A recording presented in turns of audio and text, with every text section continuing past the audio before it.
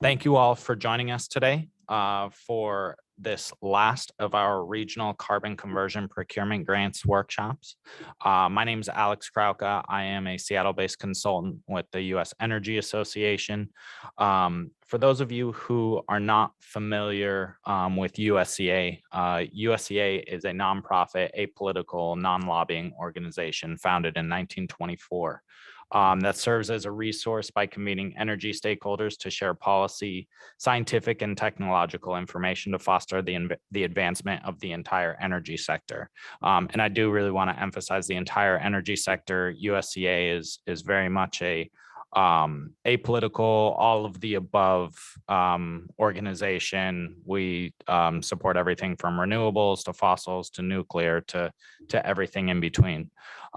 We do this with projects worldwide, including building regulatory frameworks and sharing best practices to develop cleaner, more accessible and efficient energy.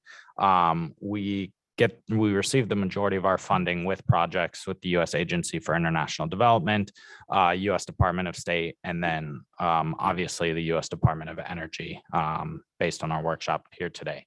Our projects worldwide, mostly with USAID, are literally touch every continent except for Australia and Antarctica.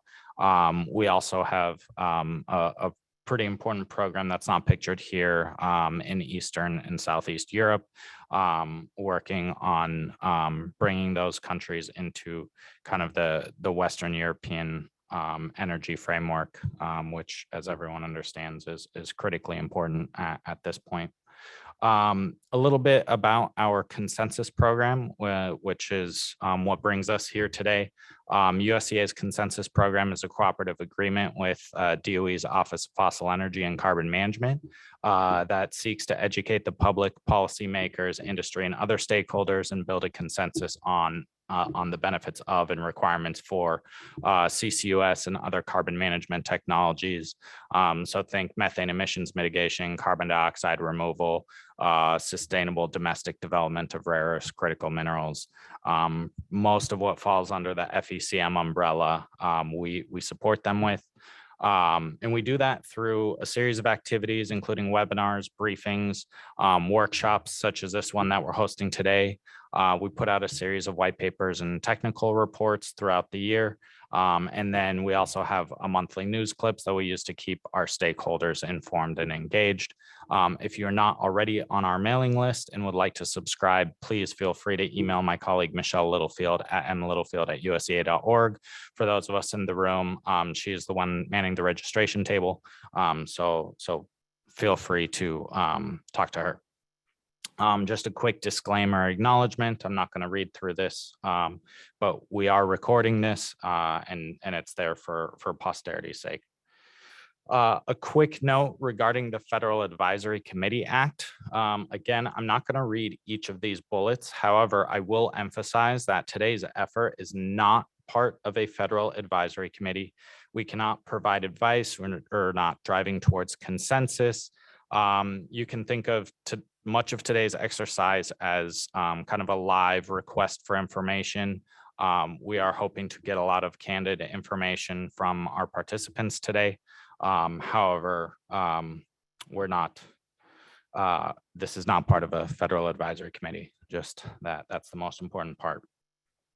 For those who are joining us online, again, reiterating that the meeting is being recorded for bandwidth issues and technology in the 21st century that always seems to fail when you need it to work.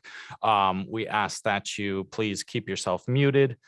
Please keep your camera turned off. Once we get into kind of the breakout session discussion portion of the day, we will ask that you unmute yourself and feel free to use cameras at that point, but during presentations, please avoid that. Exits and bathrooms. We have 2 exits at the back of the room. Bathrooms, but both sets of bathrooms are on my right, your left. Just head straight out the door and they're right there, so pretty convenient. We do have a pretty packed agenda today.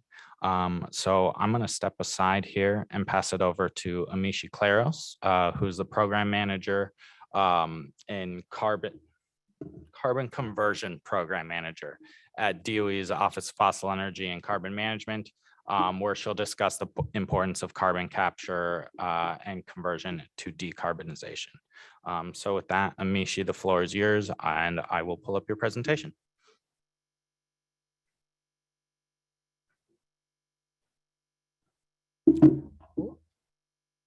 Hi, everyone.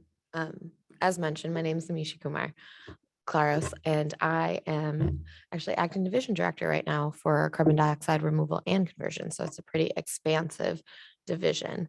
And I think it's a really good time, in the beginning of this, in these regional workshops, to give a little lay of the land of what fossil energy and carbon management does and the importance that that we hold in our strategic vision, and how, it's kind of like context for what we're trying to do with the regional workshops. Thanks so much, Alex. Appreciate it. Okay, so let's just jump into it. I'm taking a step back. IPCC special report on carbon conversion, carbon management technologies, that's capture, utilization, conversion, or storage. It laid out that CCUS will be a key pillar in decarbonization and net zero emission pathways. It's virtually impossible in all the modeling scenarios to hit net zero. And if you exclude carbon management technologies, you are adding nearly a doubling of the cost. So CCUS, no matter which way you cut decarbonization, will play an important role. So the work that we're doing in the Fossil Energy and Carbon Management Office is important for our domestic pathways as well as our international. So this is a little bit about our office. You may have seen us before as just Fossil Energy or FE. I think in July this year, we rebranded. We're Fossil Energy and Carbon Management. I think it's critical to point out it's not carbon management for fossil energy, which is often the context people have when they think about FE, right? They think about carbon capture off of a coal plant, which historically has been what we invested in. But now we're looking at carbon management technologies as a standalone office. So we're looking at sources that are agnostic to fossil energy.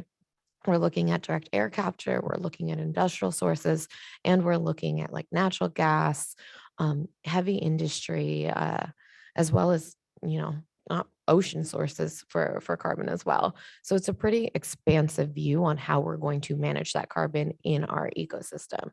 So now that we've expanded our portfolio, we've aligned what we do technology wise into President Biden's 3 goals. So this is 50% emissions by 2030, CO2 emissions free power sector, so net zero power by 2035, and a net zero emissions economy no later than 2050. All of those are ambitious, and all of those we believe at some scale or some magnitude will have carbon management technologies employed in various sectors, especially transportation industry and electricity, the biggest emission sectors that you see in our economy.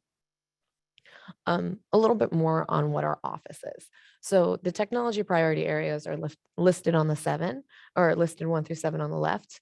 And these are our big technology thrusts that we have within the program. They're not in priority order, it's just those 7 listed. And what you see from 1 through 5 is the ones that are grouped into the Office of Carbon Management. 6 and 7 are grouped into this Office of Resource Sustainability. So this is a complete restructure from what we were. We'll dive deeper into the carbon conversion products. So that program really takes on the challenge of taking CO2 and turning it into a valuable product. But all of these programs and these technology thrusts really work to address EJ as well as legacy community issues, so that we consider those societal consideration and impacts. And all of our technologies and all of our programs, I'm really proud to say, have this underlying perspective. We want to create good paying jobs. We want to create healthy growth and acceleration of transitions, especially in these economies that have solely relied on fossil fuel extraction or combustion for their jobs. So while we are trying to develop technologies, we're trying to create an ecosystem that these technologies will be beneficial for the broader economy. So that's just like a little overview of how we're structured, what we're investing in this new vision. that we have. If you want to dig deeper into the vision, it's a 20-page document. It's not too long, but we have a vision for our carbon management office, and it hits on these goals again. One of our first priorities, of course, is justice, labor, and engagement. So engaging the communities, improving the communities, and especially targeting the communities that have felt the burdens of energy demands disproportionately compared to others. So that's one of our first, again, advancing carbon management approaches towards deep decarbonization. Those are those technologies, those programs that we've invested in. And we have a lot of subject matter expertise and technology experience. And we want to keep moving that forward, keep pushing that needle. And also advancing technologies that lead to sustainable energy resources. So this is a lot of that Office of Resource Sustainability. I really do recommend it. I think it's a pretty good overview, and helps folks when they craft their narrative and understand, like, when they're applying to our solicitations, what we really look for in the broader picture. So not just what you'll see in solicitations is often what we ask for in that project. This vision will be like, how does that project play into our overall goal? Another thing I wanted to hit on that our office is deeply involved in is the Bipartisan Infrastructure Law. So we'll call this the bill. It's also IIJA, the act, but the bill was a pretty huge deal alongside IRA, the Inflation Reduction Act. Both of those had impacts on advancing our energy economy forward. With the bill, there was the direct funding of very specific initiatives. So I'm going to take a little bit more time here. Under the bill, the Office of Fossil Energy received approximately $6.5 billion. This is like a singular push or influx of cash. That cash is often associated, like I said, with a very particular initiative, something that we're hoping to get done with that tranche of money. Something worth noting is bill, like I said, is this pulse. What we have year in and year out is our annual appropriations. Our annual money is really aligned to, our strategic vision. That's constantly adapting, changing. We're moving forward with what we want to get done with our annual funds. Bill is this like big chunk of money that's going to come out over, the next 5 or so years in various FOAs that are just one-off FOAs. Or funding opportunity announcement. That's what a FOA is. I should say that. So what we have here are the bill efforts grouped by their technology pathway, right? So you have carbon dioxide removal. That's something that we can speak to in this group of FECM folks. But direct air capture is grouped under carbon dioxide removal. And we received a really big chunk of 3.5 billion to create hubs. So that's creating the technology, that's creating the infrastructure, it's creating these big clusters of getting the whole DAC industry up and running. There's also a DAC technology prize. That's $1 million for commercial, $15 million for pre-commercial technologies. And that's just a technology push to get new ideas and new technologies commercialized. You have feed studies under carbon capture as well as critical materials. You're having rare earth and critical material extraction and demonstration sites. I want to spend more time on the upper right. You'll see there you have a carbon utilization program. We're going to talk about this a little bit more. Aaron will talk about the broader program, but that gave us 310 million. This one's a little bit different. This 310 million, rather than being devoted directly to a very specific activity, like, those DAC hubs, this 3.10 million is actually given just to the program. So this is the only bill program that I'm aware of that gave funds to a research R&D program, so research and development program. This means that programs such as, the FECM folks here have programmatic discretion on how those $310 million will be spent. Some of that $310 million we will spend on the procurement grants. So that's a dynamic program that is a little bit different. There's also another big change that has happened in DOE. If you guys haven't heard about this one, it's OSED, the Office of Clean Energy Demonstrations. OSED really is that space where our applied offices with our annual funding and our bill money are pushing technology forward, right? We're getting to the pilot scale, we're getting to TRL 7. But to move technologies from TRL 7 all the way to 9 to full commercial takes a lot more money than an R&D program. So that handoff and that valley of death, there's multiple valleys of death. That valley of death is something that OSED is really trying to address. So there's a lot of coordination that's happening between a lot of the applied energy offices like FECM and this demonstration program called OSED. What you see on the right is a list of coordinated efforts that came out of Bill. You have hydrogen hubs. So, DAC hubs was 3.5 billion. Hydrogen hubs is 8 billion. And it's looking to mirror the same thing that we're trying to do with direct air capture. We're looking to deploy the technology, build the infrastructure, and just create a hydrogen economy with at least 4 projects, one of which is in a fossil-based hub itself. We also have carbon capture demonstrations and large pilots. One of the FOAs for this actually has come out already. That's 3.5 billion allocated to this effort, as well as transportation and innovations.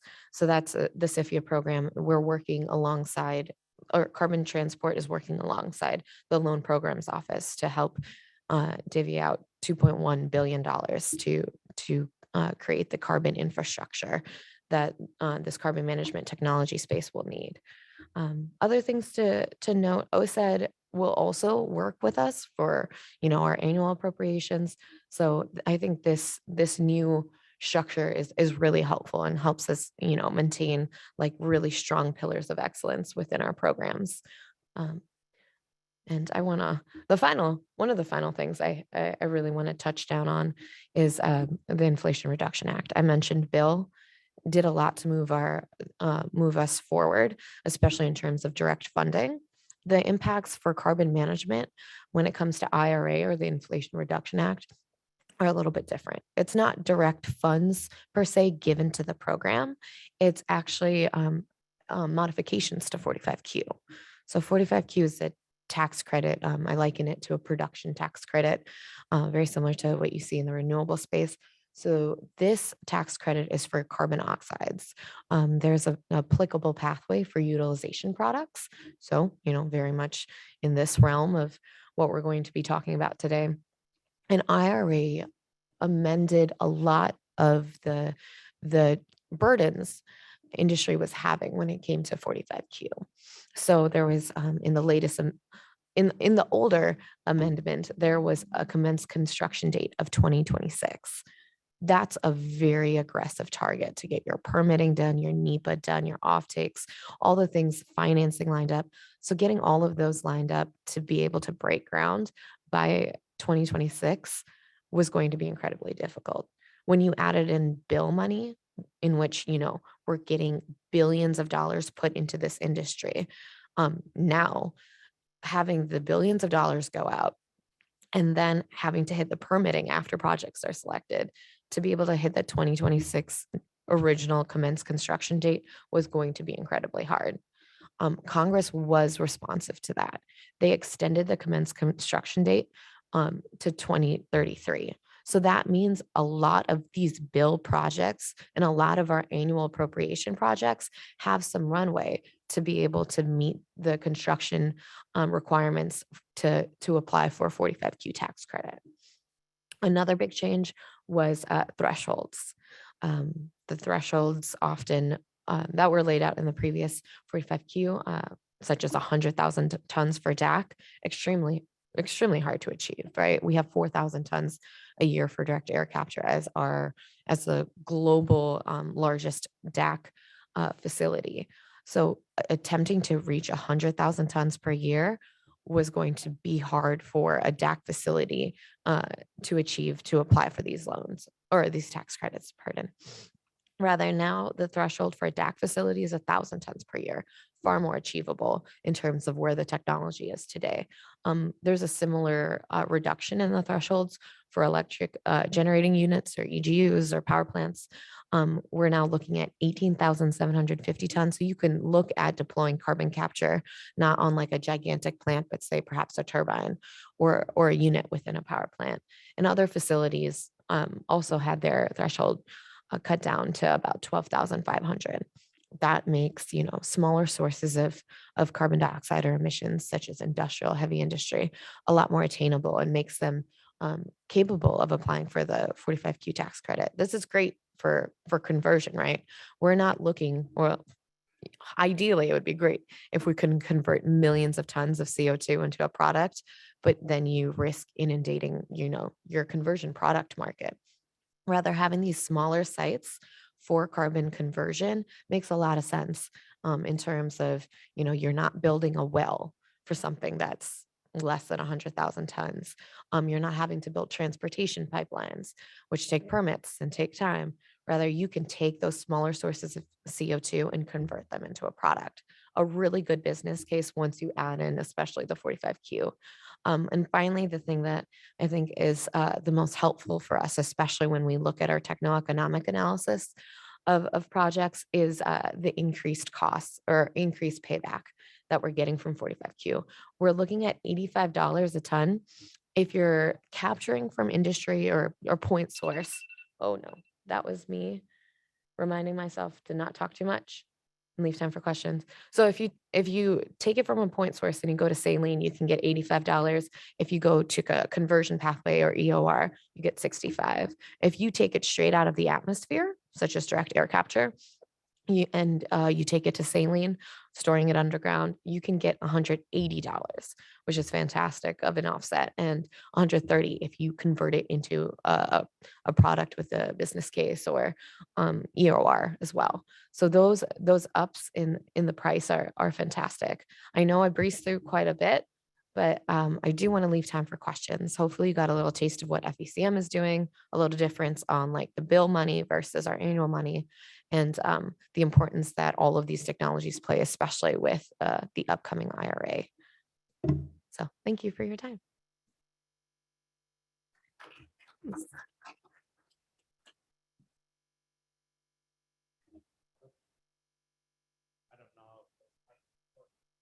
I can just, if there's questions.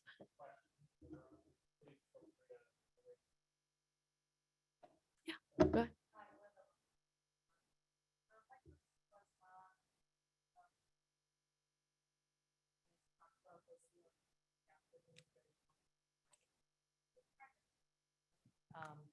Carbon that was captured to be put into products or for permanent storage underground?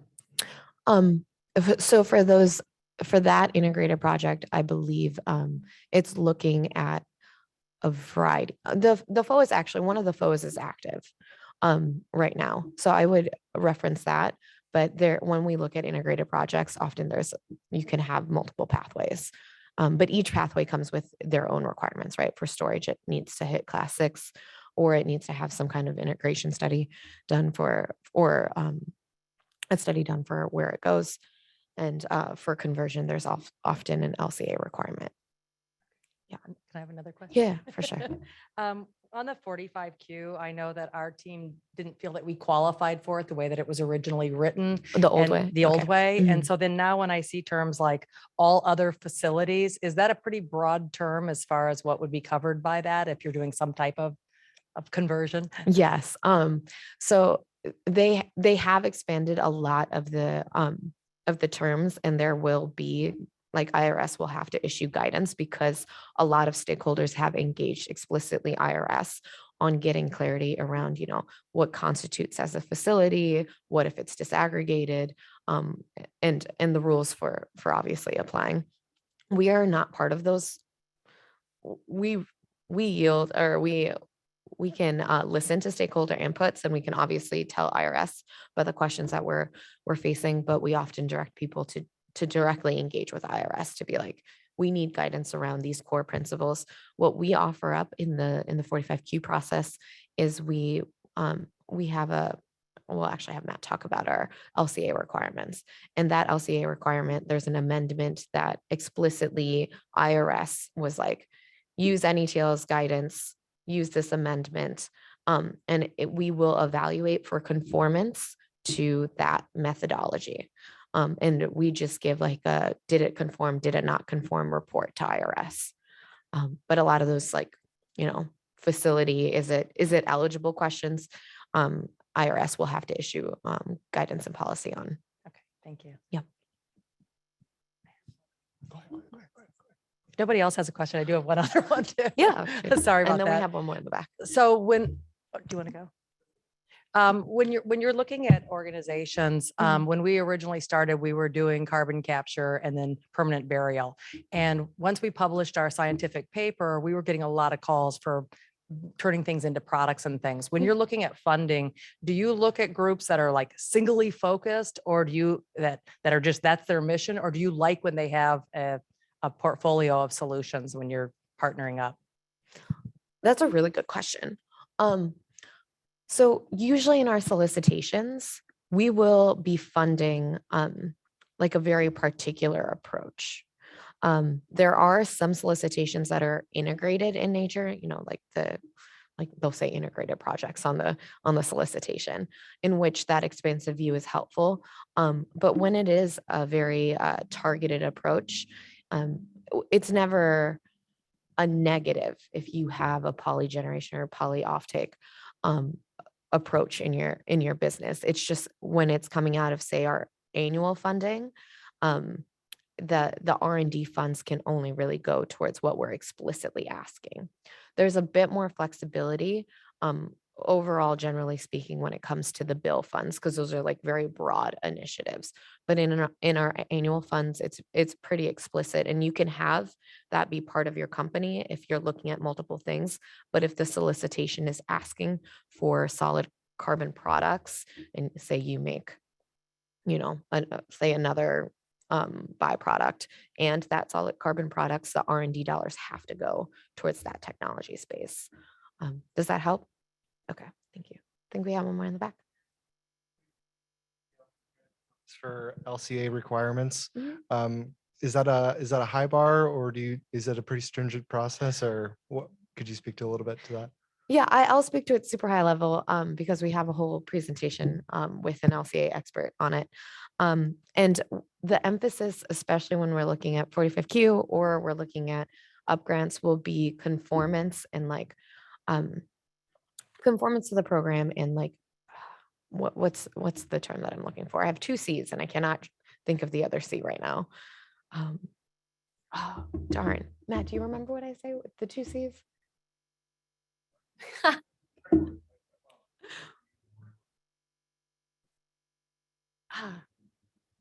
I can't.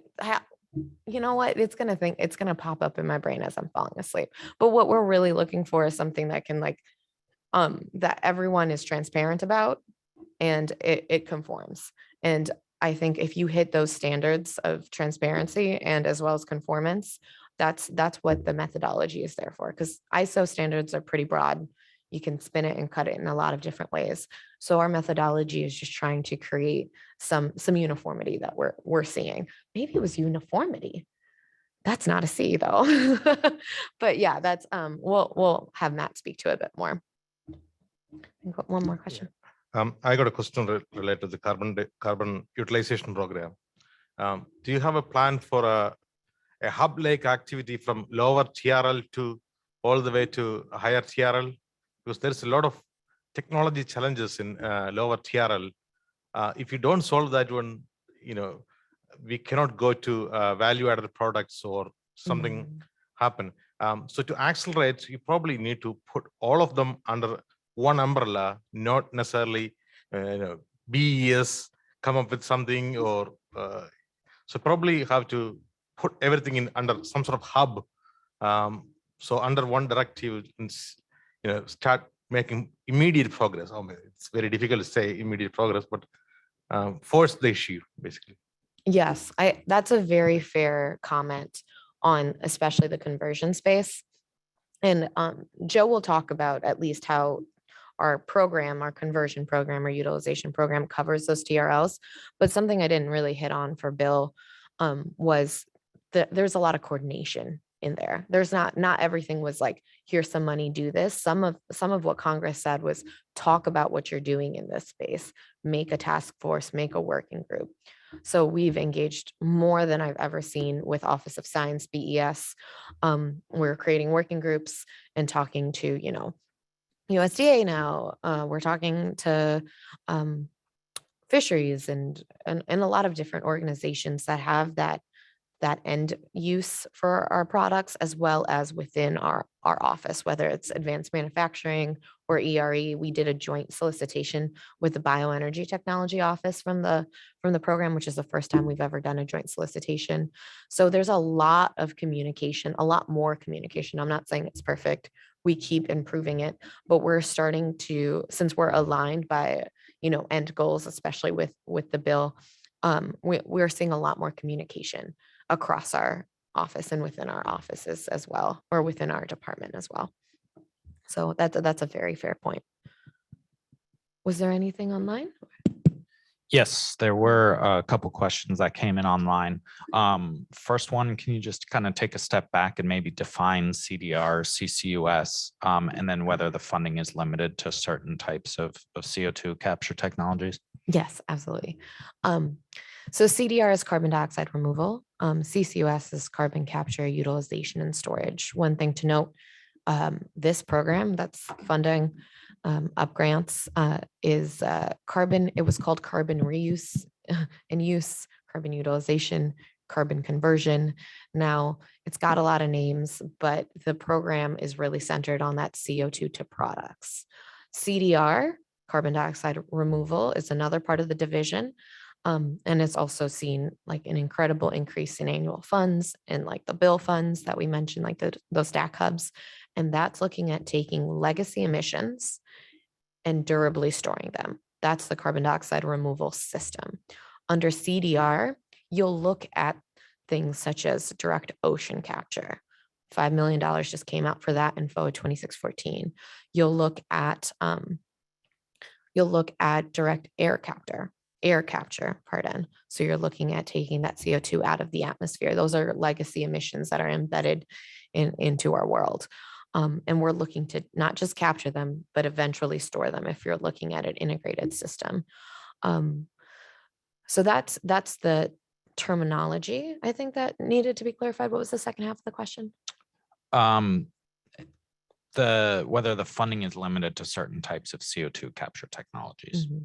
Mm-hmm. So one breakdown obviously is, legacy emissions is CDR, point sources is point source capture. So that's like our big program that's been around for 2 decades, billions of dollars invested via that. Lynn Brickett manages that program, and it's looking at capturing off of heavy industry, cement, steel, as well as power generation. So you're looking at natural gas, you're looking at coal power plants, and any other point sources that emerge as well. So you're looking at those point sources in the legacy. And our CDR portion, I think another thing worth mentioning is we've predominantly looked at technological CDR, so direct air capture in particular. That's what we have the most experience in. But we also have things like direct ocean capture as well. Got it. And then one other follow-up to that is this person, they have a process where they plant and then multitask or grow large growing biocrops to cost effectively capture large amounts of CO2 at a pretty low cost, $35 a ton, which has beneficial side effects or beneficial effects of remediating air, soil, and water. And then they make a variety of bioproducts from the harvested material in which the captured carbon is sequestered, stored, converted. Where do they, I guess, where would they be in terms of the 45Q tax credit? Would it be the conversion process or the cost for conversion, or would they get credit for sequestration Mhm. if the CO2 is permanently stored in these products? Yeah. How's that work? So for tax policy, definitely I would defer to IRS. Like there's language in there regarding photosynthetic pathways for 45Q. So I would direct that question elsewhere. But when it comes to, say, DOE funding and DOE support, the most overarching spot to get this information would be the carbon negative shot and CNS, carbon negative shot. It's one of our energy earth shots, and that's looking at CDR across the portfolio. It's looking at, synthetic CDR technology solutions like DAC, but also biological solutions, as well as so that's where DOE, like the Bioenergy Technology Office and Water Power and FECM, all kind of work together under this umbrella.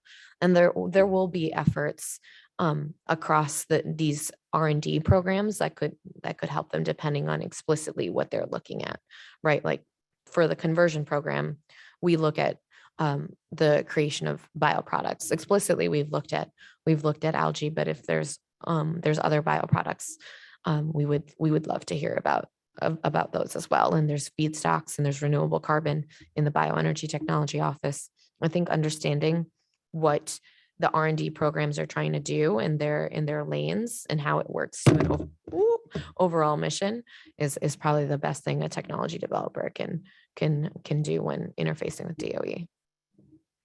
Perfect. Thank you so much. Last chance for questions in the room or online if anyone else wants to type anything. Not seeing any. Thank you so much, Mishi. Awesome. Thank you guys. Appreciate it.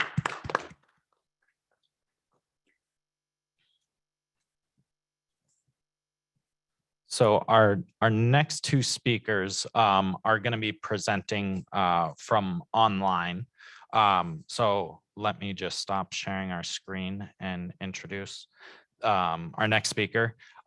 Is Dr. Holly Buck from DOE's Office of Fossil Energy and Carbon Management in the Office of Strategic Planning, Analysis, and Engagement.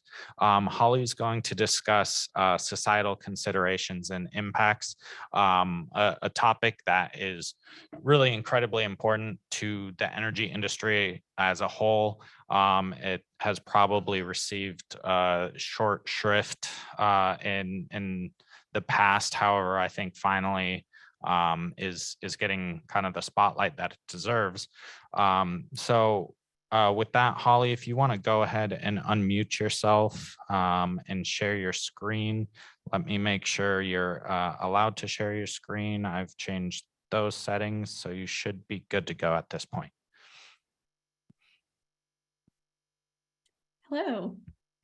I'm sorry I can't join you in person, but I'm excited to join You're you not. virtually.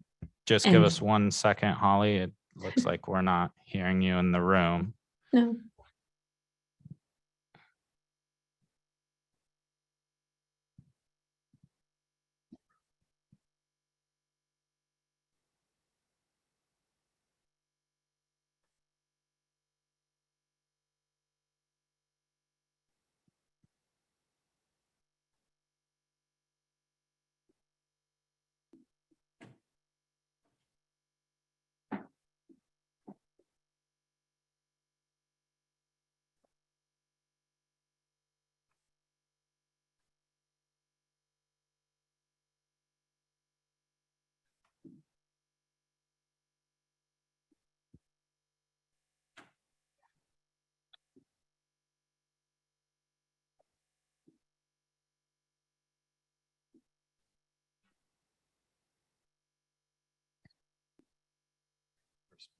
Holly, could you try speaking again?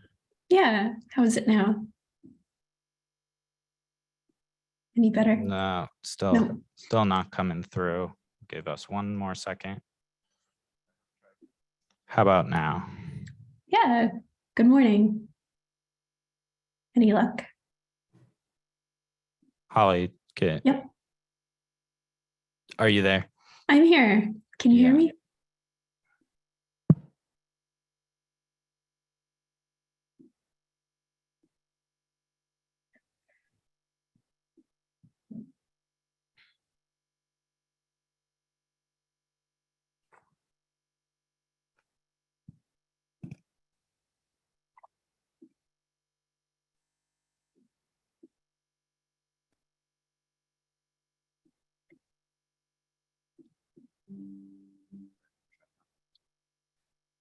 Okay, we switched another setting.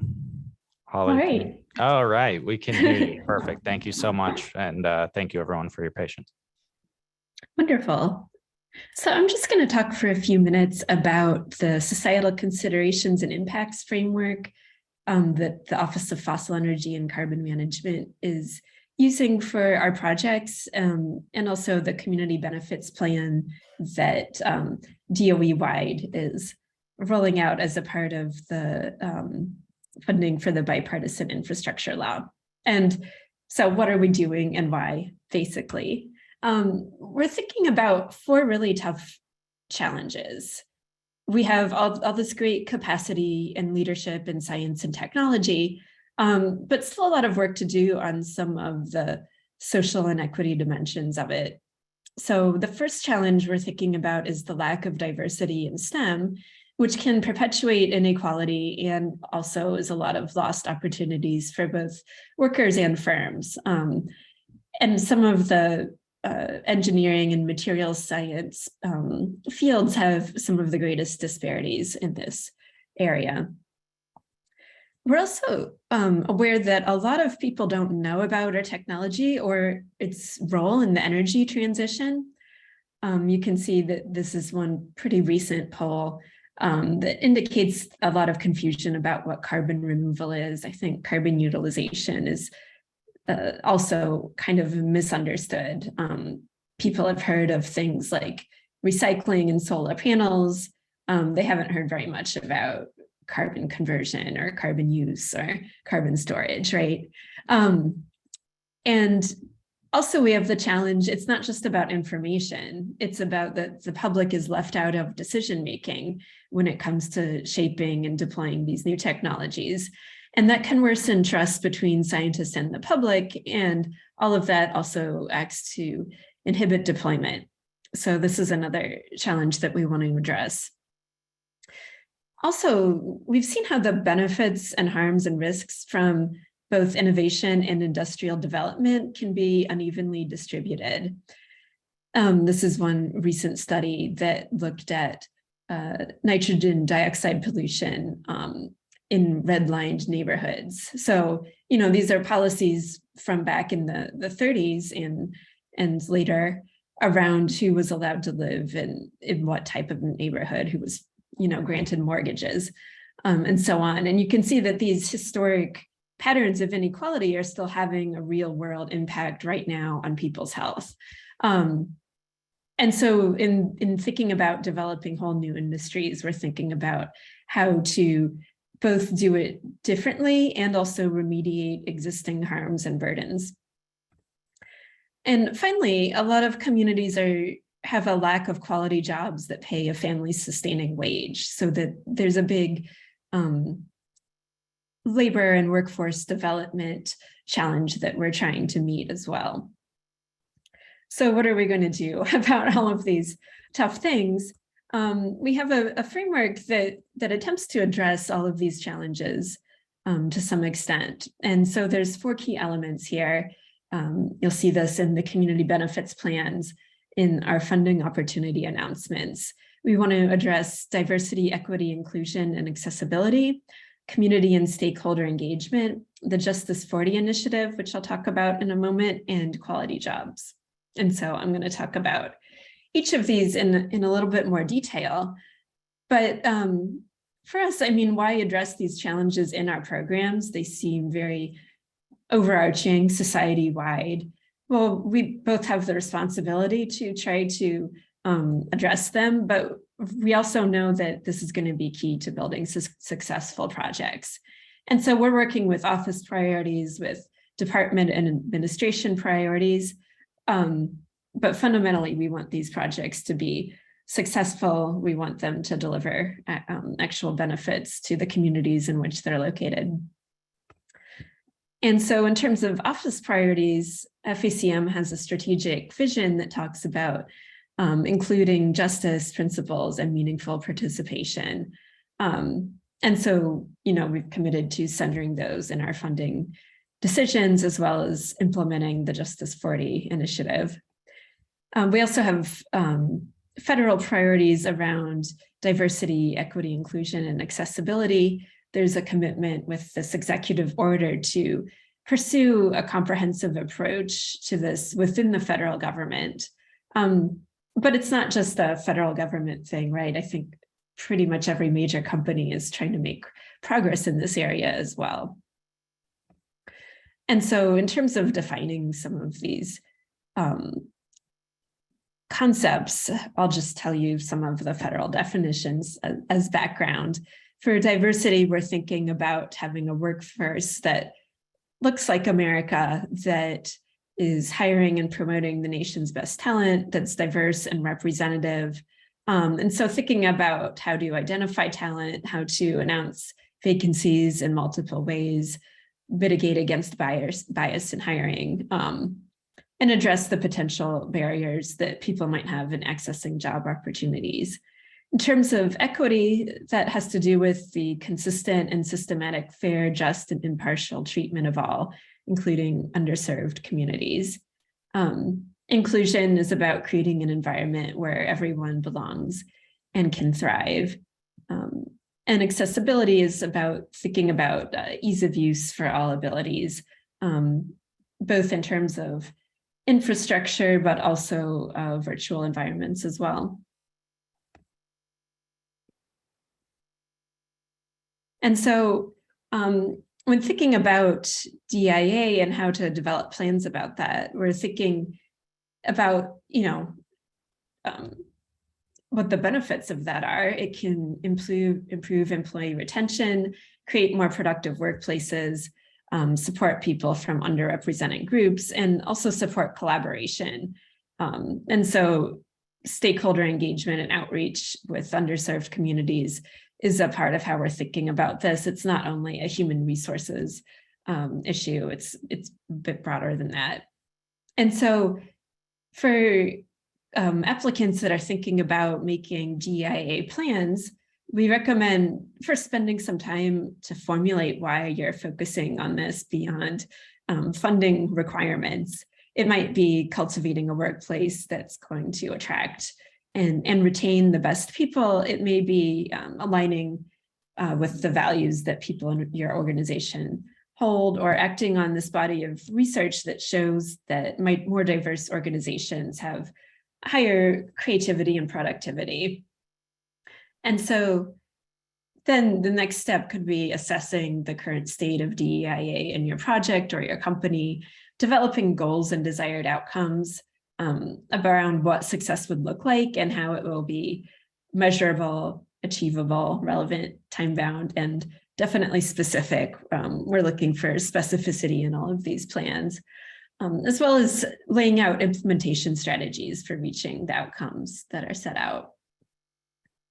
And so I'll talk next about community and stakeholder engagement for a minute.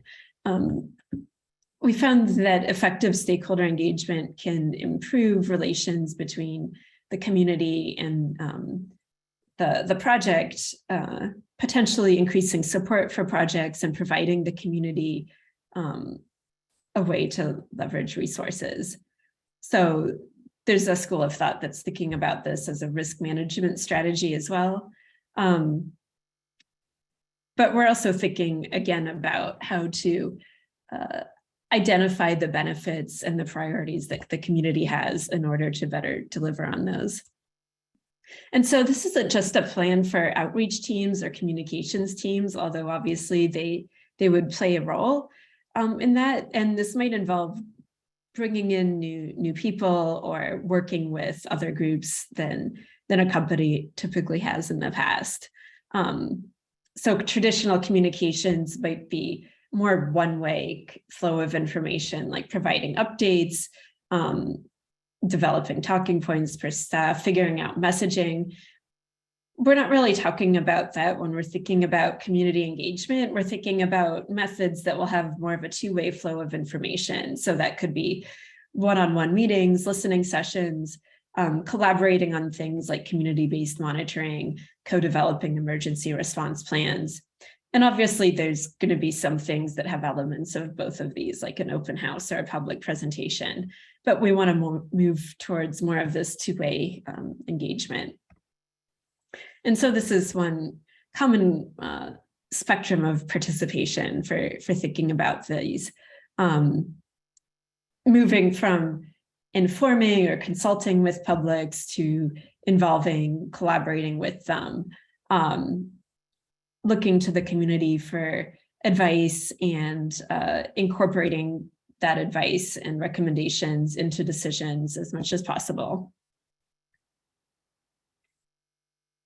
And so in terms of the steps for doing this, there's an assessment portion here too, beginning with looking at the disparities, but also the priorities and needs, structuring the engagement, identifying what the community in particular wants from that engagement, evaluating community impacts and benefits, and really embedding this into the project and continuing this relationship throughout the life of a project.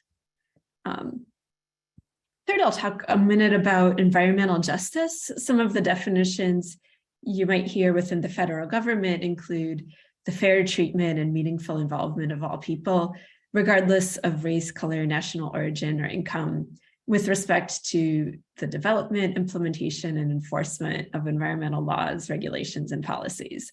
So there's a few different components here. One is the meaningful involvement of people. That's the involvement in decision-making, equal access to the decision-making process.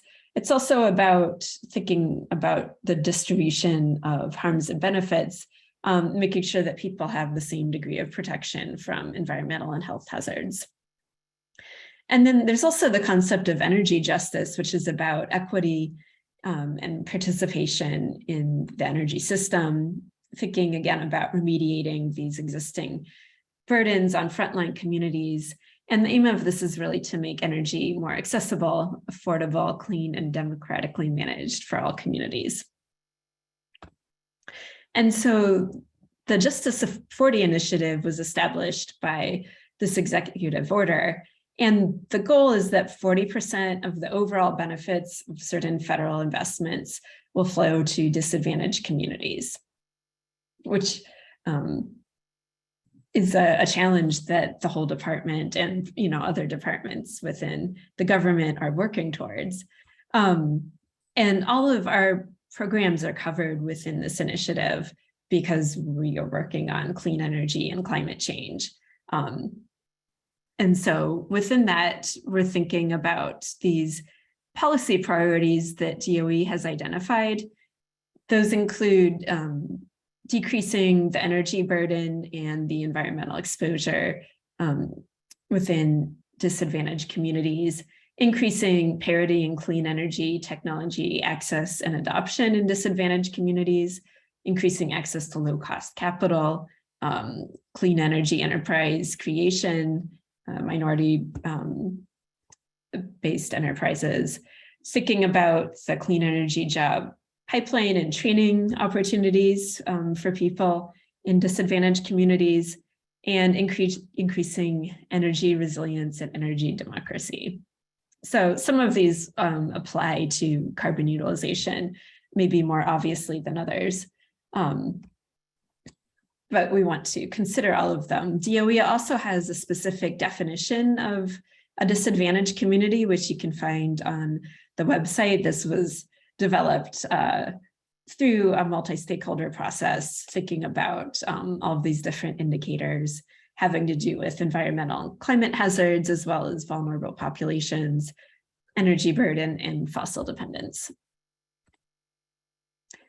And finally, the fourth component of this framework, last one I'll talk about, involves quality jobs. And so having good paying union jobs, as some of these groups have talked about, have been central to the administration, thinking about how clean energy can be an engine for job creation.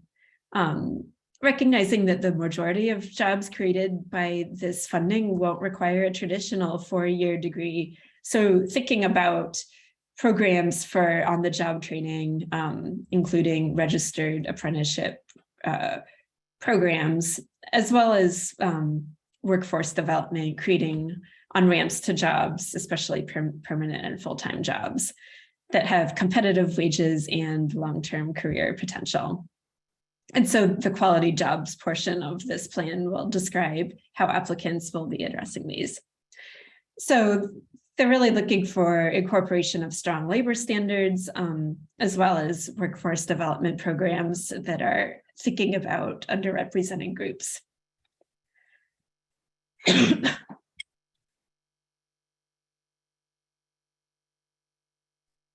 Finally, there's some programs around jobs in manufacturing to prioritize domestic content.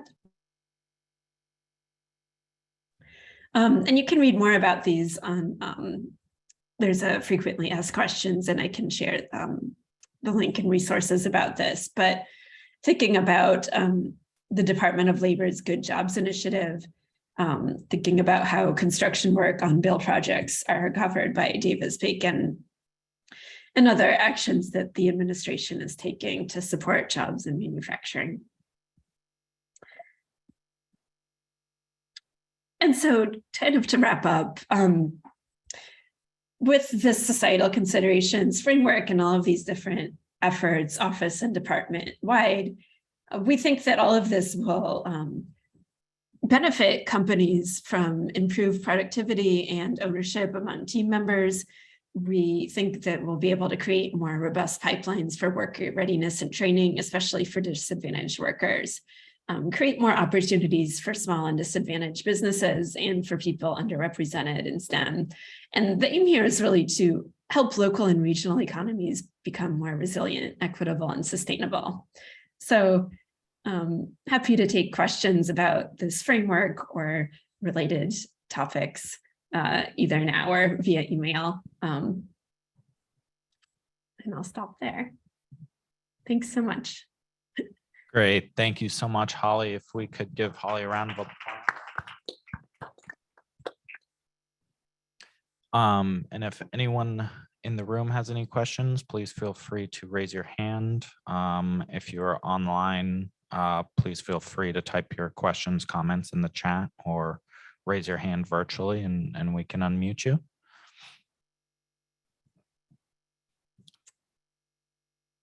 Okay, yes, thank you. I'm kind of a novice to this area, and I'm just curious related to the Justice 40 initiative. Is there any guidance on what is encompassed in overall benefits, please? Yes, they have the Office of Economic Impact and Diversity recently released a guidance document, which kind of walks through that in more detail. And I can paste the link into the chat, and probably this can be part of something that's shared from kind of a workshop follow-up email too, I hope.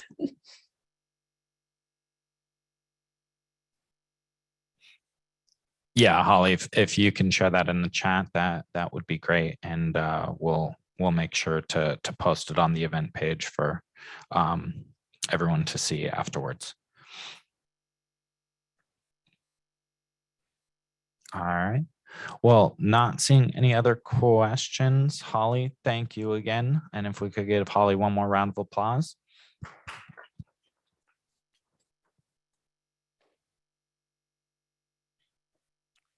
Our next speaker and last one before our break is Dr. Joe Stofa of the National Energy Technology Laboratory to discuss carbon conversion processes and technologies. Joe, I see that you are on camera, and if you want to go ahead and share your screen, that would be great.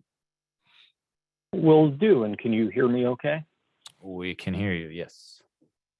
All right. Let's see, I will share screen one.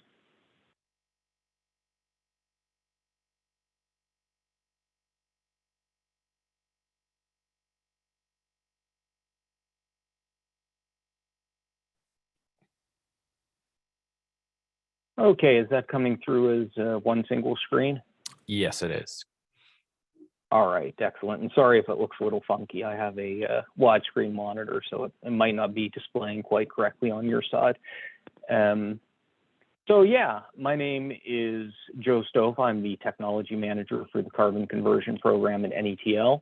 So I wanted to take some time today to just give an overview of the program and discuss what's within the portfolio, how some of those conversion pathways might be applicable to those who are interested in conversion technologies and utilization procurement grants. And just give a general background of what we've been working on for the past few years. So I'll start off with a brief overview of where I'm employed, which is National Energy Technology Laboratory. And NETL is one of 17 national laboratories under the U.S. Department of Energy. And the reason I give the background is to mention that there's an important distinction between NETL and the other laboratories, and that is that NETL is the only government-owned, government-operated laboratory. So every other national laboratory is government-owned, contractor-operated, whereas within NETL, about half of the workforce are federal employees. So why this is important is because it means there are a lot of inherently federal functions housed at NETL. So when you think of a national lab, you normally think of lab coats and R&D, whether that's basic energy sciences or applied.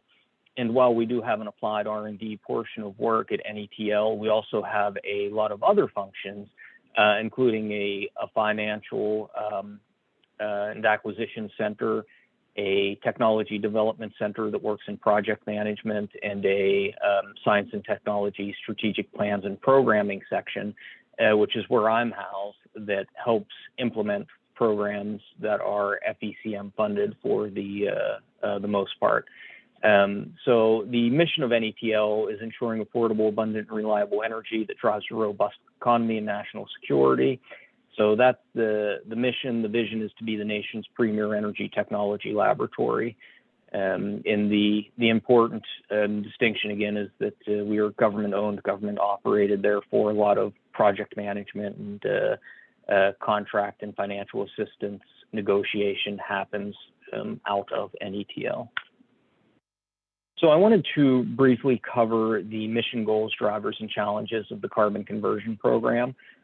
So our mission is to advance carbon management through carbon conversion. We obviously have many other programs within the portfolio or within the larger structure that are related to capture and storage. We're specifically looking at carbon conversion, and specifically carbon conversion, meaning that CO2 is converted into a product.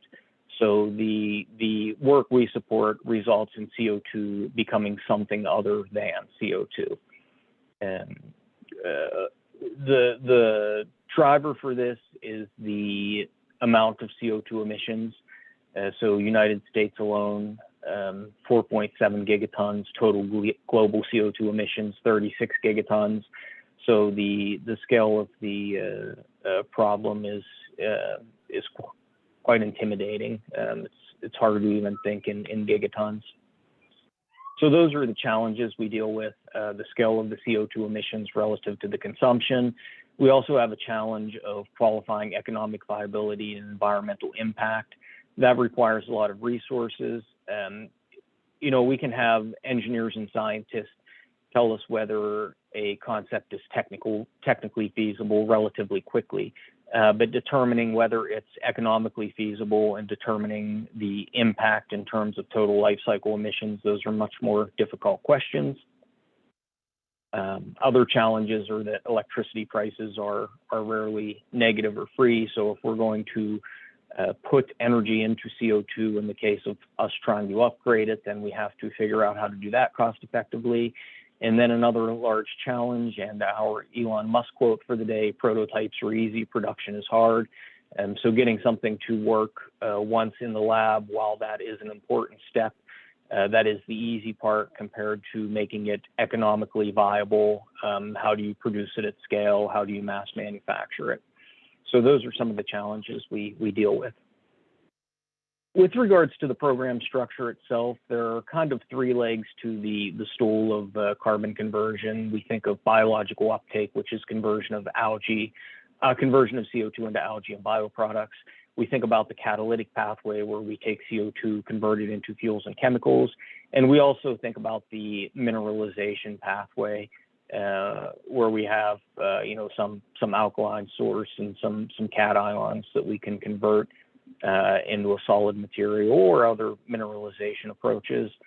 I'll specifically highlight that working fluids are the focus of other programs. So the carbon conversion program is not interested in CO2 as a working fluid or CO2 that remains as CO2. So that would include EOR, that would include fire suppression, carbonation. Those types of applications are not within the portfolio. Over on the right side, this is just the funding over the prior years. So I started in this role basically right at the beginning of FY20, and no, I'm not taking credit for the increase in the budget, but it has been increasing rapidly, and the amount of interest in the program is increasing rapidly as well, especially within the last 6 to 12 months at least, as measured by number of emails and phone calls I receive regarding carbon conversion. It's definitely a area of growth. So first, I'll talk about the carbon conversion program within NETL. And so think of this as being more analogous to the typical type of national laboratory work. This is work occurring within NETL. There are large efforts on LCA, which you'll hear more about later. And, I'll just reference everybody to the website. You can look at the various projects within the portfolio. You can go to the section that links to life cycle analysis, check out anything that's there as far as guidance or 45Q addendum and tools. That is all housed on the website. Within NETL, we also have what's known as the Research and Innovation Center. And so this is more traditional people in lab coats running experiments in the lab. This is majorly focused on conversion of CO2 into chemicals, specifically a lot of work on catalyst design, microwave reformation, reactive capture, which is a newer area within the program. And the reactive capture work we support through carbon conversion is basically an attempt to convert a loaded sorbent directly to a product, thereby avoiding the regeneration penalty. So the advantage there is that you avoid the regeneration penalty. The disadvantage is that your capture medium has to be inexpensive enough to go into the final product. In addition to the in-house research, we have the life cycle analysis through the Energy Systems Analysis team. They're active in the global CO2 initiative and harmonization efforts to try to get everyone on the same page with regards to how to count carbon emissions and where you should begin and end counting. And there's a lot of collaboration required there. That's multiple offices, departments, and even external entities.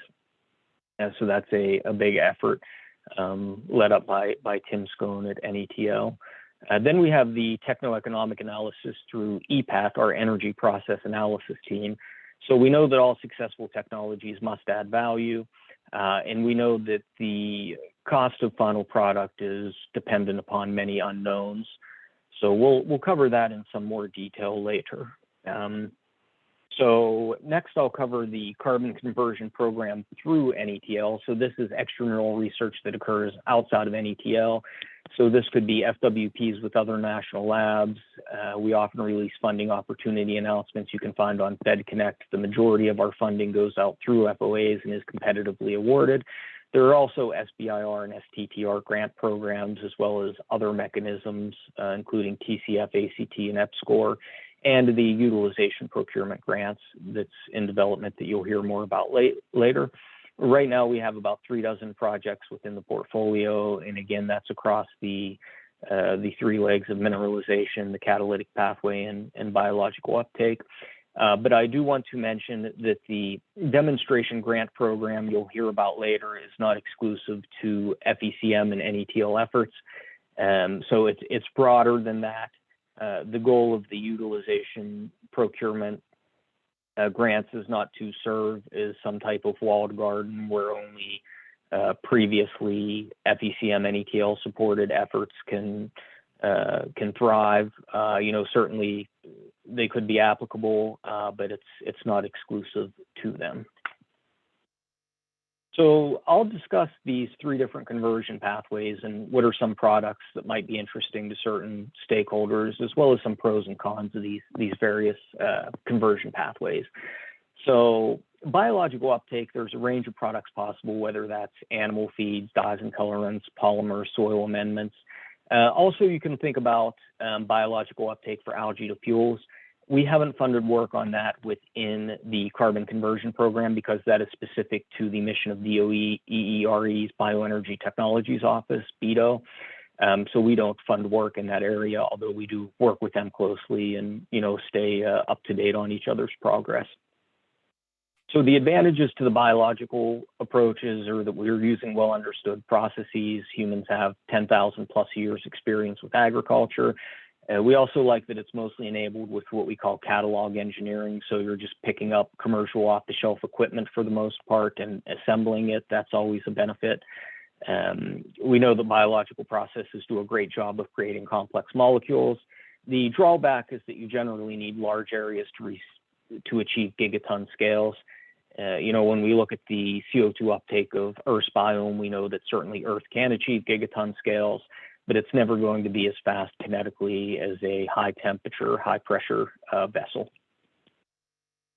Some example projects with biological uptake and a few things these are all from within the portfolio, but they kind of give a broad view of what could be produced through biological uptake.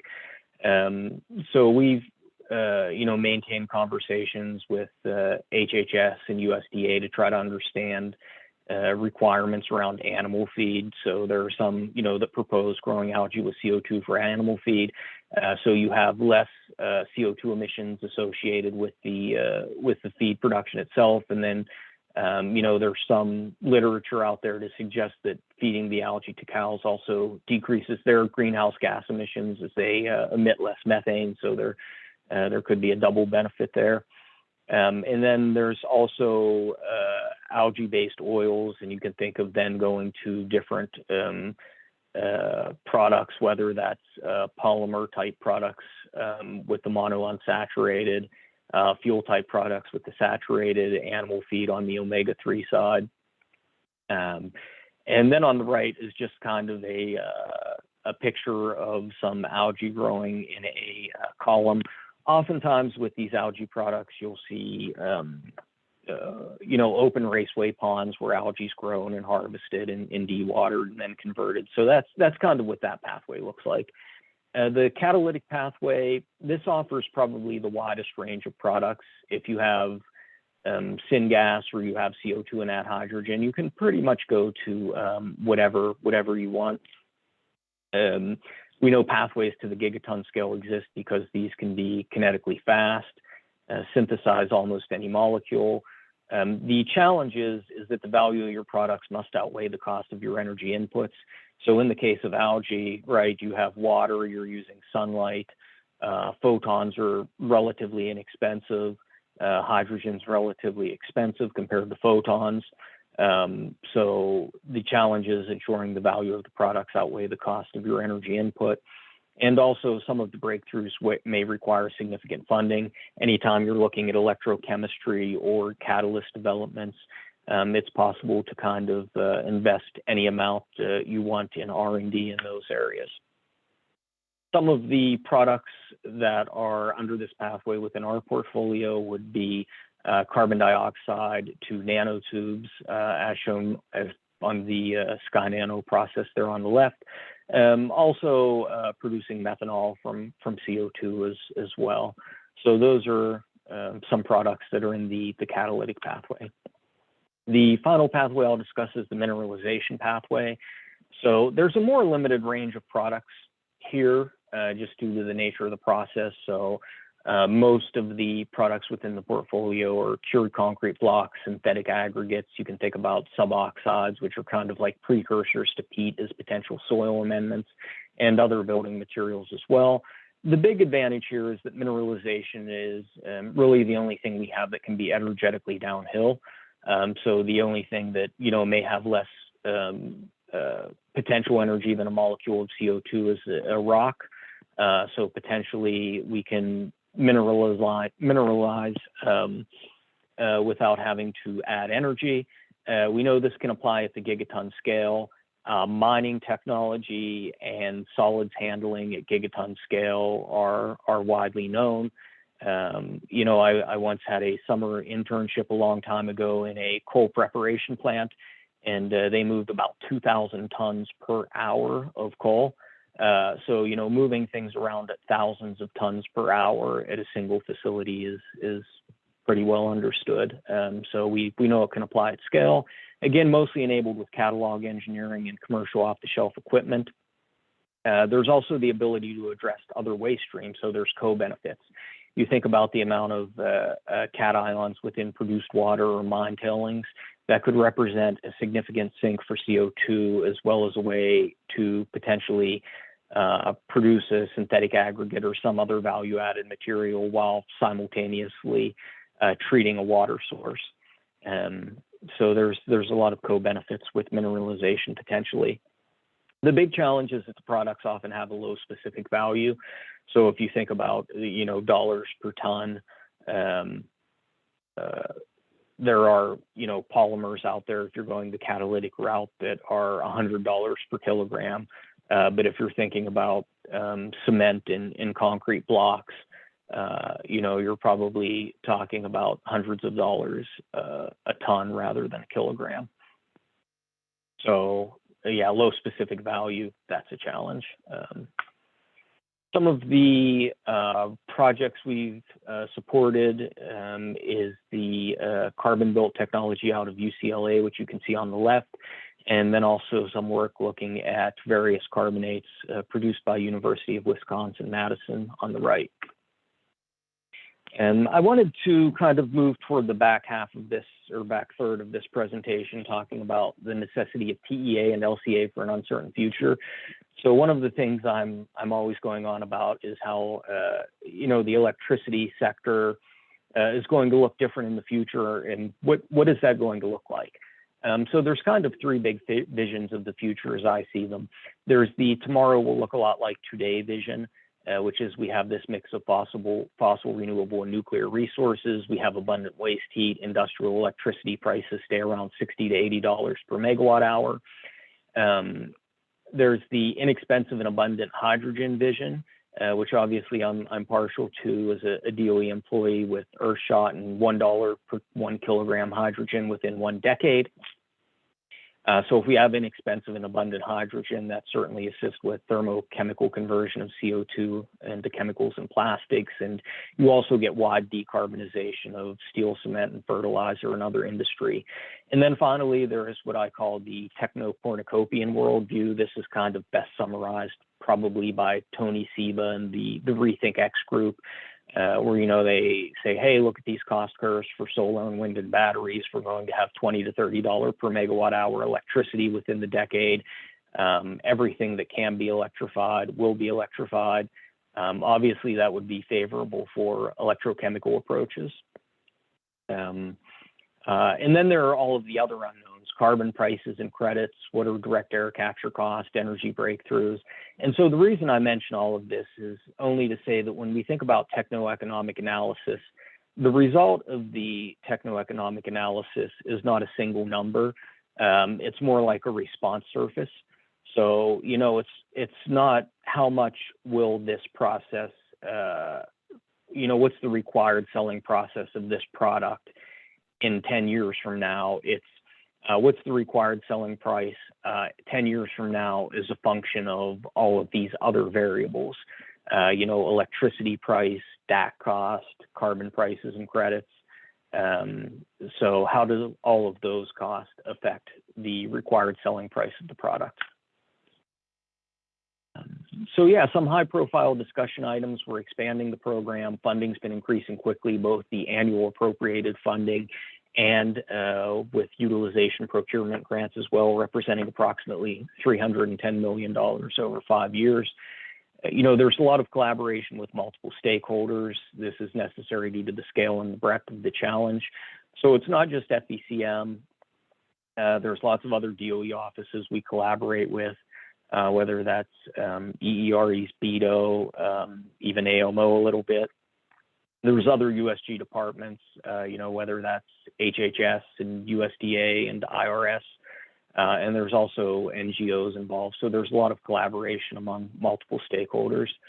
I'll also mention that the program supports the capabilities to test technologies at scale. We support the National Carbon Capture Center, which when technologies are ready for testing on a real flue gas stream at scale, that's an excellent option. I'll also mention that we were the first U.S. government funding source to support UCLA's carbon built technology, which was one of 2 winners of the NRG COSIA X Prize. And I'll summarize again that there are multiple pathways, whether that's biological, the catalytic pathway, the mineralization, et cetera, and highlight that TEA and LCA are vital for an effective program. And we'll close out here just about with a Yogi Berra quote of "It's tough to make predictions, especially about the future." So we kind of have to plan around multiple futures. So yeah, that's pretty much the presentation. If you have any questions, feel free to reach out to me. My contact information here. Also, Amishi at HQ, who is the program manager, while also acting as division director for conversion and CDR. Amishi is the best point of contact if there's anything about the collaboration we have with a lot of the other offices and departments and external entities, as well as policy type questions, whereas my role is more technical, but we do both work together very closely to implement the program and guide its development. So with that out of the way, I think I've hopefully left a few minutes for questions and would be happy to answer any questions you all may have. Great. Thank you so much, Joe. If we could give Joe a round of applause. Oh, thank you. Joe, for those who aren't as involved in the federal space as some of us, can you spell out some of these acronyms like SBIR, STTR, TCF, ACT, EPSCoR? Oh yeah, certainly. Thank you. Yeah, that's a good point. So yeah, Amishi had replied to FOAs. Those are funding opportunity announcements, and we have our field work proposals, which are just with national labs. These grant programs are small business innovative research, and you're going to stump me, Alex, small something technology transfer research. But basically, SBIR is for small businesses. STTR can have an educational component to it.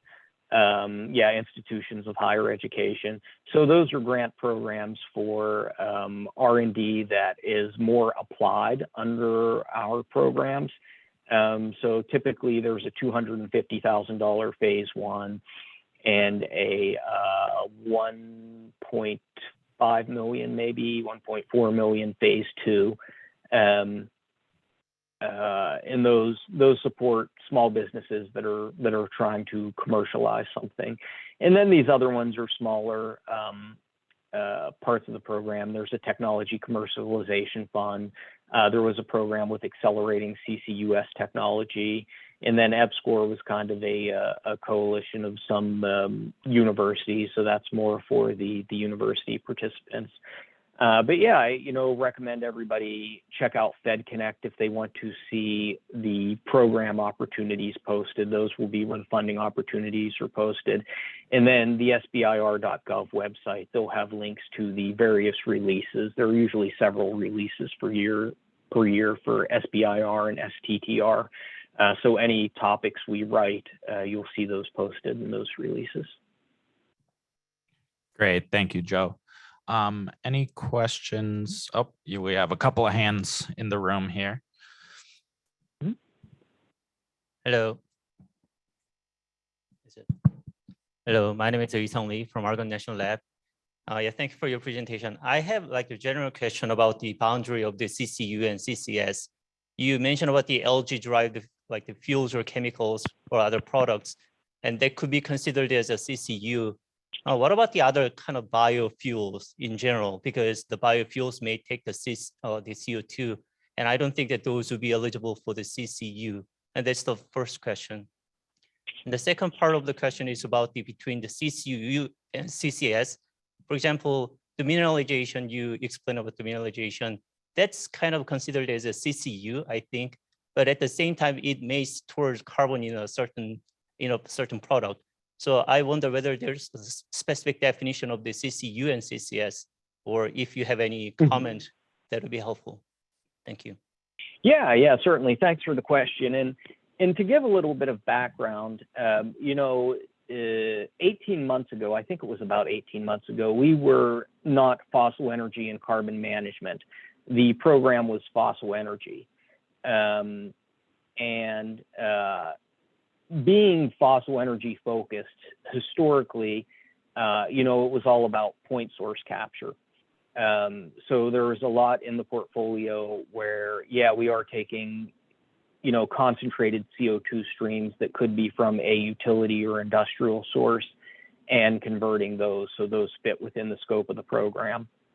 And then about 18 months ago, there was a reorganization and it became fossil energy and carbon management. And so it's no longer carbon management for fossil energy, it's carbon management and fossil energy, so they can occur independently. We're fairly agnostic to CO2 source as long as it's been concentrated in some way, whether that concentration occurred through, combustion of coal or natural gas, whether that concentration occurred through some sort of, fermentation process or from direct air capture. Those are all within the scope of the program.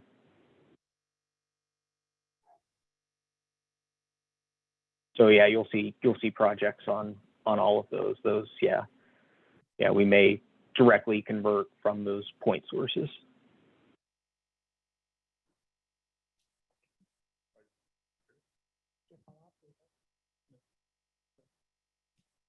Hi, Joe. Linda Hofflander here from CARBA. Thank you. Very good presentation. I think your goals and missions were very clear. A key takeaway that I've seen so far this morning is that DOE in general's very focused on the carbon dioxide removal through DAC, and then on the product side, very specific products. Of the 17 labs that you mentioned earlier, because I think your focus was very clear, are there any that are looking at more novel approaches to carbon dioxide removal and or open to other types of products like tires or things along those lines? Thanks for the question. Great question. The CDR question, I'd probably have to deflect that one towards Amishi, just because I'm only technology manager for carbon conversion, so I kind of know a little of what's going on the CDR side, but not as much. The question of other products. So within the national labs, we had a lab call probably a year or two back to fund some work in reactive capture. And that was, again, using a CO2-loaded sorbent or solvent directly in the conversion process to skip that regeneration step. And, there were some projects there looking at the polymeric foams or potentially fuels. There is some national lab work funded through the FECM program with about 4 or 5 labs on some of those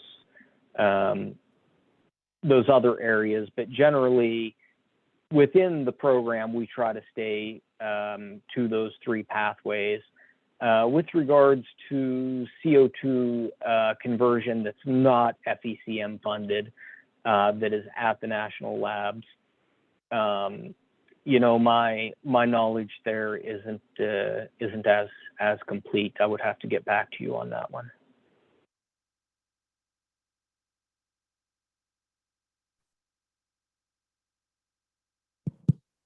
We're just going to pass the mic over to Amishi real quick. Thank you, Joe, for the presentation. It was really good. And I think the only thing I'd add on to that response is when we're looking at really novel technology spaces, right, it's usually not an idea that we think of off the top of our heads. We're pretty informed at headquarters at NETL, but a lot of the things that we invest in are ideas that are promoted from the national labs. They sometimes fund their own research. They pitch it to us, or alternatively, businesses talk to us about their challenges, about their novel things. As federal employees, we have like the strongest NDA you can imagine. And while we can't talk about what we're going to invest in, something I'd offer up is we did a few years back an SBIR project, so explicitly small business proposals for plasma-based technologies. A lot of plasma-based technologies then entered our portfolio. We did one for solid carbon products, and now we have projects for solid carbon products in our larger portfolio. So we often investigate these really innovative ideas that people discuss to us or give us white papers about through smaller funding mechanisms that are safer, like SBIR, and they then roll into, say, a full-fledged funding opportunity. And that kind of engagement really and growth happens in the program through dialogue and through keeping us aware of challenges people are facing or new ideas they may have. Thanks, Amishi. Any other questions in the room? Or sorry, Joe, you have something to add? Oh, no, I just was thanking Amishi.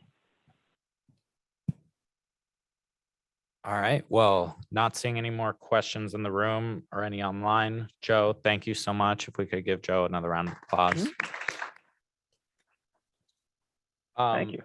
So with that, we'll head into our first break of the day, which is scheduled for 15 minutes. We'll keep it that way and come back at 10:50.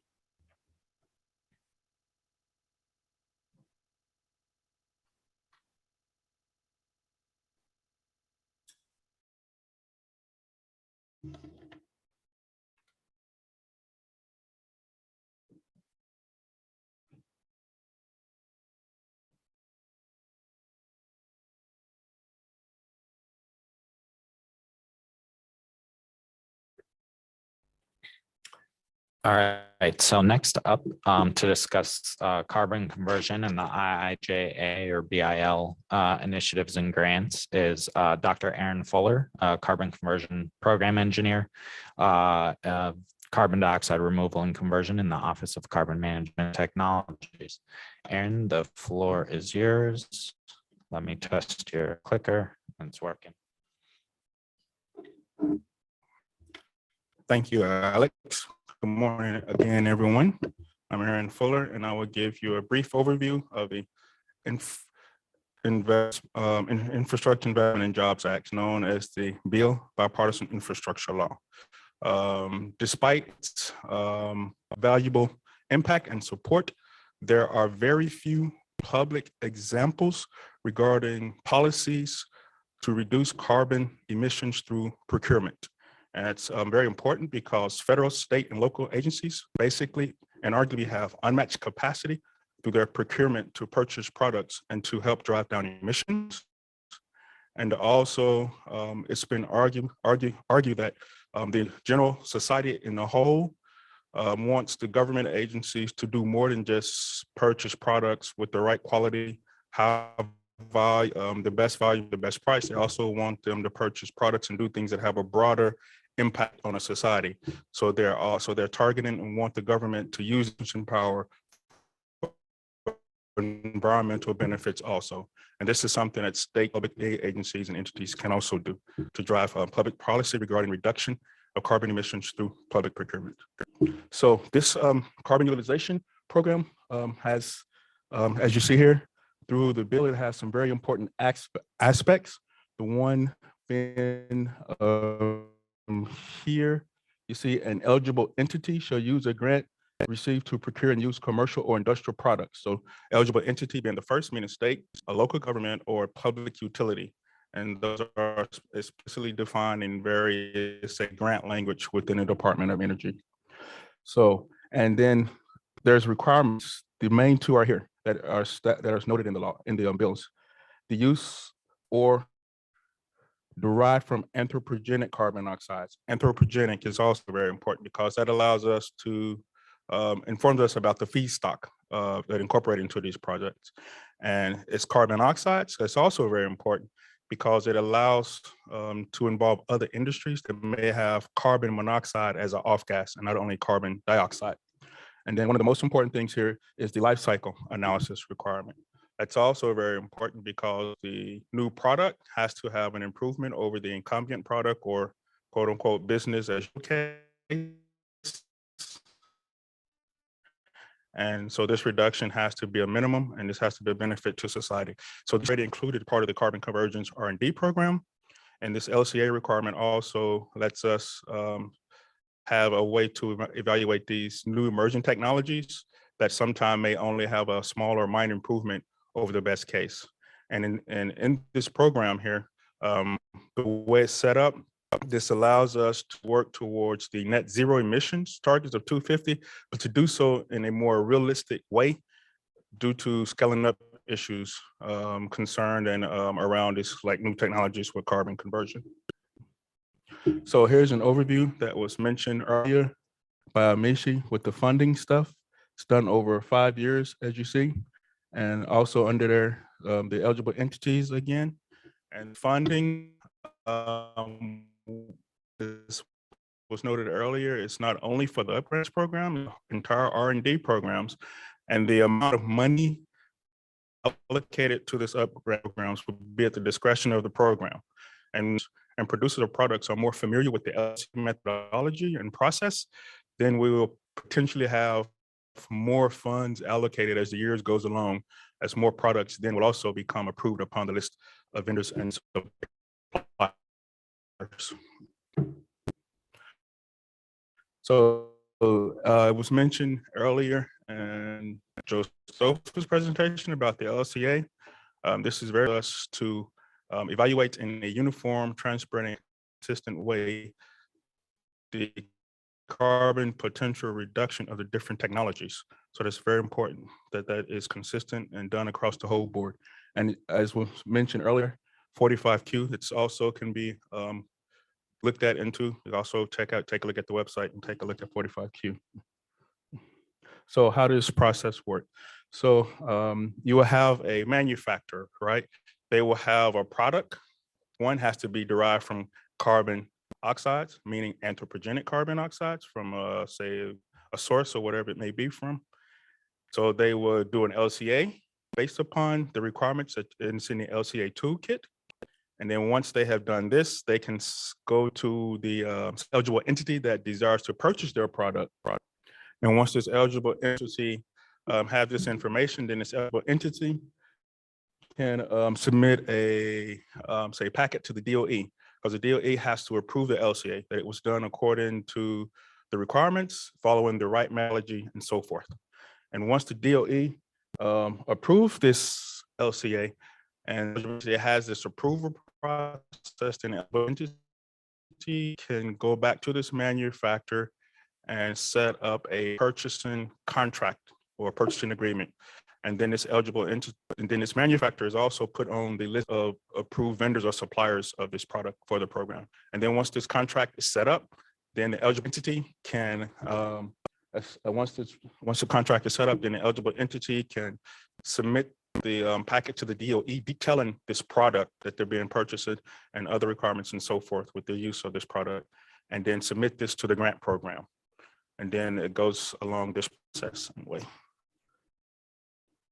So this was done earlier, RFI. So this basically giving an overview of what we did previously, request for information that one of the challenges we had is getting local and state governments and public utilities or agencies information and feedback. So as you know, public policy can be one of the great mechanisms and drivers to policies for procurement of, you know, like low carbon products and stuff, but we didn't get a lot of feedback from those people. But we did get a lot of good summary information. So some of the summary information for our section within that overall RFI is very important to note. One of the things that came out is the challenges associated with the carbon conversion procurement program due to the premium associated with the new technology. So that's a challenge. So that's something that came out. Also, something that came out of importance is standardization, because these are new products, low carbon products. So Standardization is very important in order to build the trust for these products within the public and stuff. But this is a long process that involves the manufacturers, the procurers, the government and policymakers. So that's a ongoing process. But it's also very important, also came out that incentives are provided for this program. And this given this is a new technology. And that's why it was shown earlier, the amount of money over say the 5 years. And in that program and in this program, it's a cost share because this is a demonstration program. So that's an incentive right there. So there are some challenges as expected with a new program and new technologies involved. Earlier in the year, the USDA has always been a supportive DOE in our outreach activities. Earlier in the year, they had some other outreach activities here, as you can be seen. That's important to note because there's a lot of good presentations was given there, like from the Loans Program Office and so forth. So you could probably take a look at that just to get some overall overview of different things. So yeah, this comes to an end to my presentation. I want to thank, these are all, as you've already heard from the program manager, Michi Flores, the technology manager, Joseph Stofa. I'm doing the outreach lead, and we have our analysis lead, Gregory Cooney, the expert in LCA analysis. So these are email addresses to reach out for further questions you may have regarding this program. So that is my short overview. I hope it was informative for you. Thank you for your attention. I'll entertain any questions. Hi, everybody. So my name is Sam Henry, filling in for Greg Hackett last minute here. So I'm a site support contractor at NETL, and I support techno-economic analysis, or TEA, for carbon conversion technologies. And this presentation today is really going to go over the TEA process, including how it's done, why we do it, and how does NETL support TEA. So NETL supports design, process, and cost engineering through TEA by leveraging both the existing FECM research portfolio and the future FECM research portfolio. And then at the same time, the existing and future FECM research portfolios are themselves supported by TEA. So all of these FECM programs are in this way interconnected and depend on each other. So this next slide goes into detail about these three categories. The existing FECM NETL research portfolio covers both intramural and extramural R&D, spanning the technology readiness spectrum from new concepts to commercial technologies. It also provides bases for the evaluation of external TEAs, technology maturation plans, and technology readiness assessments. It supports quantitative R&D goal setting, strategic planning, portfolio analysis, and program evaluation efforts. And finally, provides public performance and cost data for use in energy system models. Now, the main function of direct DOE FECM support for design, process, and cost engineering is to provide rapid response analyses on an ad hoc basis for NETL and FECM. It also provides periodic stakeholder progress and product briefings. And then lastly, the future FECM and NETL research portfolio supports the future research portfolio through the identification of new energy conversion concepts and development of insight on the potential of new technology ideas. It also helps to assist in the establishment of new FECM programmatic thrusts, so things like R&D opportunity and performance or cost metric establishment. It provides direct input into programmatic funding opportunity announcements, or FOAs, and other extramural funding opportunities. And it also helps assist with multi-laboratory initiative and consortium participation. So what we're covering today is first an introduction to techno-economic analysis. First, we're going to talk about what is TEA, then why do we do TEA, and then finally, how does TEA connect with life cycle analysis, or LCA. After that, I'm going to talk about the basic methodology for conducting TEA, specifically NETL's quality guidelines for conducting techno-economic analysis guidance document. Then I'm going to touch on some additional resources that are available from NETL that can help you assist with TEA, and then we're going to wrap up. So what TEA is a method of analyzing the economic performance of an industrial process, product, or service. This includes carbon-derived products, which is really what we're interested in here. TEA also provides a methodology for systematically assessing technology states against a fixed reference case. So some of the main objectives of TEA are to guide investment pathways for technology development. TEA really allows you to have a gut check about the economic feasibility of a technology, and if it's worth spending more effort on. It can also tell you, what aspects of the technology need to be developed in order to have the largest impact on costs. Another objective is the quantification of R&D performance targets and priorities. So from completing TEA, you can get specific values for impactful performance parameters that will allow you to reach some level of economic feasibility. And these can help you establish R&D goals. TEA also helps you identify critical data gaps. So through TEA, you can get an idea about certain cost uncertainties that might exist for the technology. What pieces of equipment or catalysts, et cetera, do we need more info about in order to get a more accurate TEA result? And then finally, TEA allows us to present summary results in an organized, concise, and visually coherent form. So why do we do TEA?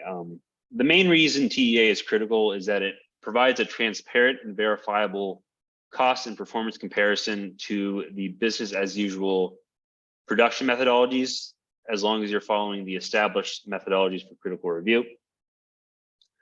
TEA also informs the discovery, design, and operation of processes that benefit from systematic decision-making techniques for goals that are often competing, maximizing profits, minimizing costs, addressing market and policy drivers, and meeting environmental and technical constraints. So in essence, TEA allows us to better understand the sum of the cost and performance results for a process, be they economic, technical, or environmental, and then compare those technologies using a consistent established methodology.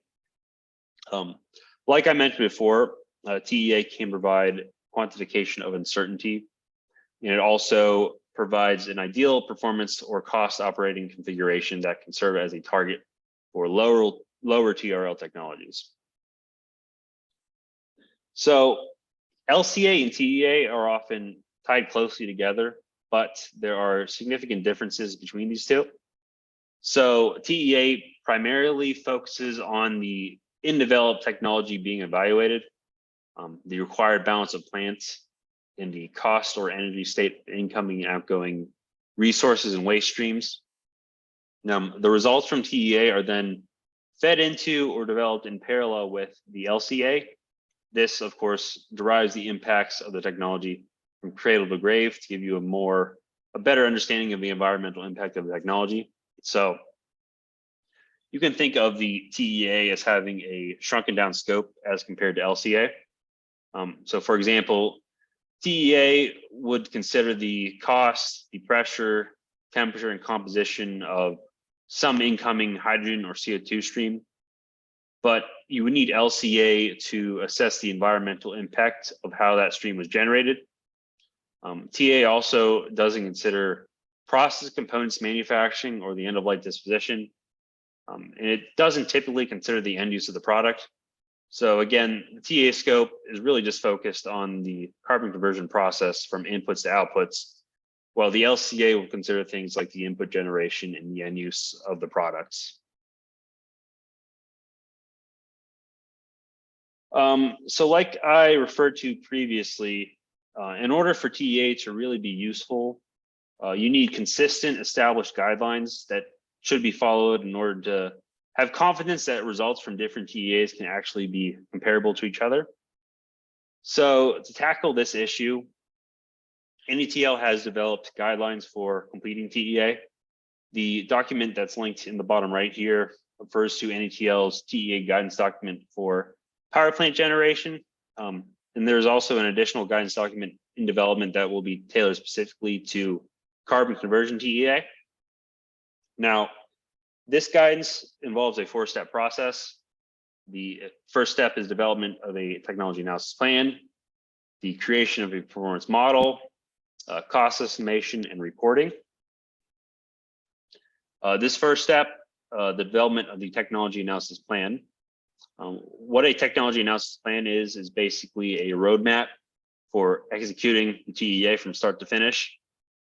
It discusses the approach and methodology that is required to conduct the TEA, and also helps you develop a basic process flow diagram.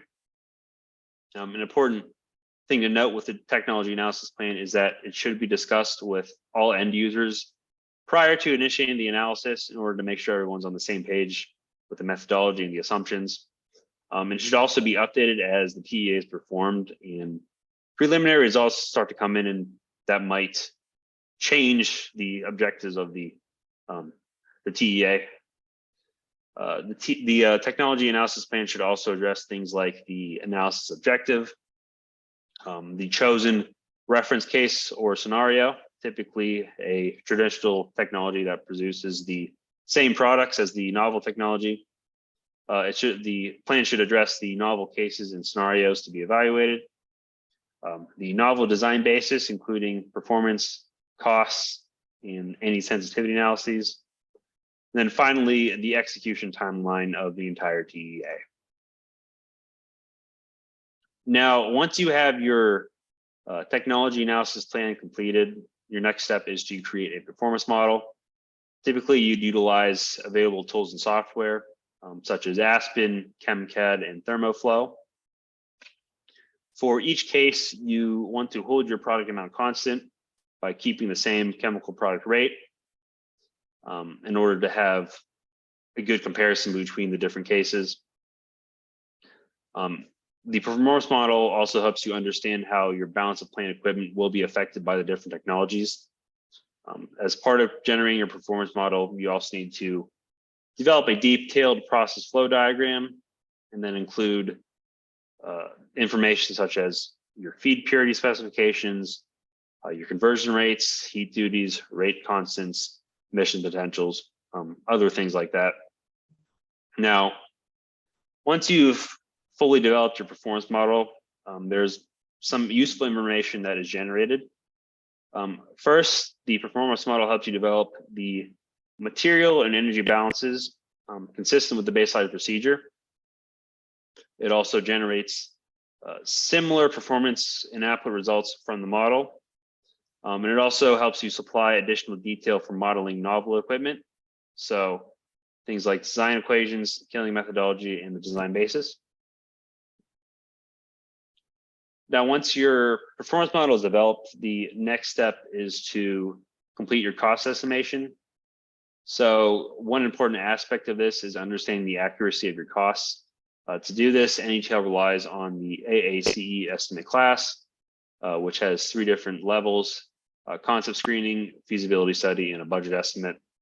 The concept screening covers a product definition of just 0 to 2%, typically based on technical analogs in engineering judgment.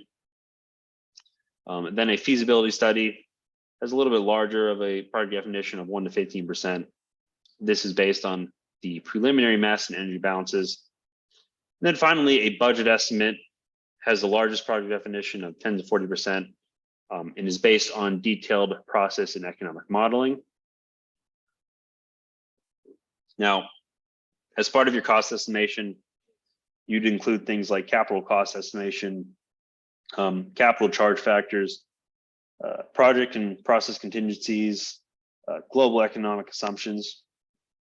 And NETL has available detailed cost estimation guidelines that are linked here. This document is the guidance document for cost estimation methodology for power plants, but there are additional tools being developed that will help you with cost estimation for carbon conversion technologies.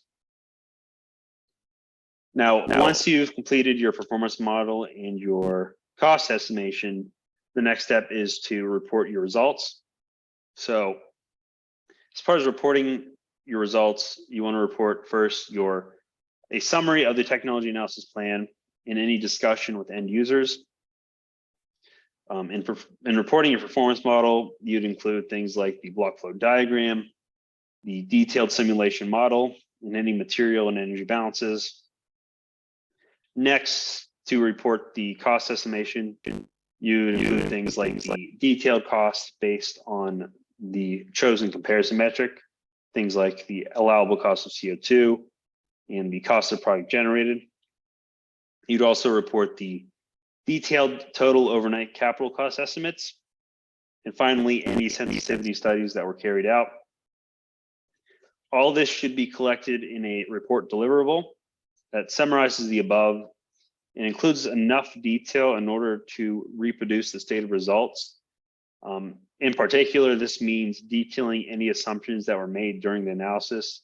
This is particularly important so that a reader can understand how you got your results and if they are actually comparable to their own results in their TEA. And also in the report deliverable, you should follow any prescribed guidelines or templates that are provided by DOE. So NETL has a number of different resources that can be drawn upon in order to help complete TEA of carbon conversion technologies and other energy systems. So a number of different analyses are available that can serve as examples. These are listed here and they cover a range of energy technologies, including more traditional technologies and some carbon conversion technologies. You can access these through the link at the bottom for the NETL Energy Analysis Library. Another very helpful resource is the Fossil Energy Baseline, which is often used as a data source and a methodology source for NETL TEAs. The link is also here in the presentation in the bottom right. So very quickly to wrap up, why do we do techno-economic analysis? Again, TEA helps to inform the discovery, design, and operation of processes that benefit from systematic decision-making techniques. It helps you understand goals that are often competing, maximizing profits, minimizing costs, addressing market and policy drivers, and then meeting environmental and technical constraints. TEA also provides a transparent and verifiable cost and performance comparison to business as usual production methodologies, given that you are following the established methodologies for critical review. TEA provides very valuable uncertainty quantification and also provides an ideal performance or cost operation configuration that can serve as a target for lower TRL technologies. So that's all that I had for today. And if you have any questions, I'd be happy to take them. Thank you.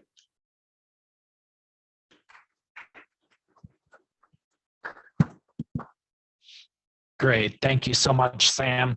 And for those who aren't aware, which I guess is pretty much all of you, Sam was asked to give this presentation on about an hour's notice or slightly more. So yes, really appreciate you being able to do that. Otherwise, we'd be watching a recording, and I think it's always better to have a live presenter. So thanks, Sam. No problem. Any questions in the room? Alternatively, if anyone online has any questions, they feel free to type it in the chat. Thank you. I'm recently from Oregon National Lab. Thank you for your presentation. So this morning, Aaron presented that the LCA needs to be conducted by the companies to get the approval from DOE. And how about my first question is about the TEA, whether the companies also need to do the TEA and then to be like approved by the DOE, or whether it's a separate process. That's my first question. And then secondly, you mentioned about the TEA of the many energy systems. I know that you so far, for example, evaluated the power plants with the CCS or CCU. But if there are companies that focuses only on CCU part rather than attach the CCU into the existing ones, may want to have the CO2. Oh, I'm sorry, you're cutting out a And little bit. I'm missing the end of it. Some kind of products.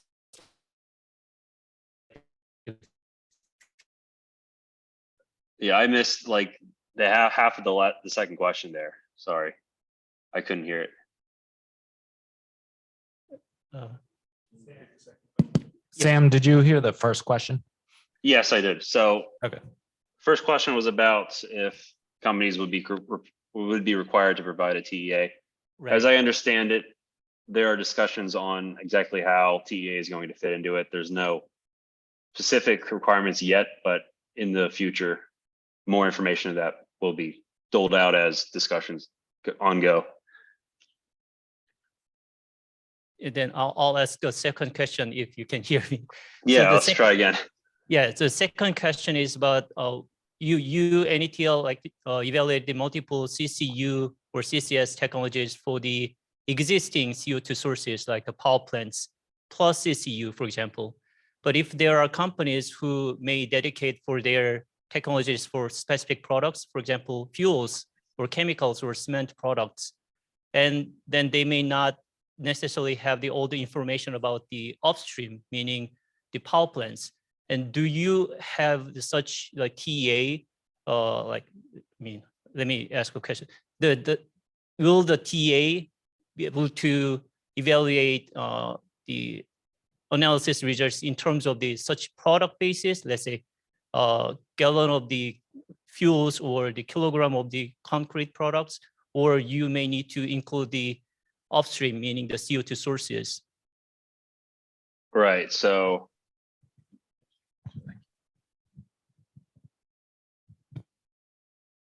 let me see if I understand what you're asking. So you're saying, can the TEAs on power plants be used to help provide a TEA for a different process that's downstream of the power plant?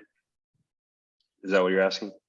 So my question is whether we can separate the system boundary for the downstream only. For example, CO2, yeah, right, if okay. the facility take the CO2 as a feedstock and generate the products, can the TEA generate the results in terms of the products rather than the entire system, including the power plants? Yeah, okay. So that's actually what we do often with our TEAs. Really what you need to do is just make sure that your scope is well defined so that people know what you're considering, what you aren't considering. Of course, with like using CO2 from power plant, for example, if you attach a cost to that, that's, reasonable for what the power plant provides you, in that way, you're kind of considering your power plant in your analysis. But again, it's really just about making sure your scope and any assumptions you make are well stated so that a reader can understand what's going into the result that you're putting out there. So that is something that I think is definitely doable.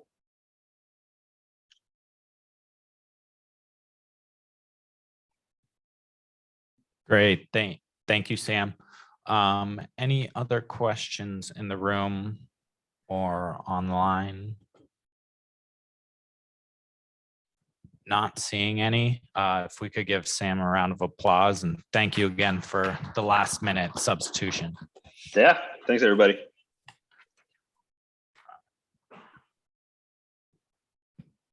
So next up to discuss the other side of the equation, the life cycle analysis, is Matt Jameson, Senior Life Cycle Analyst at the National Energy Technology Laboratory.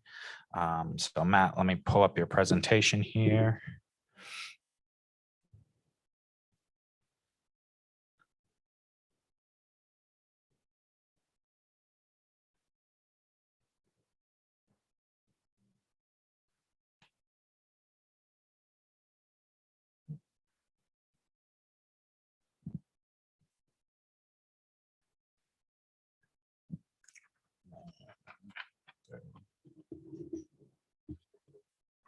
I don't know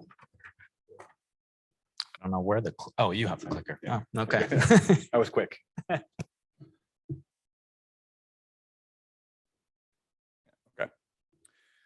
Hi, good afternoon. I've got the enviable position of being up here right after lunch. Hopefully don't go into too many details here. Matt Jameson from the Department of Energy National and Energy Technology Laboratory. I've been doing life cycle analysis at the lab for 10 years now.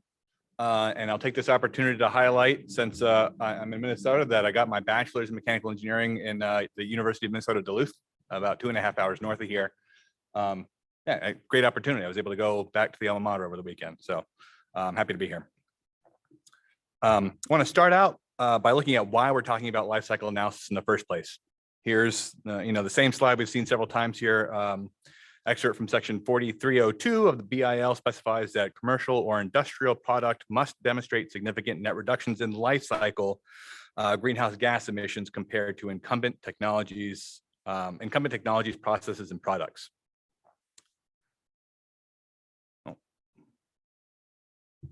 Okay.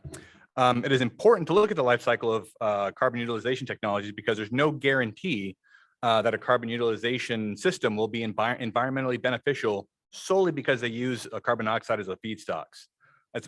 In many cases, these systems will still be carbon positive. That is, they'll result in more CO2 emissions to the atmosphere if the ultimate source of that carbon is fossil in nature. If the source of the carbon is biogenic, then there is a chance that the system may be carbon neutral or possibly carbon negative. Additionally, due to the stability of carbon dioxide, CO2 utilization systems are likely to require more energy than conventionally sourced products. But this is where the LCA is able to capture potential environmental benefits and trade-offs. If the carbon utilization product life cycle is less greenhouse gas intensive than existing products, and that carbon utilization product prevents the conventionally sourced product from being produced, then there can be fewer GHG emissions to the atmosphere, otherwise known as a carbon reducing product. LCA is a technique that helps people make better decisions to improve and protect the environment by accounting for the potential impacts from raw material acquisition through production use, end-of-life treatment, recycling, and final disposal, i.e. Cradle to grave assessment. The general goal of an LCA is to account for all resource use and environmental emissions associated with every part of creating a final product, using it, final disposal, or recycling. The DOE uses LCA to establish national baselines, such as petroleum, transportation fuels, and electricity, to assess emerging and existing technologies. When compared with the baselines, we can get a sense for how the process or portions of the life cycle may need to be improved to perform on par or better than existing technologies. To compare technologies and scenario trade-offs, so say we have two ways to produce widget X. Does the LCA indicate that one is environmentally preferable to the other? What if we use renewable energy to power our production facilities? Can we see significant improvements in that scenario? And finally, to plan for the future and look ahead. Right now, widget X uses electricity from a grid that is carbon intensive. What will that product's environmental footprint look like in 20 years under a decarbonized grid? Can we identify now that the facility has direct CO2 emissions that it needs to reduce under this future scenario? As now the grid electricity might be the most important part of that process. When that goes away, what else can we do to reduce those emissions?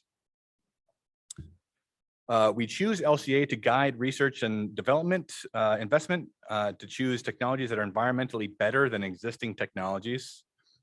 We evaluate the best opportunities in existing systems for emissions reduction, so hotspot analysis, to identify data gaps and validation needs to improve decision-making. In developing LCAs and the processes that make up lifecycle models, so we often run into situations where we have data gaps. We don't have kind of existing data on an existing feedstock or something. These represent opportunities to work with industry or to develop the emissions profiles for those processes, or invest in technology to help industry measure those emissions associated with manufacturing that product.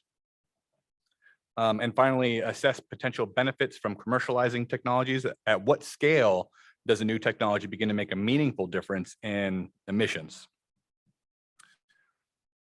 Now, in the application of lifecycle analysis to carbon capture, utilization, and storage, CO2 utilization systems are somewhat unique because they combine two usually disparate sectors. We have potential CO2 sources, such as a carbon capture equipped power plant as a CO2 source, and a sink, such as a methanol plant, for example. While any industrial facility is likely to use electricity, CCUS results in a system that provides both products. Now we have a system that produces both electricity and methanol.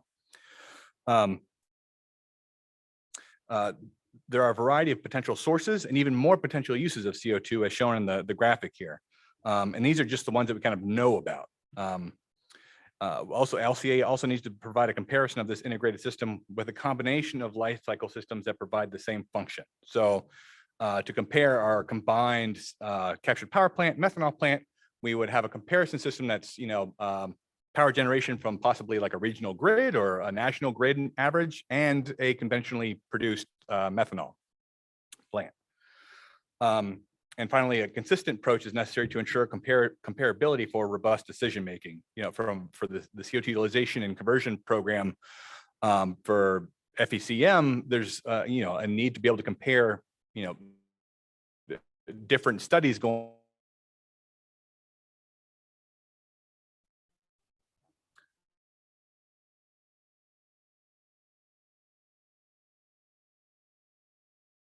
NETL has developed the CO2 utilization guidance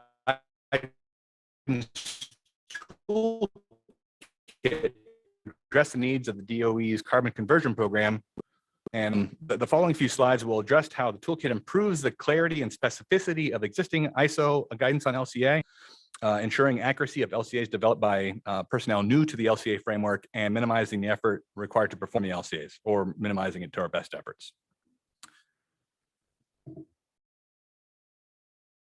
Okay, how do we improve clarity and specificity of the existing guidance? First, the guidance included in the toolkit is compliant with ISO 14040 and 14044. Additional guidance is provided specific to CO2 utilization systems. An understanding of the various feedstocks and technology pathways allows us to focus on issues specific to the carbon conversion systems and to tailor the guidance to work through the issues likely to come up in their development. This leads to guidance to ensure methodological consistency when applying those ISO standards. The ISO standards are more of a framework and are meant to provide guidance for a wide range of applications, which can lead to the aforementioned inconsistency. Our guidance also defines the goal and scope of an LCA study based on project's technology readiness level to aid in developing these LCAs from bench scale testing through commercialization. So as you progress up through your TRL levels, you will get more stringent requirements for your data sources for those LCAs for the CO2U program. What electricity do you think you'll actually be using rather than using like a generic national grid factor for your electricity? We help ensure accuracy of the LCAs developed by personnel new to LCA by providing videos, webinars, and one-on-one support throughout the development process. Again, this is for the CO2U program. The NATL LCA completes a technical review of all of the LCAs and will provide feedback and work with the PI to correct and improve their analyses. We provide guidance and data to ensure consistency and repeatability. Some of the consistent data for common and usually environmentally significant inputs, LCA construction, scenario development, methodological decisions. And how do we try to minimize the effort for PIs to complete LCAs? Our goal is to avoid burdensome requirements while providing useful and actionable results for decision makers. Through the performing of LCAs over the years in the program, we recognize like how painful it can be, and recognize also through like that development, kind of maybe some shortcuts or areas that we know that we could provide our greatest, be a good resource. A diverse set of, want to look at a diverse set of technologies, but there are many commonalities such as like I mentioned before, we'll provide energy and energy feedstock information like natural gas feedstocks or electricity.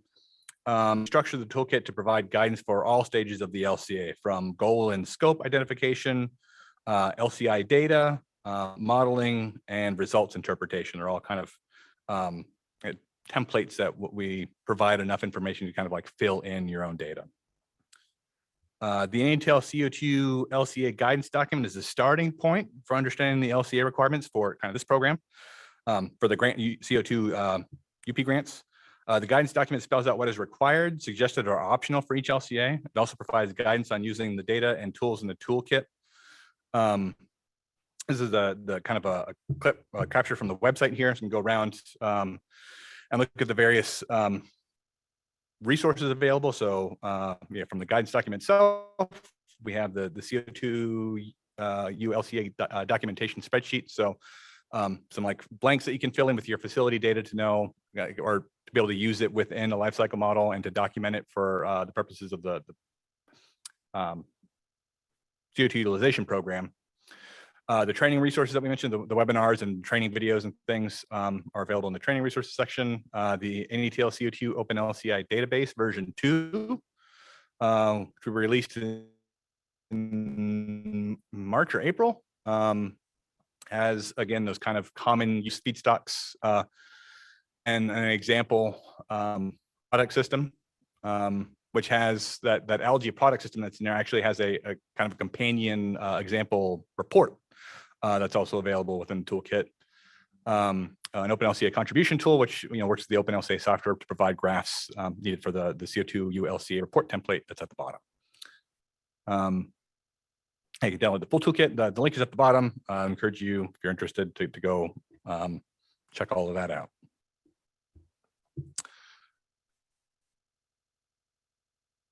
The 45Q addendum to the toolkit, which was on the right side of that previous slide. In working with the IRS, we recognized early on the need to modify our CO2 LCA guidance document because document is very much more academic in nature. And again, meant for lower TRLs. For the 45Q, we're dealing with very real capture facilities capturing CO2. CO2, right? They want a credit for the captured CO2. So this modifies that. This addendum modifies the existing guidance document to reflect, again, the kind of final TRL level. It shares the existing tools from the CO2 toolkit, so the same database. It changes the scope to this new purpose. Again, we're focusing on early development technologies and focuses on verifying there. We've looked at this slide before and the kind of the preliminary process for the UP grant program. So, a product producer will go to the website and follow the guidance. And I guess I should go ahead and mention presumably an addendum to that guidance, similar to the 45Q addendum that recognizes the changing or the different nature for the scope here. DOE will review that LCA for the conformance with our guidelines as modified by the addendum and look for that minimum of 10% improvement over business as usual. One thing to highlight here that because this is all kind of controlled within DOE, we are hoping to make this process a little bit more collaborative than say the 45Q process. So we can have some more direct discussions with producers to kind of work through any issues we find in their LCA or the report. Again, once approved, the producer and product are added to an approved list of vendors, and then our eligible entities can go get matched with those producers and submit for the FOA.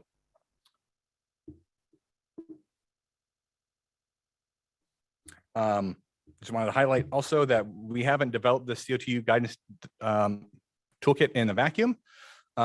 We have been participating with global international work groups to ensure that the approach to the CO2U is consistent and widely accepted, because getting this right is important. The collaboration with the International CCU Assessment Harmonization Group will enable the development of consistent guidelines for LCA and TEA of CO2 utilization technologies. And NATL LCA teams co-led and participated in multiple task force teams tackling distinct challenges for harmonization, which have resulted in several peer-reviewed journal articles linked at the bottom here.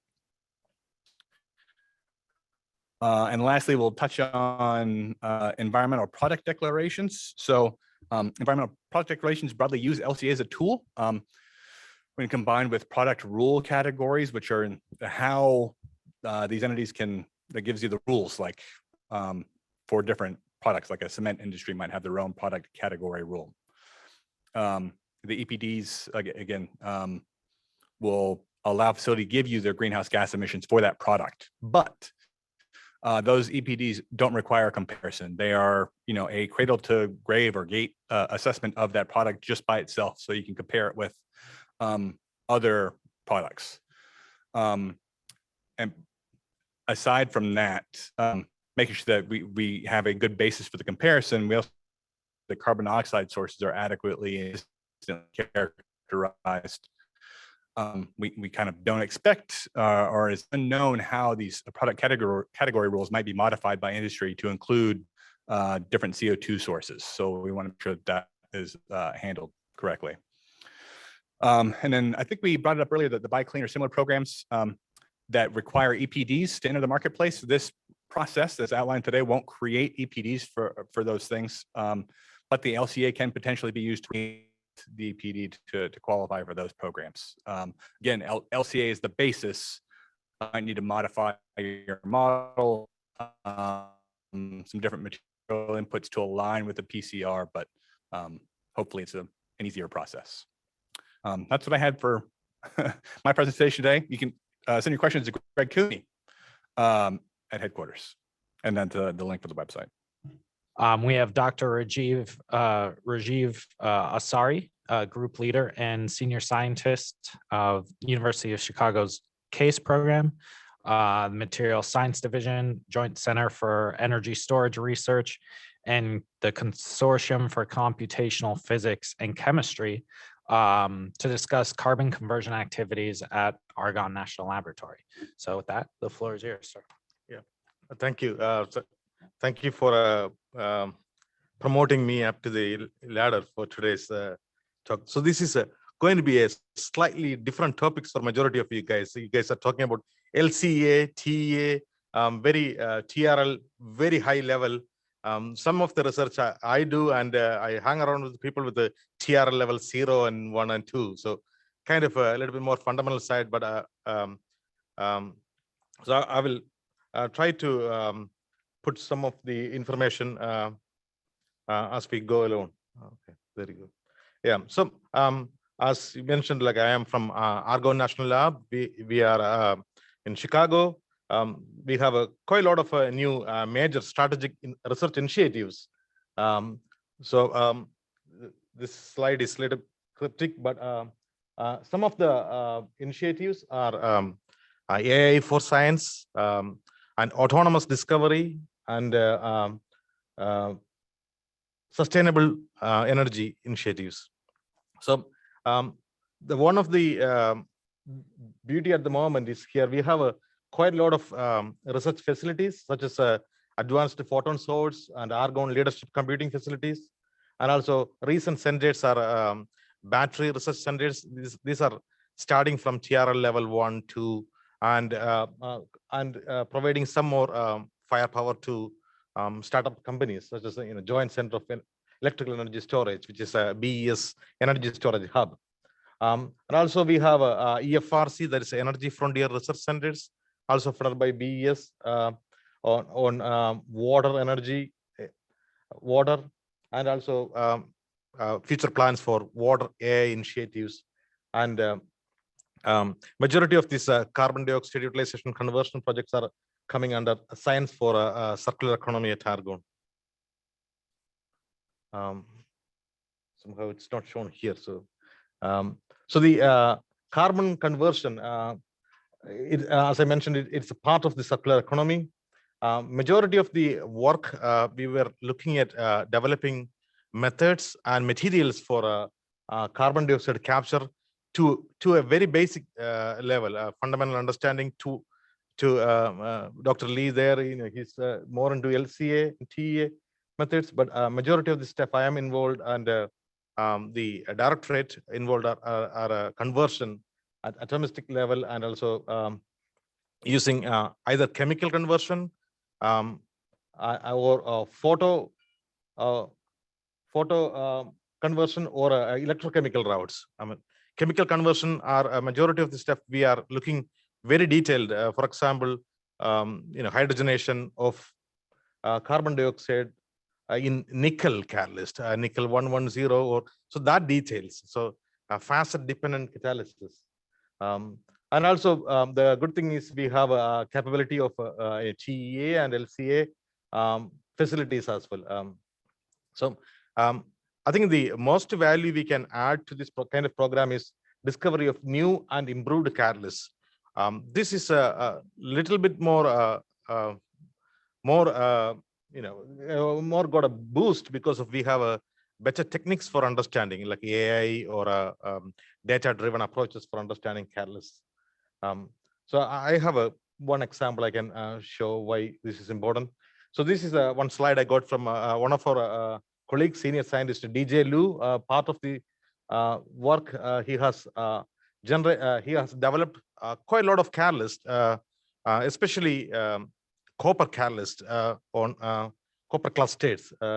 These are very good catalysts for converting CO2 to C2 and C3 products with a 80 to 90% selectivity. I think it's he has one R&D 100 award from Argonne. So it is still not there for commercialization yet, but he has some nice ideas about how to use this carbon dioxide as a kind of a refinery. And on the right, so I am involved with one of the projects, AI-based solvent engineering for carbon dioxide conversion. This is partly funded by Bioenergy Technology Office for a seed grant where we were trying to develop CO2 conversion in the presence of electrolytes, so that we can selectively stabilize some of the intermediates associated with the CO2, for example, CO2 minus,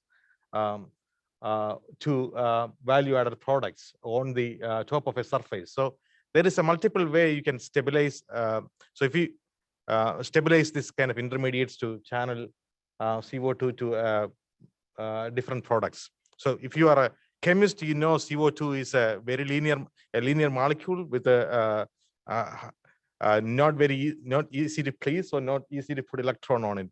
So once the CO2 is very stable, once you put an electron in, it goes very energetically very high up.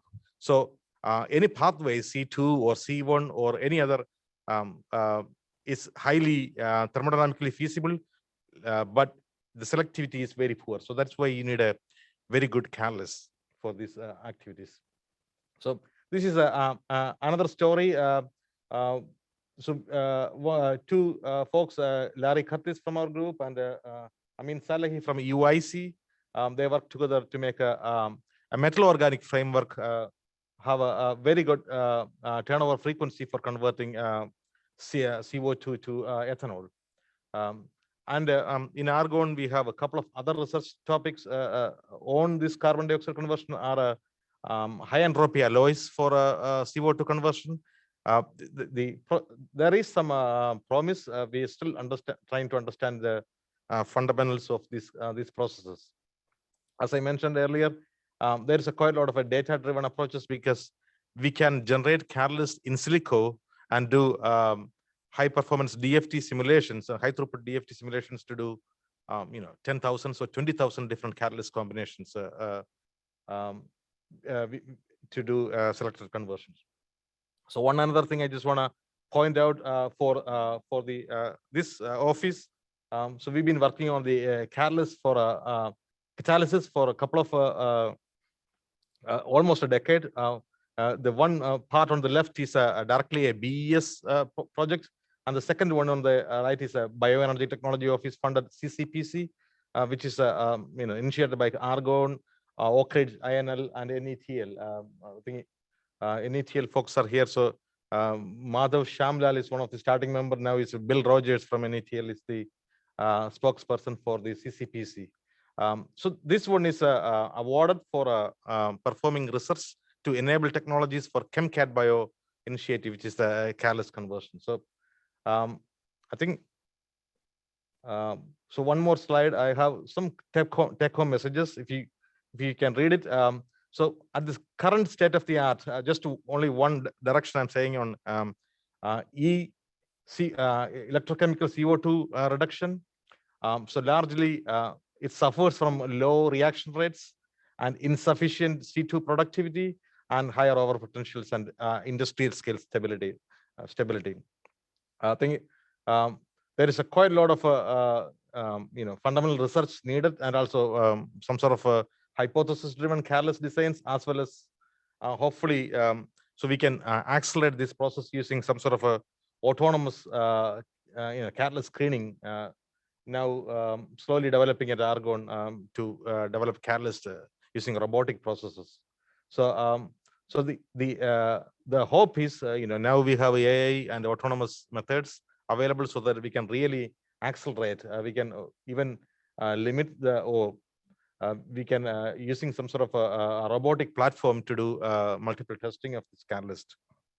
So just a quick example I can show. One slide is, we can even use just simple examples like using a deep learning for a kind of a data-driven screening of the catalyst. Just for example, this work as part of BTO, we looked at 20,000 catalyst facets for oxygen binding, which is one of the core steps in biomass conversion as well as carbon dioxide conversion. So we can accelerate this kind of a catalyst screening using high throughput computations. I think that's all I have. I'm happy to discuss with you guys.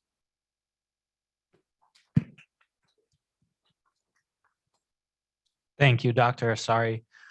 We did have a question come in online of whether A&L's nanoparticle research could include the commercialization of a bio-based alternative to carbon black filler powder. Yeah, I have to get back to that. I think I have to ask. I don't know who is doing it. I think I had to figure it out. You can follow up offline. Yeah. Okay, perfect. Any other questions, or the person who asked to raise their hand? So Joe, if you want to go ahead and unmute yourself. Yeah, thank you. My email address is in the chat. So again, I didn't get a chance to scribble down the presenter's email address on his first slide. So I'd love to have it now if you could go back to the first slide. But we're making a bio-based filler powder alternative to carbon black filler powder, which is really nasty stuff that's made by purposefully underburning oil. So stuff like arsenic, lead, mercury, et cetera, are in it. Tires are 30% carbon black, and other plastics and composites are also made from carbon black. So we can make a climate smart bio-based alternative to that. Okay. Yeah, I will follow up. You can. I'm the title slide. So if you can find my email address and just drop me an email, I will talk to the right people and get back to you. I got it. Thank you. Yeah. So yeah, just a comment. I last week I was in another conference called Organic Battery Days. So they are serious about, especially Europe is very serious about using organics instead of inorganics as a lithium and magnesium ion storage. So carbon utilization, if you can convert these carbons to something like anthracene, or then convert to anthraquinone kind of derivatives, you can use as a scalable energy storage. So the carbon could be an answer for a highly scalable energy storage.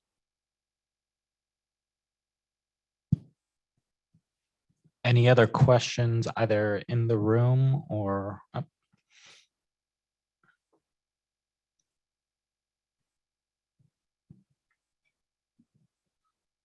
So in your last example slide, you showed the deep learning or the machine learning of your systems to understand, I think it was the copper facets for your electrocatalyst, right? The Or core no, it was catalyst, oxygen binding yeah, pathways. we try to oxygen binding, but the catalyst facets we started as moly carbide. Oh, okay. it's the reason for it is also coming out of TEA model of NREL CAT cost. So I think my question, if I'm framing this correctly, is for your deep learning or your advanced computing methodologies, how far along the mechanistic pathway can you take it, and with the intention of being able to use your advanced computing methodologies to target particular products? Yeah. So if you can do a deep level understanding of one or two catalytic facets. So for example, some pathways binding of oxygen is the critical bottleneck. In some pathway binding of H2CO is the bottleneck. So so those are one or two catalysts. If you can find it out, then by doing DFT or high fidelity simulations, then all you have to ask is find a deep learning model for it. So then you can even accelerate this by 10 to the power minus 2 seconds. So we can in a 20,000 catalysts, you can estimate this binding energies of this one to say most likely pathway is through this type of intermediate. So it can follow the entire pathway down through intermediates? Not entire pathways, at least a few selected pathways. Okay. But if you have so the idea is this is a first tier screening of catalyst. Once we identify, we can do some deep dive understanding of the entire pathway of selected catalysts for either you want propylene or acetic acid or ethanol, etc. Okay, cool. That helps a lot. Thank you.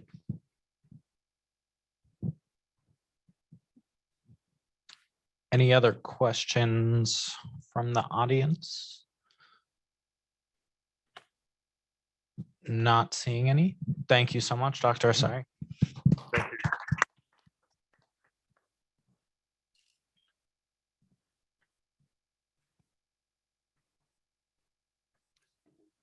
All right, so our next speaker to discuss embodied carbon work in Minnesota is Professor Richard Graves, Director and Associate Professor at the Center for Sustainable Building Research at the University of Minnesota.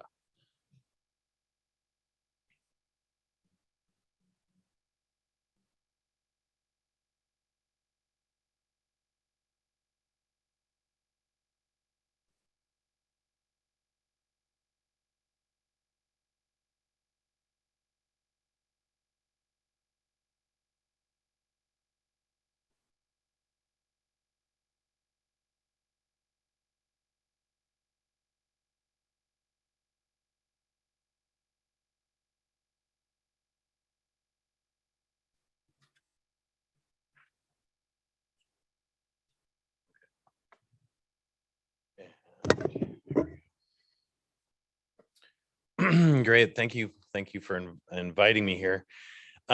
So a kind of brief introduction to who I am, the work I do, and then the work that we're doing in the embodied carbon space. So I direct the Center for Sustainable Building Research at the University of Minnesota. One of the key programs that we run, and we've run for about 20 years now, the state of Minnesota's Green Building Program for all state-funded vertical construction, so building construction. We write the guidelines that define what is sustainability for those projects. And that's a full suite of sustainability guidelines. But in addition with that, the projects have since 2007, had a goal of net zero operational carbon and energy. So the Sustainable Building 2030 program is an energy and a carbon standard for operational use in buildings. That has a goal that all new buildings, major renovations are net zero carbon and energy by 2030. We have for 20 years, we've been collecting whole building life cycle assessments for projects, just as sort of a data gathering exercise. And just recently, I think 2 years ago, our legislature, because of the rise of sort of buy clean initiatives around the country, asked us to look at what are we doing within the embodied carbon space? And then I'll actually go to the next slide. So what they wanted us to do is to look at what are we doing for embodied carbon? What are we learning for whole building LCAs? But what could we do in terms of integrating in type 3 environmental product declarations for 4 types of materials as we're procuring materials into our building construction. I will say we're also in the state doing the same sort of research and investigation for horizontal construction for roads and bridges, and DOT is sort of leading that work. So the presentation I'm giving today is really what I presented to them in February, and sort of outlines, what was the research that we found on the state of EPDs for those materials. What are sort of some of the key things to be thinking about with embodied carbon in the building sector? And then what are some actions going forward? So, and I'll click through some of the stuff for the sake of time, but so in the building sector, often we just think of the operational carbon impacts of the building sector. And when you track that, it goes up and down, but it's in the 20-something-ish %. But the building sector also has influence on carbon emissions from the transportation sector, where we locate buildings, has an impact there. And then embodied carbon, when we factor in building materials, about 8%, and then 2% of some other industrial carbon emissions can be tagged into the building industry. It takes the whole building sector up in the 30%-ish for total impact. And then when we're talking embodied carbon, and some of you know this because we've been talking about LCA, but there's really a number of stages in the stages of building construction where embodied carbon can come into play, from the development of products to the activities during construction to operation, maintenance, repair. And then, the buildings that we're working with are generally 30, 40-ish projects that are bonded every year or so whenever we have a bonding bill. And they're long life buildings compared to the rest of the market. So they're 50-year, 60-year plus buildings. So they'll have additional sort of maintenance and repair, maybe a couple of rounds of maintenance repair in that long life of a building, which will add some additional embodied carbon impact. So when you think of, and the other thing I should have said at the beginning of this, we did this work in collaboration with the Carbon Leadership Forum from the University of Washington. They really have some of the most expertise in the building sector with embodied carbon. So I'm showing you kind of our shared work. So this graph from the Carbon Leadership Forum tracks, starting in 2020, and if you track the carbon emissions of the building sector, both operational carbon for inefficient buildings, operational carbon for much high performance buildings, which we're doing that are very efficient, meeting our 2030 standards. But the other thing we have to factor in is as our grid is decarbonizing, all of these kind of carbon impacts are changing. So the embodied carbon in the current grid is quite high for products we're getting now, but as that grid's decarbonizing and we're using embodied carbon for future maintenance cycles or replacement cycles, it might be lower. But it's important for us to be factoring in embodied carbon because as our operational is coming so low, embodied is probably more of an impact over the life of the building for some of these projects than the operational carbon will be. And it's also important to keep in mind there are different tools to use at different stages to affect impacts. So whole building LCAs are good kind of in the early stages. Our Sustainable Building 2030 tool, which deals with operational carbon, is good for the operational stuff. And so bonded projects, other projects, it's important, how are we minimizing impacts now in these early phases? Think about policies going out for the long life of these buildings. And then we do a lot of work with design teams, contractors, there are different tools in the different phases of building buildings from oops, sorry. So from pre-design, that's when whole building LCAs are very impactful, because you're doing a run of what are the overall impacts of the structural system, the cladding system, and you can shift systems at that point. You can switch from a concrete structure to a wood structure, concrete to a steel structure. You can change your cladding material if you find hot spots in particular material choices, and you can make significant changes using whole building LCAs as a tool.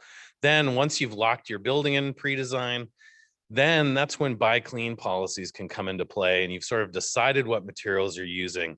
How can we make sure we're using better materials, lower embodied carbon materials for the systems we've selected?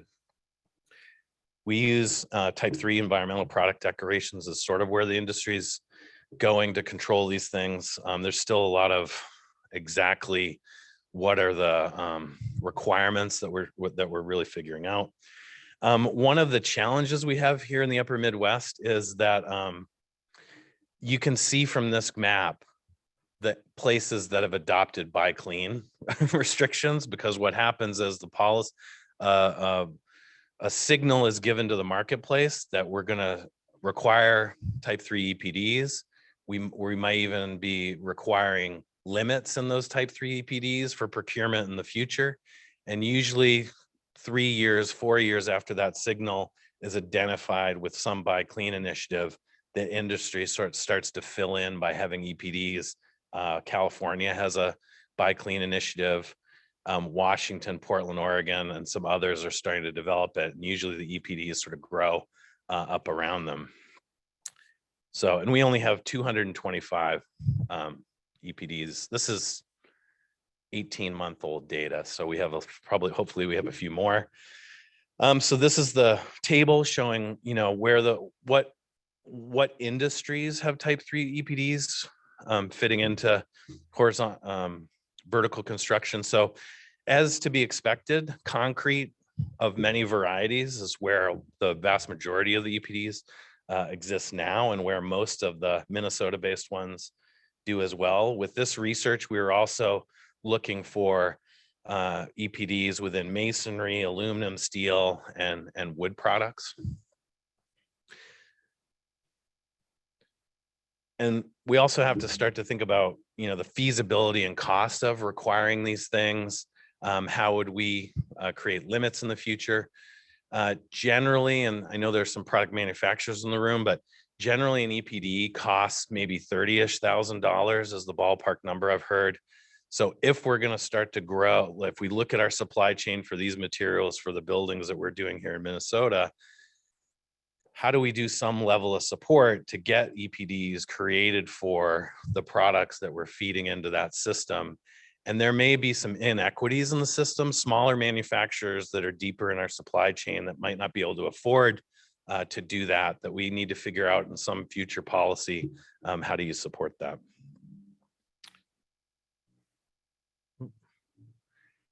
We also believe that there, by instituting some sort of buy clean policy within our program, there's the potential that it will have economic benefits to product manufacturers. There could be some competitive advantage that they have a lower embodied carbon product than some other one, and so that could increase market share. It has the obvious it's going to drive energy efficiency and process improvements in manufacturing that may affect carbon impacts of manufacturing outside of what may be directly supplying into the building sector. And then just for our program, we believe it could have the impact of saving, almost 300,000 of CO2 in construction materials. So, oops. So sorry about that. Let's see here.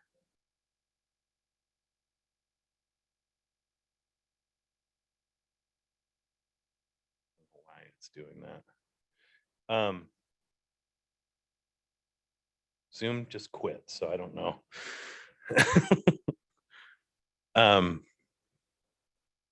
But I'll talk next steps real quickly, and then I'll just open it to questions. So our next steps, we delivered the report to the legislature. No legislation passed to do buy clean beyond our program, but we actually have legislative authority to analyze requiring EPDs and doing some set of product limits within the current bonded construction program. So we're going forward and doing stakeholder meetings with trade associations and industry to develop a process by which which materials would we include? We were given a list of 4 materials from the legislature, but we're starting to do some modeling of what do we think the most high impact materials might be. And therefore, they're the ones that we would be requiring EPDs to be submitted, and then possibly down the road set limits for those particular materials. So this fall into the spring, we're doing stakeholder meetings with a variety of groups to kind of talk through that process and develop a policy.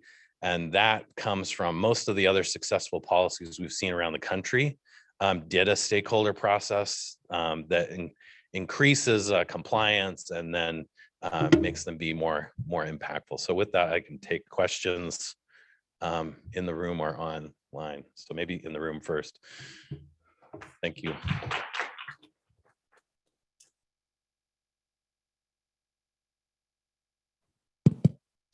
If anyone has questions. I have a question or two, if I may ask. You noted that your program, this Buy Clean program, stuff you mentioned with embodied carbon, could come into play for our upgrants program when you consider and choosing the materials for the building. Yeah. Okay. Is there a process or something that's already out there that can be used? Yeah. So we have used 2 tools. So there are tools and a process. So just recently, we've started to get modeling protocols on how to do the whole building LCAs. Quite frankly, before that, we had tools, but it was a bit of the Wild West of like what you do. So there's now a couple of protocols developed by New Buildings Institute and some others on how to do the modeling. And then we use either the Athena tool or the Tally tool to do the whole building LCAs. Or not, we don't, we tell the design teams to do it and they deliver it to us. So. Oh, okay, thank you. And then another question is, you showed this map of the US with a lot of locations. So I guess all those, yes, sir. Yeah. All those points on there represent some entity or organization associated with Buy Clean or something? Manufacturing locations that have a type 3 environmental product declaration. And what does that mean? So that means, so let's say I'm making ready mix concrete at a concrete plant. I get a outside consultant to do an environmental product declaration, which will include a carbon intensity of my product at that manufacturing location. Then I declare it and make that EPD available to submit as design team or a building construction project is going on. You can submit that EPD as part of the submittal process so we can get the data around the material you're using. Does that make sense? Yeah. Yeah, so that's a material that can be considered like, the material would be considered like a low carbon product or something like that? Well, maybe. I mean, at this point, it's a data collection exercise because we're just collecting the EPDs, but okay. The trend is to look at doing limits of, if you collect all the EPDs, say for ready mix concrete, you could put them in a database and say the average of all ready mix is some data level. And we're going to say that we want a 25% reduction or something in that. And we'll only accept ready mix concrete that's at that level. Okay. All right. There's all kinds of controversy around that one and how exactly do we do it and how we collect the data and how do you determine the average, but that's the idea. Okay, thank you. There's a few other questions in the room here. You mentioned an EPD would cost around $30,000. Could you break down that? I can't. That's just what I hear from product manufacturers when we ask if you had to do a new EPD for a product that doesn't have one. What's your experience on how much that costs? A product manufacturer. My understanding is generally they would hire an outside consultant to do the LCA for that product to create the EPD.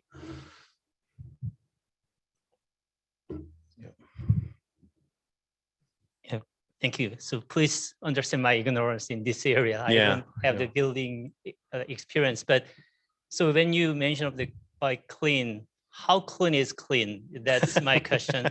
And then I think each building may have a different components. Each building is different. I believe it's not like the fuels or the other products that we sell and then we discussed today. So each building may have a different, let's say, reference, because it may have Yeah. a different compositions and different structure. And when you mention about the emission reductions, how it could be like measured or the quantified? Yeah, these are all good questions. So welcome to the building industry. Everyone's a one-off. Wouldn't it be nice if we did buildings like we did products where there was a prototype and we did it in a fat and you just sort of optimize there. So yes, every building's slightly different, which creates a challenge. The other challenge is the whole building LCA data sets and even the stuff in the EPDs are really designed to do product comparisons, but they're not sort of absolute data sets. So the work we do with whole building LCA is you build a baseline model of what your building would be and your exact building. So what's the structure, what's the cladding, what's that? You build a baseline model of that in Athena or Tally.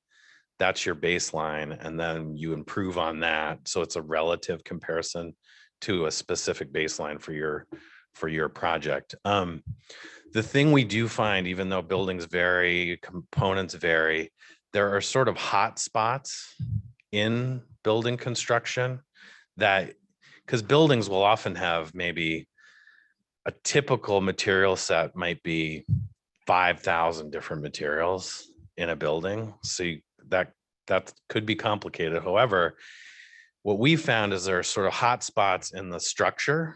That's really where a lot of the impacts are. Cladding, roofing, board insulation, things like that. You can pick a smaller set of materials really that matter and that are more impactful. And that's where we need to figure out we can make some significant reductions. So is that?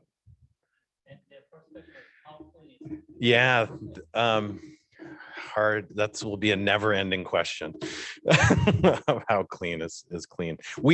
Yeah, anyway. Don't know. I actually don't. I'm not a huge fan of buy clean as the title of this. I mean, we're just trying to make better environmental material decisions. And it will never be quote clean, if you will. I don't think so. You had a question? Yeah. But I agree. Buy clean is tough, but I don't know if buy environmentally better doesn't sell, materials has a ring. This is I don't know exactly how to say this, but it seems like that EC3 tool, or sorry, the EPDs in particular, they, based off their methodology, you can get a lower carbon intensity if you choose not to emit, right? So say if you do something that has less cement, which is very emissive in its profile, but how would you garner the benefits of embedded carbon in places aggregates that are derived from CO2, which is almost like a negative embedded carbon, or say perhaps the rise of timber-based production? Yeah, those are all good questions. And then what level?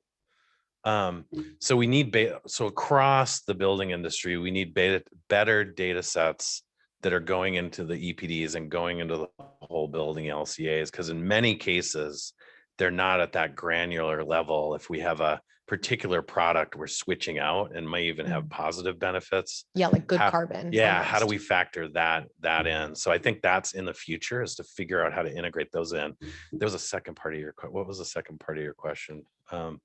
So no, I mean, it was just like with the rise of like, say, good carbon, like with whether it's synthetic aggregates or lumber. Oh, yeah.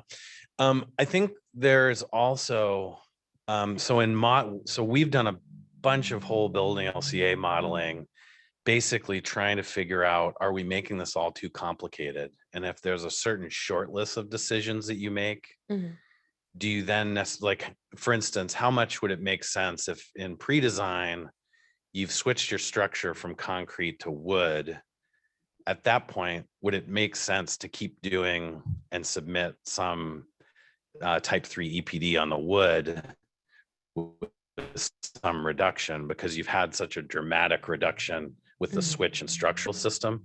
Like what makes sense? Because we're also trying to balance, design teams only have so much time to do these things, and if we complicate their process too much, they will either not do it or they'll do it poorly, and the data is kind of meaningless. So hopefully that makes sense too. Is at what point, like, what's the right decision tree? And then once you make certain decisions, what's the next set of limitations or guidelines you give so that we're the most efficient in the data gathering process, if that makes sense. Yeah, that does. Yeah. Thank you.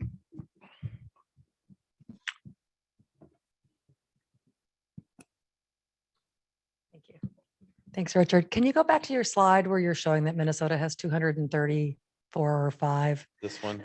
Yeah, so I just need to have the dots connected for me a little bit more.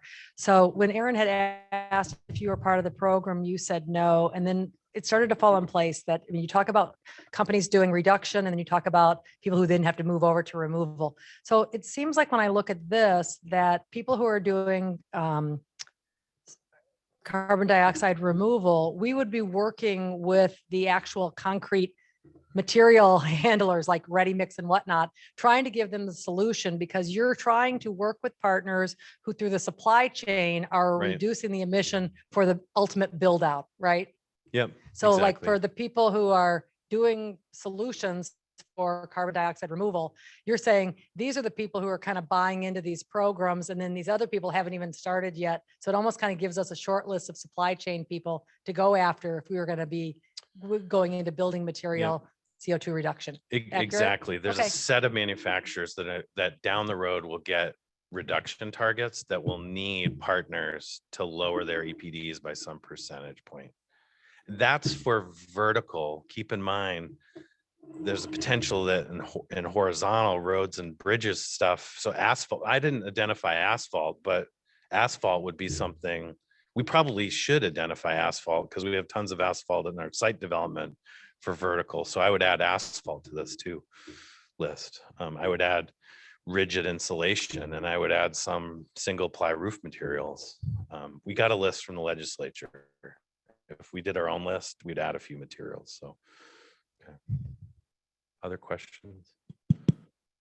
Yeah, quick question on the EPDs. Are they only at a state level, or will municipalities have EPDs as well? So EPD policies. So you're seeing, so Portland, Oregon is developing their version of Buy Clean with policies around EPD procurement in their supply chain. So they're municipal level, state level, and GSA is also developing standards for federal construction. So I think you see these kinds of policies at all levels. And then following up on that, these numbers, do they include the municipal ones? So Oregon. These are would include- products. So this graph and the map before, what we are trying to do is look at what number of products can we get type 3 EPDs for. There is a different map. And anyone who's interested in policies around the country, if you send me an email, I can send you a link to this report. We also analyzed all the policies around the country and internationally around these kinds of initiatives, so you can see what people are doing. And we've done a further report on what are methodologies groups are doing to set limits. So I'm happy to share both of those things with anyone. Got it. Thank you. And I'm just gonna look online, not seeing any questions online. Well, and that's my email address. So perfect. Thank you so much. If we could give Professor Graves one more round of applause. Great, thank you.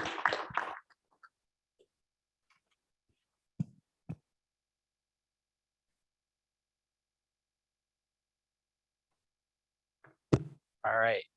Next up to discuss the Great Plains Institute's carbon management initiatives is Jill Siverud, Program Manager in Carbon Management at GPI.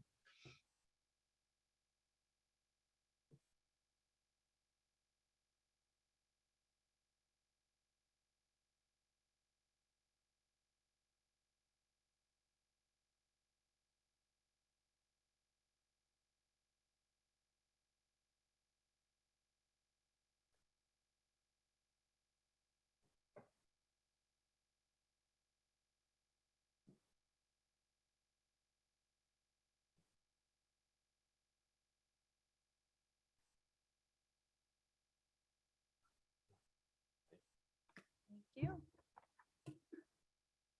All right. Hi, everyone. I'm excited to present today on what we have going on at Great Plains Institute regarding carbon management within our carbon management program. Thank you, Richard Graves, for pretty much giving me a very good introduction to what I'm about to talk about. So appreciate you doing the legwork on that. So just a little background on Great Plains Institute, or GPI. It's an independent and nonprofit focusing on the energy sector, specifically technology and policy. So overall, the goal of GPI is to transform the energy sector to benefit the economy and the environment. There are 4 main objectives that we work on within GPI across various programs. That includes increasing energy efficiency and productivity, decarbonizing the electricity production itself, electrifying transportation, and adopting zero and low carbon fuels, and then, of course, capturing carbon for beneficial use and permanent storage. So the carbon management program really focuses on that last objective. And so what we really work towards is to expand and accelerate economy-wide commercial deployment of carbon management technologies, as well as industrial solutions by 2030, so that we have the projects and infrastructure needed that can then be scaled to meet that mid-century climate goals. I will just note too, carbon management, as we talk about it a lot within our program, it means that full suite of carbon capture, use, and storage technologies. So it's the capture, use, transport, removal, storage. It's all of it put together, because that just helps. That's a little tongue twister if you say it too often. So really, GPI has been working on this for nearly 2 decades on carbon management policy. It dates back to 2002 when we were working at Dakota Gasification in North Dakota. And so we now have expanded to initiatives focused on state and regional efforts, as well as federal policy. And most recently in 2020, we started really diving into industrial decarbonization and those solution sets. So I'm just going to very briefly talk about our initiatives, and then I'll dive into some of the recent trends that we've been seeing at the state level. So really, our current carbon management initiatives and projects work together, and they really build a national infrastructure for policy development and advocacy, looking at the federal, state, and regional, as well as that industrial focus. So first off is the Carbon Capture Coalition. So this is our federal arm, and it really focuses on deploying that full suite of carbon management options through the creation and passage of federal legislation. And so the coalition brings together over 100 members, and that includes unions and environmental NGOs, and they all work together to unite their diverse interests in the coalition. We, as I mentioned, are diving into the industrial decarbonization, and so we launched the Industrial Innovation Initiative, or I3, in May of 2020. This is co-convened with the World Resources Institute, and it really focuses on advancing those key industrial solutions. So we do this in a number of ways, but our primary focus is on state and federal policy development and reduces industrial emissions. Really, the policies we decide to prioritize really advance demonstration and adoption of technological solutions, spur market development, and support good industrial jobs. Historically, we've really been focusing on the federal side of policy within this work, just given the opportunities in the recent last year. But as we've seen some of these larger bills passing, we have really found a new opportunity in supporting kind of the implementation at the state level. And finally, we have our state and regional efforts focused on carbon management, and that's mainly right now through the Regional Deployment Initiative. So this is a network of over 800 stakeholders from 24 different states in the Mid-Continent region, which is mainly just the Midwest and Gulf Coast regions. GPI utilizes develop policy recommendations and best practices for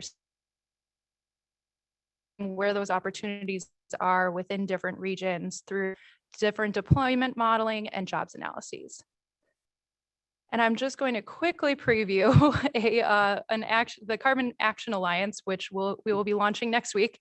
It will create a national network of stakeholders working together to equitably deploy the carbon management projects and infrastructure needed to meet mid-century goals.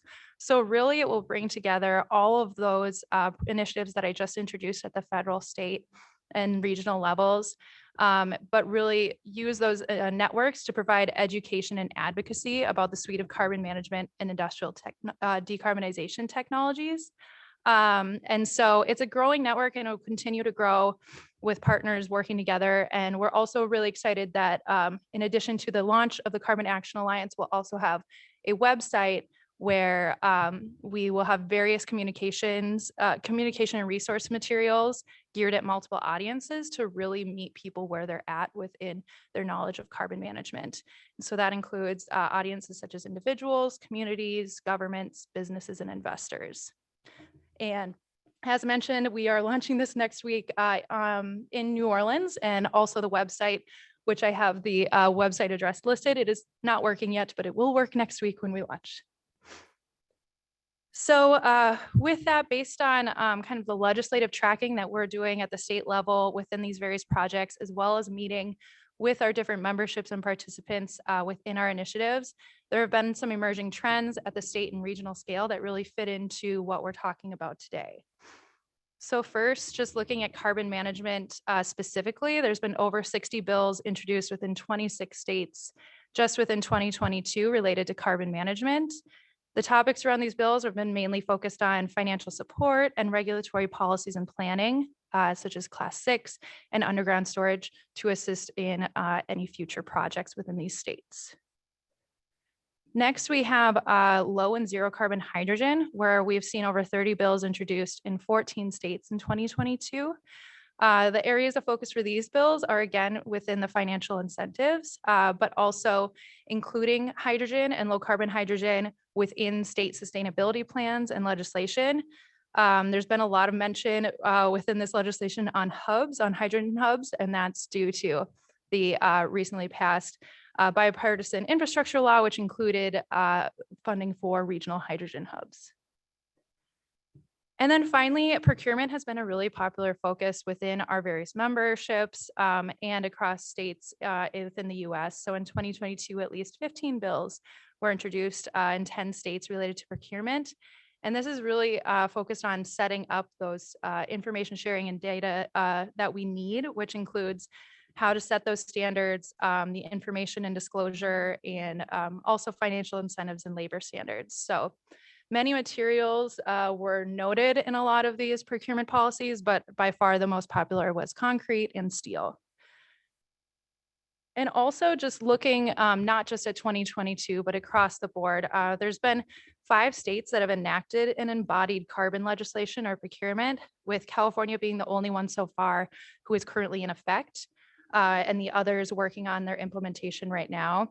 And then we also have 3 other states, Louisiana, Michigan, and Wisconsin, who have included recommendations within their state climate or energy plans to adopt a buy clean or procurement policy. So we should expect to see other states as well be implementing more of these procurement plans. So with that, because we are seeing all these different policies being introduced across various states, especially within carbon management, hydrogen, and procurement, there'll continue to be important policies passed across many states, and sometimes all 3 of them being addressed in a single state. So our initiatives have really been focusing on what can be done right now to ensure that we have proper and effective implementation and ensure that we are positioning these states for success after they pass these policies. So before I dive into kind of those policy recommendations that we have been creating on our end, I do want to also just note that the federal funding for carbon utilization really does help us in providing a framework in making sure that carbon utilization is included within these policies and included as a strategy and within these procurement and low carbon goods. I won't dive into details. I'm sure you all know it now today. And so with that, our industrial group, I3, has really done a wonderful job on focusing on how to position procurement policies for success. And again, within I3, there's various stakeholders within different sectors of industry who will be building these materials, where there will be policies around reducing emissions to create these materials. So that is why they are very much focused on kind of how we frame procurement policies to make sure that they are most successful. So a key place to start is the support of information and disclosure policies, which is like the EPDs that we just recently talked about. In order to procure low carbon products, we need to be able to clearly compare the emissions intensity data across facilities and products. And it can be extremely challenging for small and medium manufacturers to develop these reporting mechanisms. For example, the financial cost that it takes to create an EPD. So technical assistance and state grants are critical to enacting these procurement disclosure policies and making sure that everyone has a fair chance. Procurement bonus policies are also another tool that states could use to encourage companies to outperform each other to low carbon innovation. So a procurement bonus, it pretty much provides a discount to a company's bid if it has a lower carbon intensity than its competitors. So it may take, again, additional analysis, data collecting by states to determine the appropriate cost discount for these low carbon bids. And finally, the public sector procurement standards could be established to create a required carbon intensity benchmark for public purchasing. To do this, states will need to set a threshold focused on specific product and material types that are somewhat more ambitious than the average in the market, and then increase that threshold stringency over time in order to encourage continued innovation toward mid-century decarbonization. These procurement policy considerations require continued investment in research, development, and deployment as standards increase.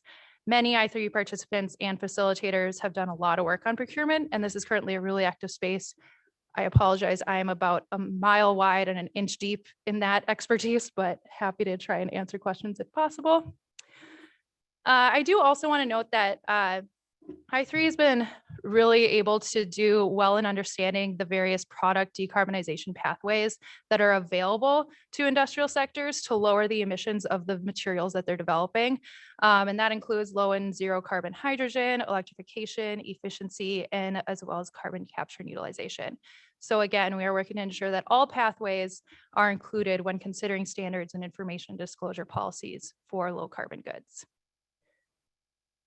I just wanted to note as well, in addition to state and regional level and our focus within that implementation area, a lot is going on within the current federal administration that I3 has been keeping a close eye on, especially announcements from the Buy Clean Task Force.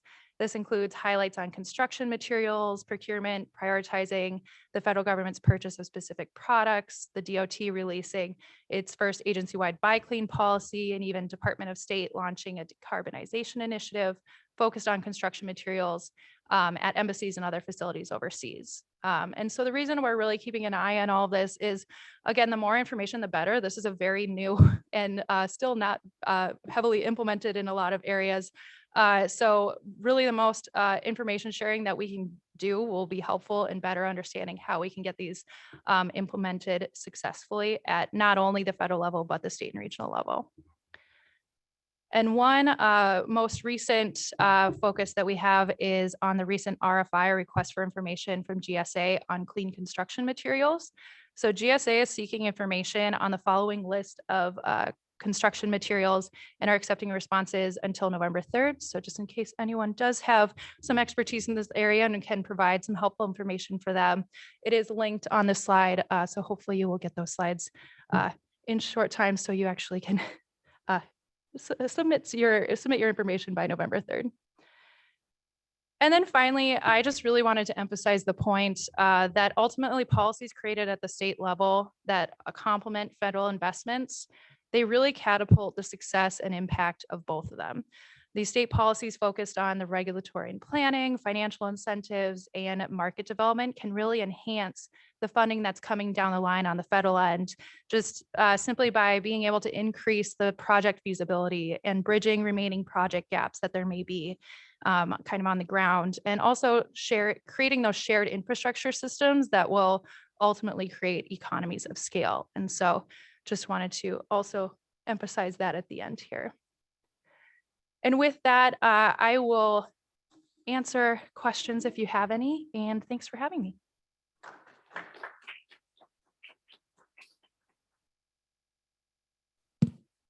Thank you so much, Joe.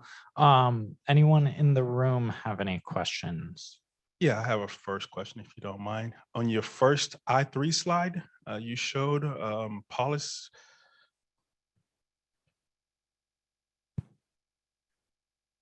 No, sorry. The first one where you saw about the policies from the I3, you list these policies for procurement. Yeah, procurement policy considerations. You mentioned that the federal government's program or upcoming upgrants program is a basis for what you were doing, or so, if I understood you correctly, or support what you were doing. And then you have your next to last bullet point there: develop public sector procurement standards. So when you mention public sector procurement standards, what does that actually mean? What do you envision that being? Yeah, I'll answer that one first. So public sector procurement is just having state municipalities, the public sector in that realm, creating a procurement policy. So within any projects that they have announced that they will prioritize low carbon products. Okay, so that ties into your next final bullet point: prioritizing procurement of the most carbon intensive construction materials for the greatest emissions reduction and avoidance. So my question is, are you going to link any of this? Are you going to create a link or reference or try to link any of those 2 bullet points with this upcoming grants program, more specifically the LCA requirement, and have that as a recommendation or possible requirement within this program that's required for our program? Yeah, I definitely would assume so. I mean, these are within all the priorities that they're looking for any procurement-based policy. And so I would assume that we would be definitely focusing on that standardization and information and disclosure that includes the LCAs and all of that. If I'm answering that correctly. Yes. Okay. Thank you. Yeah. And then we actually have a question online. Joe, if you want to go ahead and unmute yourself. Yes, thank you. I'm curious to know whether or not the definition of carbon capture and utilization and storage is so strictly defined either in the legislation or the regulations that a process that uses, like we do, very special biocrops to capture nearly 4 times the amount of CO2 per acre as an equal acreage of trees. And then we sequester the captured carbon in a variety of bioproducts, including in 3 projects we have with utilities to actually put that char back in the soil where the plants were grown to permanently sequester the captured carbon. Is that an eligible activity, or is it mechanical sort of stuff only? Yeah, within our work, I feel like that is within carbon removal, which is within our kind of definition or suite of carbon management. However, looking within policy side, I'm not sure if that is always included. I would. I'm sorry, I didn't understand what did you just say? Including it where?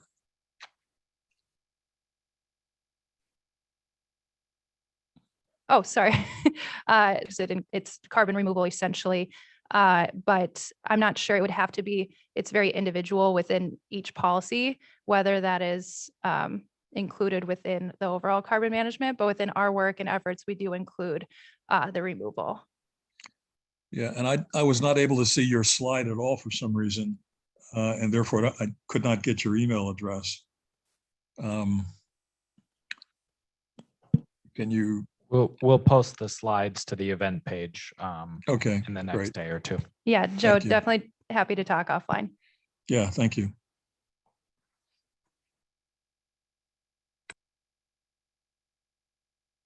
Not seeing any other questions. Jill, thank you so much. Yeah.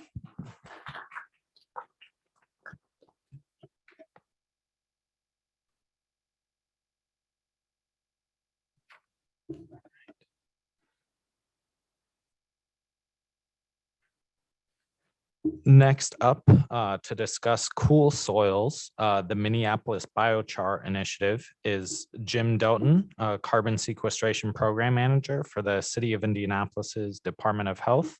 And fingers crossed, those online can see the slides this time around. Looks like our connectivity issues are causing some issues with the slides, but we'll do our best.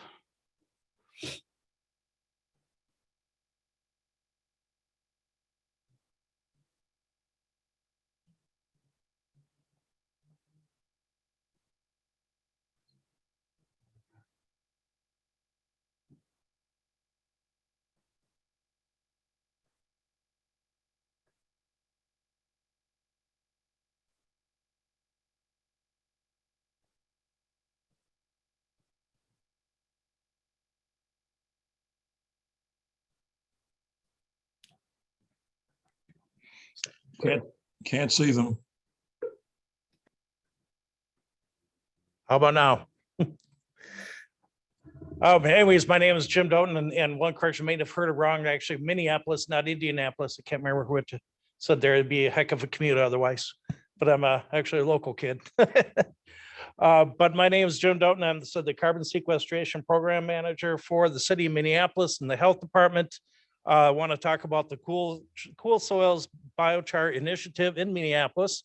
This topic has come up once in the audience here, as well as at the from our home crowd. So just want to chat about it here. Yeah, let me see here. Come on. Oh. There we go. All right, Minneapolis is moving towards a climate neutral future right now. These are just a number of actions we're taking here. The one thing, correction I have up there, we have a 30% reduction from a 2006 baseline by 2030. That's actually 2025 is our goal. And we actually achieved that goal this past year, 3 years early. So we're on our path right now to achieve carbon neutrality by 2050. Moving along those lines here, one thing that we are changing is from going the guidelines where we're doing carbon reductions or looking at GHG reductions from a baseline to a concept in our new climate equity plan at looking at the carbon budget overall. And so doing a better job of accounting where we're at and how things are going as opposed to meeting these other goals here. The bottom one as well will come on in. The green zones we talked about with equity and redlining and other issues that we've had in environmental justice. Those are green zones where we focus a lot of our efforts, and a major goal of this program is to increase the climate resilience in those neighborhoods. Here we go the other way. And just want to talk quick that we mentioned a lot about what's going on in carbon capture and storage and CDR, all these other things. What we have here is nature's perfect carbon capture machine. So IPCC says that afforestation, reforestation are great ways towards trying to reduce climate change, the effects of climate change and the GHG burden. They're great for carbon storage. They build up over time, as well as the additional environmental and health benefits that we see from trees. Won't get into it in this one. See, come back later for that show. The problem is that's the same street after emerald ash borer came through in Toledo, is that those nice little carbon capture things are subject to reversals. And at which time, as you can see all the different things here, talking about storm and disease and other issues. Your carbon that's been captured naturally by these trees, and we count this as the large part of our carbon inventory in the city, is now gone backwards and gone back up and is slowly going back up into the atmosphere and making the problem worse. And here's what we have in Minneapolis is our big reversal, is that emerald ash borer has hit our city here. This area, as you can see in the dark areas on the map, we have about 998 million ash trees in Minnesota. It's one of the biggest ash tree populations in the country, and it's almost as many as people we have in the state. That's a joke, people. Don't have 1 billion people in Minnesota. But anyways, in the Twin Cities in particular, a few years ago, we had a thing called Dutch elm disease, which came through, and people here will remember having nice lofty bushes tunnels going over the roadways. Well, Dutch elm disease came through, wiped those out. So we had the great idea, let's replace them all with ash trees. Well, apparently that wasn't that great of an idea either. So now we're replacing those with a very diverse population of trees. We've taken care of all our public trees, but 90% of the trees are on public lands or on private lands, and are now in the process of going through. The next 10 years are going to be in a crisis mode for the metropolitan area and as well for the state. We had a very fine balance here on how to address the additional wood waste within the metropolitan area. That a lot of it was going to St. Paul District Energy for heating and biomass burning for electricity and steam, as in the rest was taken up for composting or mulch making or whatever. Now that system has been thrown off balance, and we have what has been described as a wall of wood or Woodageddon coming through here. And I'm meeting with the Pollution Control Agency next Thursday for the state, and they're very interested in our project in order to address this wood and what do we do to keep from exacerbating the problem. Now, there's no such thing as a silver bullet, as we've all found out despite us learning as a kid. However, there's a bunch of silver arrows, and this is part of an overall system or a number of approaches that we can take towards addressing this. And this is what we see as one key part in order to address the wall of wood that we have coming down as an emergency climate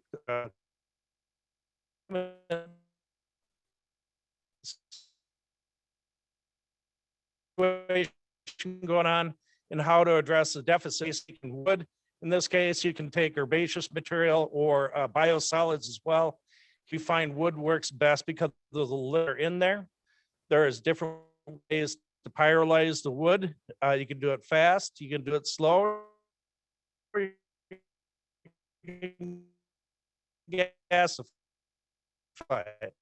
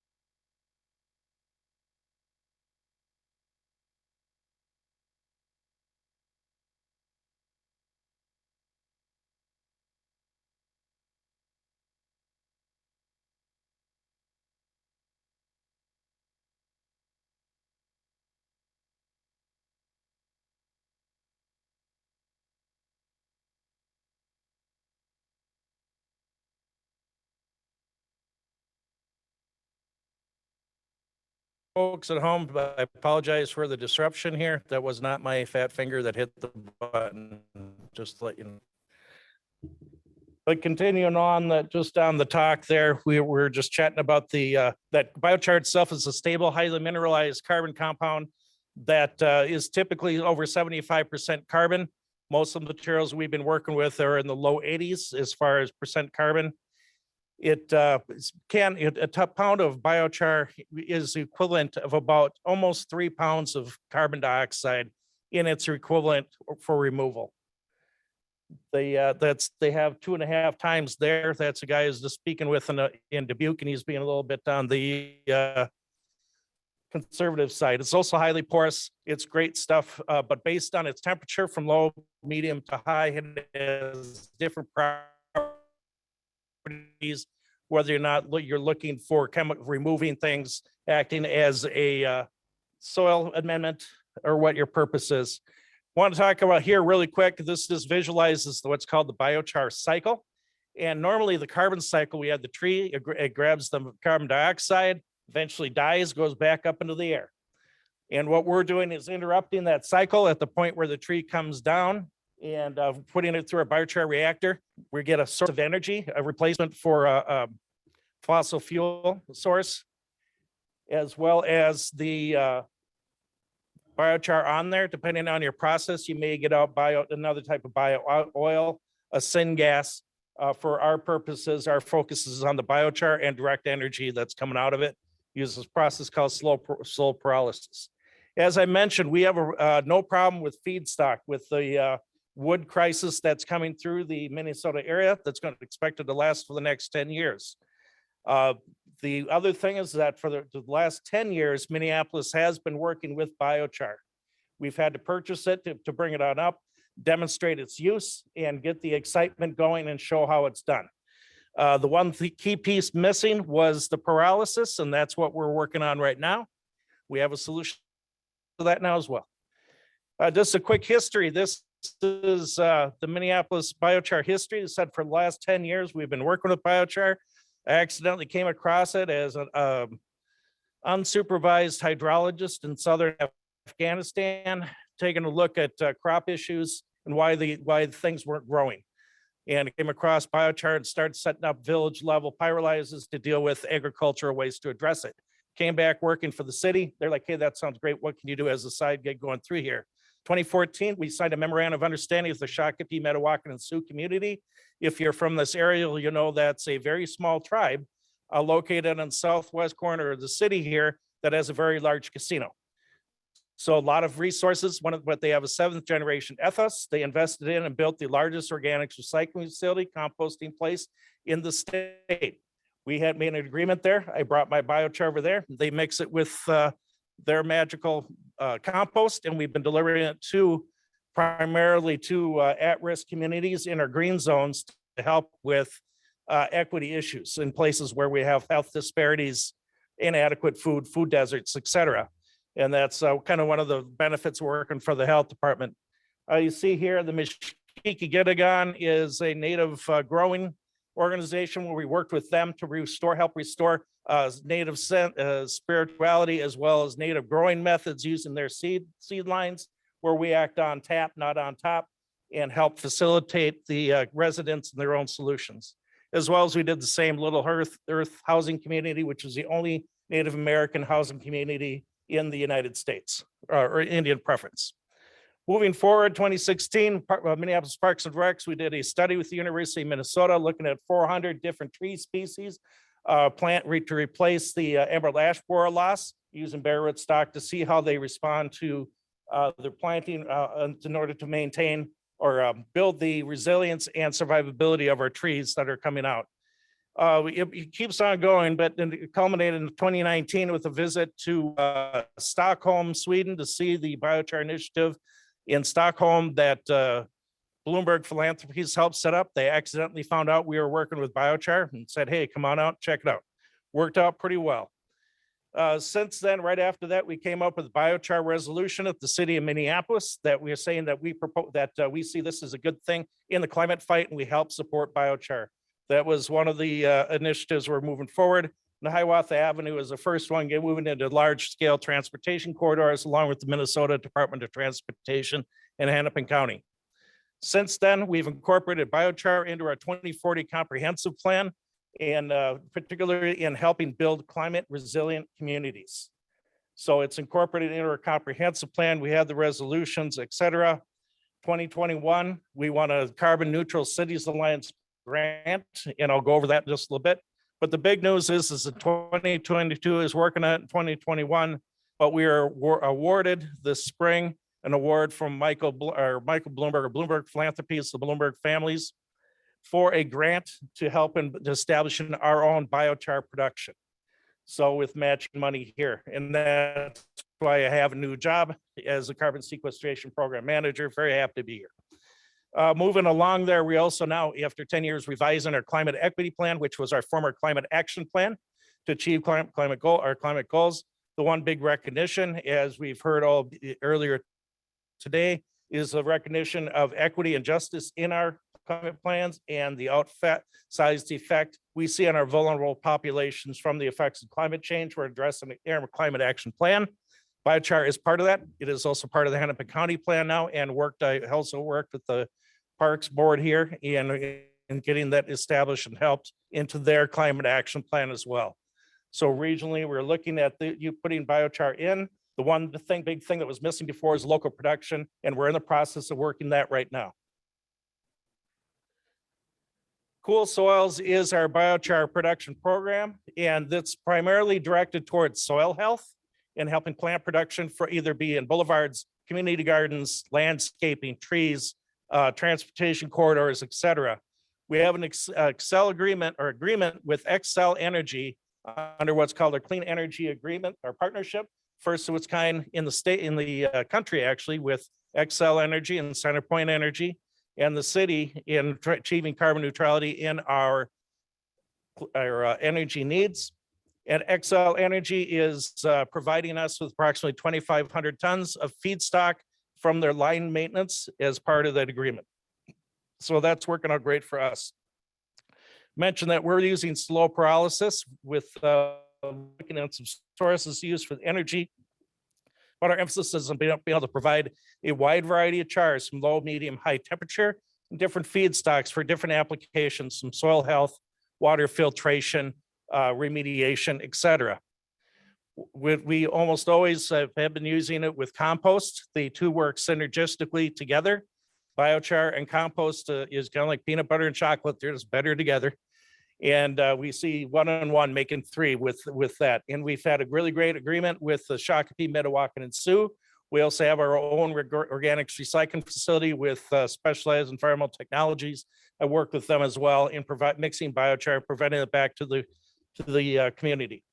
We are also developing carbon removal credits. We heard mentioned Pure Earth. That's one of the platforms we're looking at. I've just recently talked to last week with Carbon Futures, which is another one, looking at either Vera or EDC, the European Biochar Certificate for certification, but we want to verify that our carbon removals are good, they're solid, and they're going to be sequestering carbon for the next 1,000 years. Our project goals with Cool Soils and with our Bloomberg grant, we have three goals I want to achieve with this. That is get local production because we did not have access to biochar to take advantage of it, and it's because the industry is growing.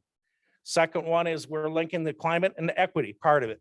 And a large part of our work that we're doing within the community is geared towards those green zones and the at-risk communities in order to build climate equity within the city. It's very important to our mayor and council and our residents. And the third one is that I found that biochar was hard to get and expensive to get up here in the middle of Minnesota.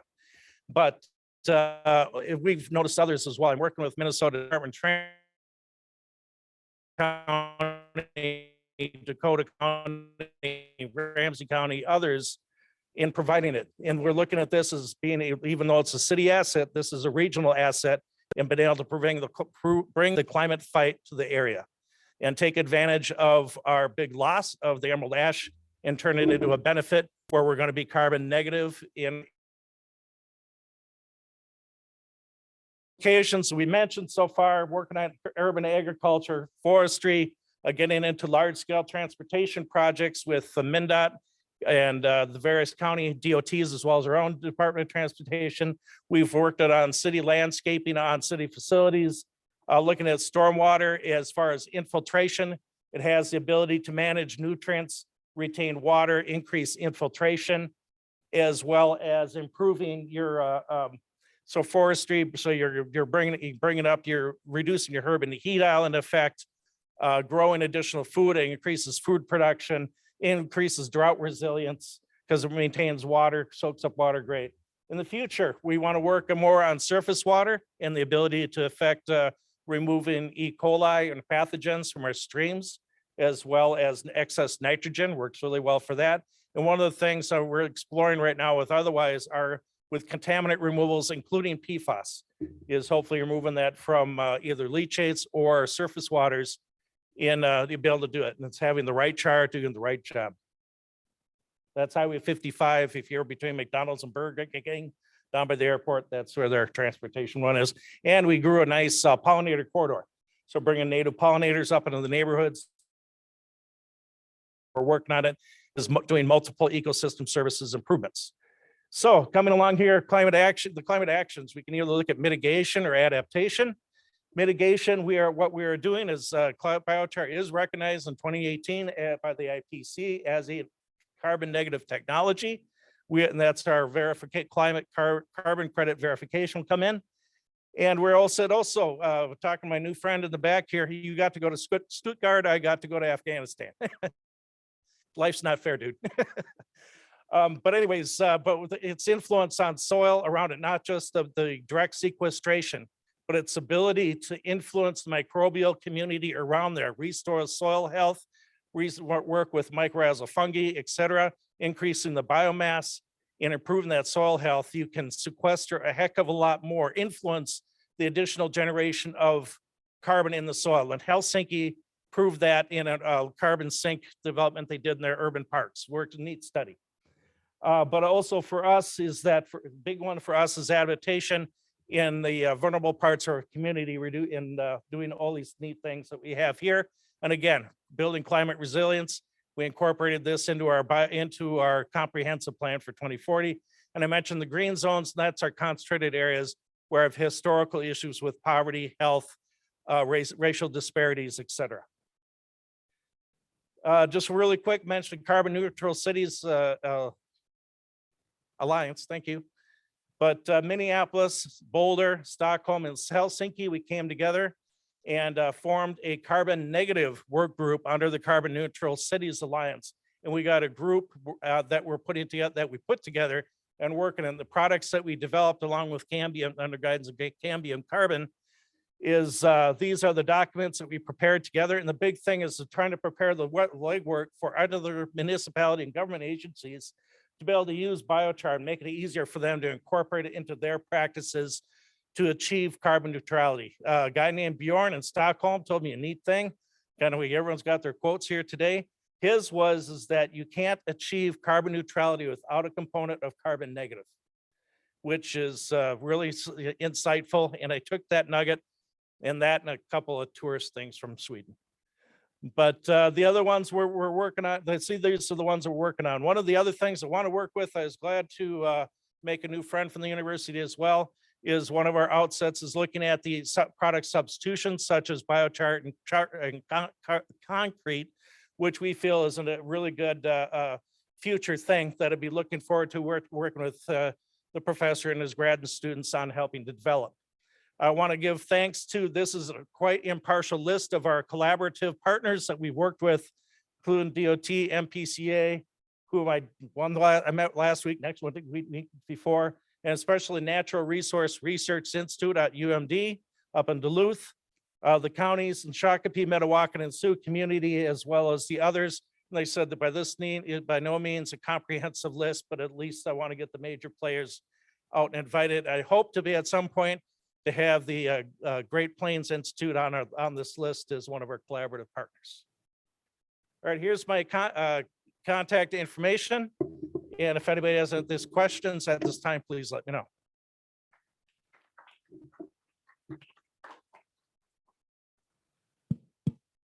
Great. Thank you so much, Jim. Did I really say Indianapolis? I think so. Yeah, I did. Okay. I know you meant well. I saw Minneapolis. Yeah, it's been a long 2 months. Sorry. You've been flying all over. Yeah. So we do have a question online from Joe James again. So Joe, if you want to go ahead and unmute yourself. Yeah, Jim, I was just in your city a few months ago. We are a grantee for a federal program called BioMade. Okay. And if you haven't made contact with them, I suggest you should. And let me repeat again, we are growing biomass sorghum in a variety of places, whether it's on a utility site or on a farm to extract excess nutrients. And then we convert the plant material into several products, one of which is biochar. And we'd love to do a project in your city. No, we'd have to connect. I'll have to get the contact information off the invitee list. And thank you, Joe. And I should say one thing, the Bloomberg grantees, Minneapolis is one. There's well over 100 cities that applied worldwide. Minneapolis, Lincoln, Nebraska, and Cincinnati, Ohio were the other two winners in the United States. I was just co-presenting yesterday in Dubuque with them. And then cities up in Sweden, Norway, Finland, and Germany were the other winners globally on this initiative. So we're very lucky and appreciative to Bloomberg for their support. And thank you, Joe, for your work. Yeah, we've got some of our crops on a Dominion Energy site in Ohio right now. They're going to be harvested in the next week or two. They get to be about 15 to 20 feet high, and that's why they're so good at capturing CO2. Well, we'll have to compare notes. Excellent. Thank you. All right. Thank you. That was Joe James. I'm going to send him an email. All right. Thank you. Any other questions in the room? Yes, quick question or two. Are you focusing on using mostly woody biomass sources, or are you also expanding out, for example, potential regional biomass types that can be regionally, like fast growing crops or herbaceous biomass? We're concentrating right now, as we had the discussion in the back here earlier. Our focus is on the woody plants due to the lignin content, and that's the sweet spot for the characteristics we need for the properties where we're looking for.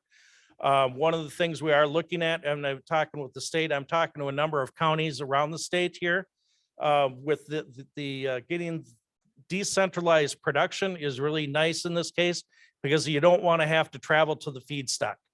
You want the feedstock to come to you and be locally. So several decentralized plants would work a lot better than one big one in this case. And we are focusing on wood at this time as opposed to herbaceous material.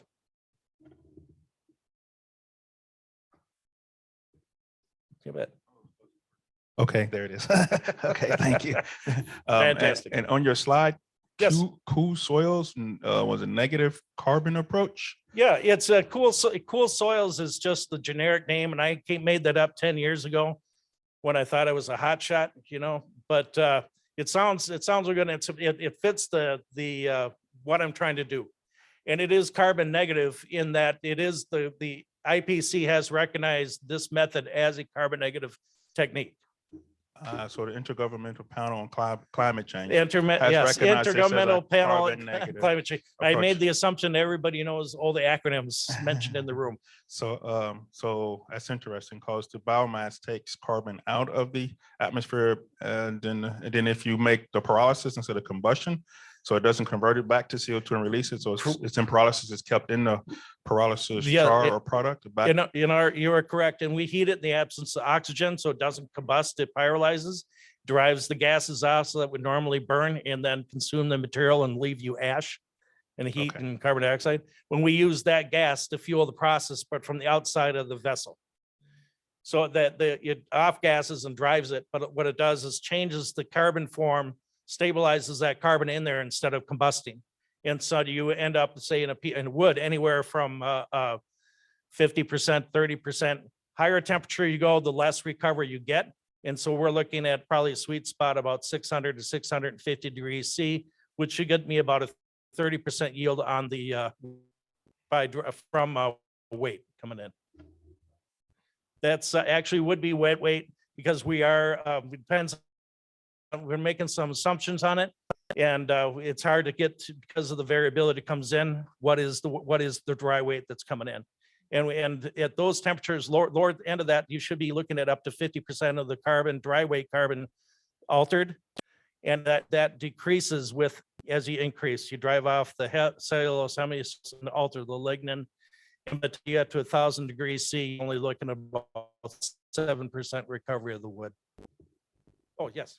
I was curious, what would be doing the same function here as the soil amendment without this, like manures? Oh, yeah, and that's a very good question, very common question, is that biochar itself is not a fertilizer, at least in the form that we're using it in wood. But what it does is through either the chemical absorption in interactions, or at higher temperatures through electrostatic attraction, it holds on to the nutrients and makes them available for the plants longer. So the compost, the ammonia doesn't change into nitrate. And so, you reduce your greenhouse gas emissions, the nitrous oxide emissions, as well as the nitrate emission. So you decrease nitrate contamination in your soil from your fertilizer use and decrease your nitrous oxide emissions. So it decreases it significantly. And I see a friend of ours from Illinois Sustainable Technology Center. They did a lot of work on that, showing the effects of being able to cut the fertilizer use in half for corn and seeing great reductions in GHG and nitrate formation. Great. My question was along the same lines about a soil amendment. So is the plan, because the city has the continuous feedstock from your relationship with Excel, that it doesn't matter that it's not a permanent solution because you're continuously having it in perpetual motion, that you're getting this type of benefit through the? Oh, no, soil it's amendment? going to be, when we sequester it and put it out there, it's going to be, it's sequestered for 1,000 years. And we expect about 10 years that we're going to have an excess of feedstocks coming on out, but we're seeing potential disruptions to the cycle of being able to handle things. There's a potential for St. Paul District Energy to not burn anymore, et cetera. And so we have a problem with the wood. If we don't do something about it, it's all going to go on up, and we're finding new uses and applications for this, but we're providing this on a larger level to state and county and other government agencies. So there'll always be a need. So I always think of soil amendment as closer to the surface level. So it Yep. would not be sequestered for thousands of years. It'd be maybe up to 100. And so I think of like below 2 meters. So your thought process is what? No, it's the chemical that we're in. It doesn't demineralize. With torrefication, you have to do it because the wood, it's stabilized. The lignin hasn't been altered to the point where it's recalcitrant. It's resistant. But what we're looking to is actually change the chemical form in the wood, particularly the lignin, to a recalcitrant form that resists mineralization and still interacts with the soil. It makes influences the other things around there. If you did, you can still pyrolyze things like herbaceous material and biosolids, and they will actually provide more of a like NPK value to it.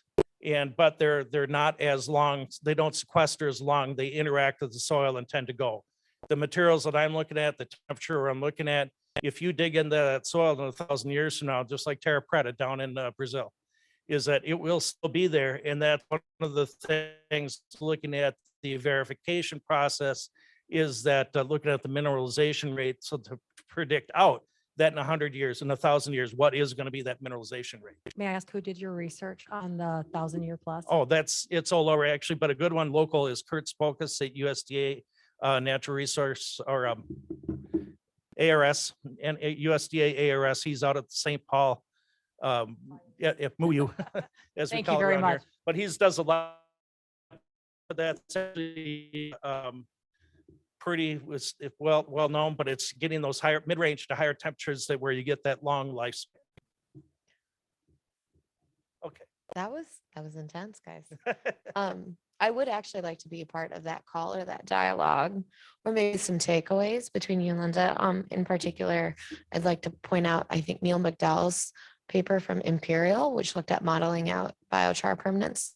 And I think he looked at the applicability in a variety of scenarios. So I do. Oh my God.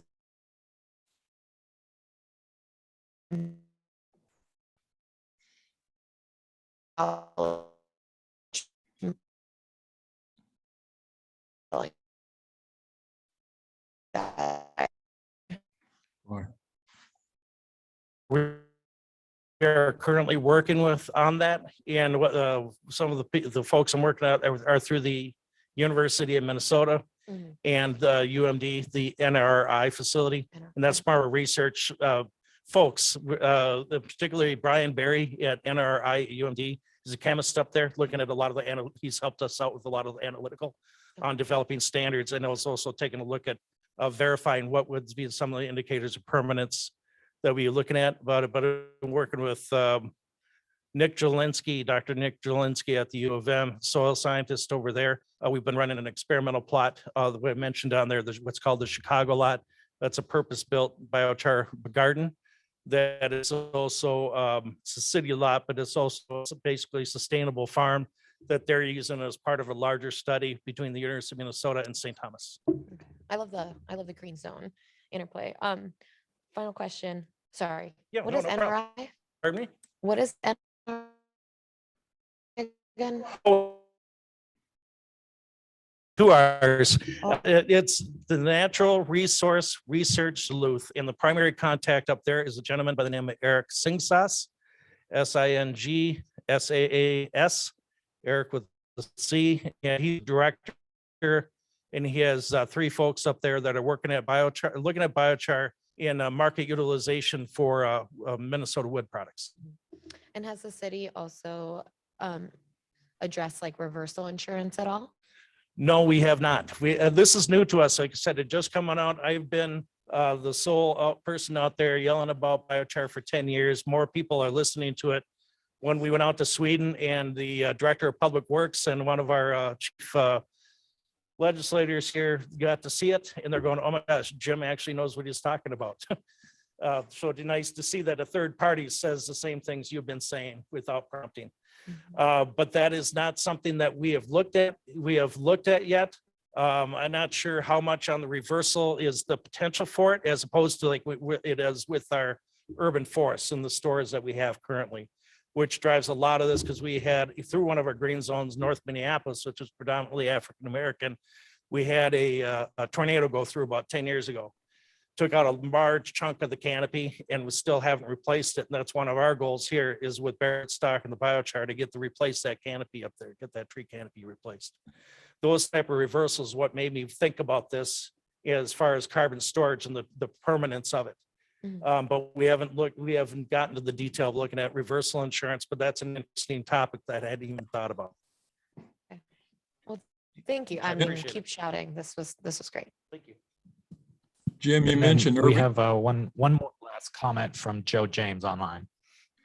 Jim, you mentioned urban heat island impacts. One of the things that we're looking at is timing the growth of our crops so we can get them up to 15, 20 feet by the time the summer is most hot. And then we're contemplating developing something that we call pop-up shade, where we'll actually harvest them and somehow put them into a stand, probably 3 rows deep, so that those communities that are without shade have a shot at it in the hottest months of the summer. Is that of interest? That's a good idea. For we're looking for the urban heat island effect on top of helping restore the urban canopy faster, but also in use in urban agriculture or the street sides, the curbs, the boulevards, et cetera, is growing that additional green stuff, the vegetative material, and being able to hold the water, retain water, not dry out, and then transpire that back out. And that cooling effect has quite a range on it. And that's some of the things that we're looking at in addition to the shade effect. And what about indigenous communities? Are you working with, did I hear you correctly? You may be working with some in the area? Yes, we're working with the Shakopee, Metawakan, and Sioux community outside of here, and they've helped us out as a government reach our indigenous population, which historically has been very distrustful of working with government agencies. And so they would get a warm introduction and been able to act as an ally and help them out with them resolving their issues, as opposed to us telling them what to do. But we provide the support for them in order to come up with solutions, native solutions to native problems. But my appreciation to the tribe for making those warm introductions, because they helped us get in to provide the assistance, like I said, being on tap, not on tap, in order to help those communities out in a way that I would never have been able to walk up on the street and approach them. Well, the reason I was asking the question, the reason I was asking the question real quick was, do they have underutilized land? The tribe is actually very small, and it's a community. They don't have a lot of land. We are working with them on what they're doing. There are other communities in northern Minnesota with the Ojibwe that have much more land, but they're outside my jurisdiction. Glad to Mhm. provide assistance, technical assistance, but as far as where I can work as a jurisdiction, I'm limited, and that's why it's really nice for us to have a tribal assistance in reaching, including disparate bands that have a representation in Minneapolis and have been Mhm. underserved and disproportionately affected by poverty and other housing issues and other aspects. Great. Thank you. All right, Jim. I don't think you expected to have so many questions. So thank you. Thank you for taking the time to answer all those and great presentation. All right. And now with our last presentation, but not least presentation, we have Ryan Larimore, Assistant Research Scientist and Project Engineer at the Illinois Sustainable Technology Center, to discuss carbon utilization and project synergies at the ISTC. Did I at least get the state right this time? Okay, I did. All right. Jim, thank you for the shout out. I know we work on biochar too, but I'm not even planning on mentioning that in the presentation. So I appreciate you. Yeah, no, there's a lot of good work going on at our center, and it's tough to capture it all. So I appreciate that.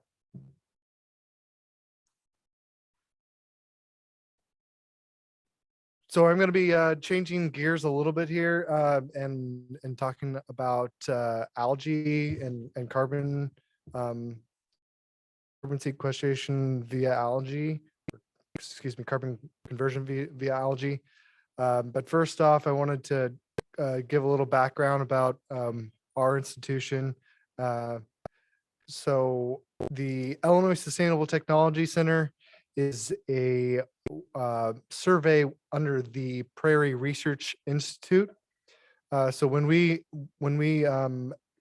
do projects, we have a great network of sister surveys, from the Natural History Survey to the Water Survey to the Geological Survey and Archaeological Survey, all underneath the Prairie Research Institute umbrella, which is also housed by the University of Illinois.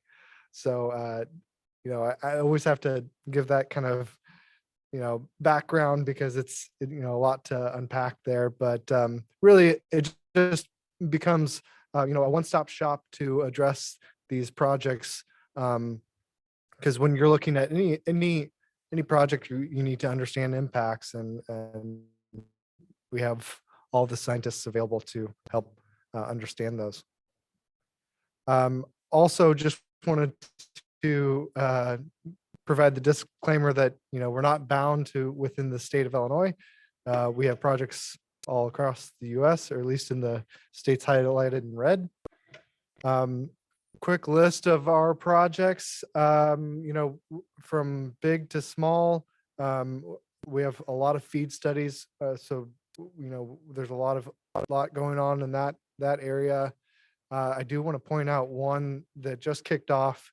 It's the DAC plus excess heat from steel plant plus utilization of CO2 for cement applications. I love it when a project can come together and you can use so many different resources and really look at that being put into place. So the ones in red are complete, and the ones in black are what we're working on. I'm going to focus on one in particular today, and that's on the algae side. Another little background into our institution. These are not anywhere near the full breadth of who we have at ISTC, but just two kind of additional points of contact. We have Dr. Lance Scheidemann, who covers from a carbon or CO2 utilization aspect, algae and fuel conversion. And then on the other side, we have Chinmoy Baroy, who focuses in industrial and commercial utilization, so cement and other opportunities there. So like I said, I'm going to be focusing on algae today. And just to make sure we're all on the same page, this is mainly talking about point source capture. So from a large plant into large raceways, and then you get a variety of products. But I don't think it's you end up with algae, and there you can do a lot of things with algae. You can turn it into a fuel. You can turn it into a blue pigment. But the one I'm going to be focusing on, because it's very scalable and very quickly scalable, and there's a large market for it, is animal feed. So be getting into that. Just a little background on kind of the DOE projects that we've worked on in this space. So we had lab scale algae and wastewater project, and that took algae, the coal simulated fuel gas, and wastewater nutrients. I'll get into why that is important later. And that provided, the baseline for a promising TEA of a full scale system. And then the one project that's under construction right now, and that's what I'm going to be talking about, is our pilot scale project at the CWLP Springfield. And that's just the city water, light, and power utility for the city of Springfield, Illinois. And that is a 200-meter square pilot taking that coal flue gas and converting it into algae. And then also in that same in the same space, there's a 21st century power plant large scale feed study looking at replacing their current coal power plant with a 21st century power plant operation. And a portion of that would be or is being considered for algae conversion.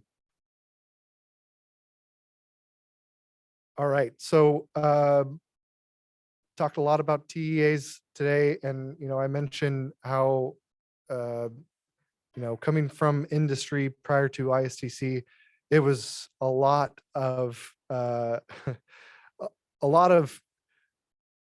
emphasis was based on that return on investment. When is it going to pay back? Because at the end of the day, when you look at a project, you need to know when you're going to start getting money back, because I'm not an accountant, but apparently that's very important. So so when we're looking at algae, you see on the chart on your left hand side, our baseline TEA for algae. There's no payback period, so it's tough for any business to really consider that. But as you move towards the right, HTL, so algae conversion to biofuels, you get into an area where it could be 9 years. And then moving further right, we look at wet cattle feed conversion, and then dry cattle feed. We're in the 6.5 year range, which it's getting pretty close to what investors would be considering, a good time frame. So our algae pilot at CWLP, the project strategy there is that we take the best in class algae cultivation system from our partners, Global Algae Innovations. And then we are taking this, it's the first coal flue gas demonstration of this kind. And then we're providing the water nutrient inputs, and kind of what is the basis on how to integrate those nutrients into the algae growth. And just as a baseline, I'm sure everyone here knows how algae grows, but again, the important piece to the technology background here, and really what is changing is that wastewater nutrient is, back on that TA slide, you saw the credit there for nitrogen and phosphorus removal. And it becomes really important because, that's a space where there's going to be a lot of opportunity. There's going to be a lot of wastewater plants with excess nutrients that need a source to get rid of those. And we have a great way to convert that. So it's, a nice added benefit to the CO2 conversion as well. This is just an example of the GAI farm in Hawaii. I'm still trying to make it there myself. But this is a petroleum fired flue gas plant in Hawaii. And they are actively growing algae there since 2014. And so right now the project, like I said, is under construction. So just to give a little example of the layouts here, you can see in the blue lines kind of where we're placing the raceway, and the smaller raceway layouts and the carbon absorption tower there as well. Another picture of the carbon absorber, just to give you a little size of scale. And when I'm talking about scalability and deployment, this is just a 6-inch pipe.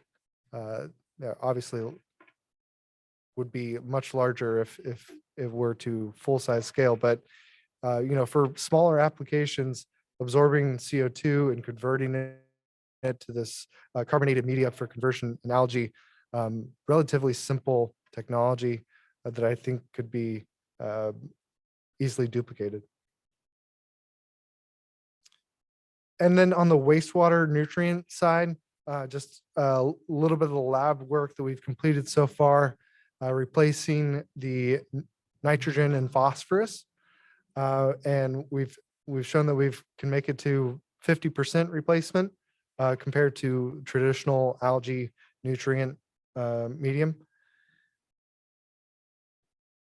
And another important part of this is, because it's a big question that everyone always asks, you're taking coal flue gas, which is inherently has contaminants in it, but then those contaminants could make it into the feed, right? Well, that's what we're trying to figure out. So another great part about being at the U of I, we have some great animal science participants in this project, and we're gonna test that. So we're gonna grow this algae from coal flue gas and fully in a real world application understand where we're at as far as contaminants that end up in the final product. So and just because let's say we do find contaminants that make it into the final product, that doesn't kill the technology. That just means that we need to adjust something or add another filter towards the end. So some key advantages of this project, obviously, excuse me, wastewater nutrient source is very important because it helps the economics of it, really. When you're looking at creating the carbonated media, that part of it is very cost efficient. But when you're growing algae, it's not just growing off of CO2, you have to have the nutrient replacement in there as well. So reducing the cost of the nutrients is a vital step there. another key advantage here, because, people often compare this to traditional agriculture, you're looking at up to 10 times productivity per acre versus conventional agriculture. So when you're looking at just, bigger picture, what is algae doing for, the overall carbon utilization on Earth? We believe it can get up to 10 times the productivity. So, and it's important because when you're looking for the land, which I'll show an example later of what we're probably going to be taking up for a 10 megawatt demonstration. It's significant. It's very large, but when you also compare that to the land that's being used for corn or soybeans, traditional agriculture, and you think about, oh, I can get 10 times that productivity. I think I know a lot of farmers, and they'd be interested in that. So, so the project impact on animal feed, obviously I mentioned testing achievements. I think that's going to be a very interesting outcome.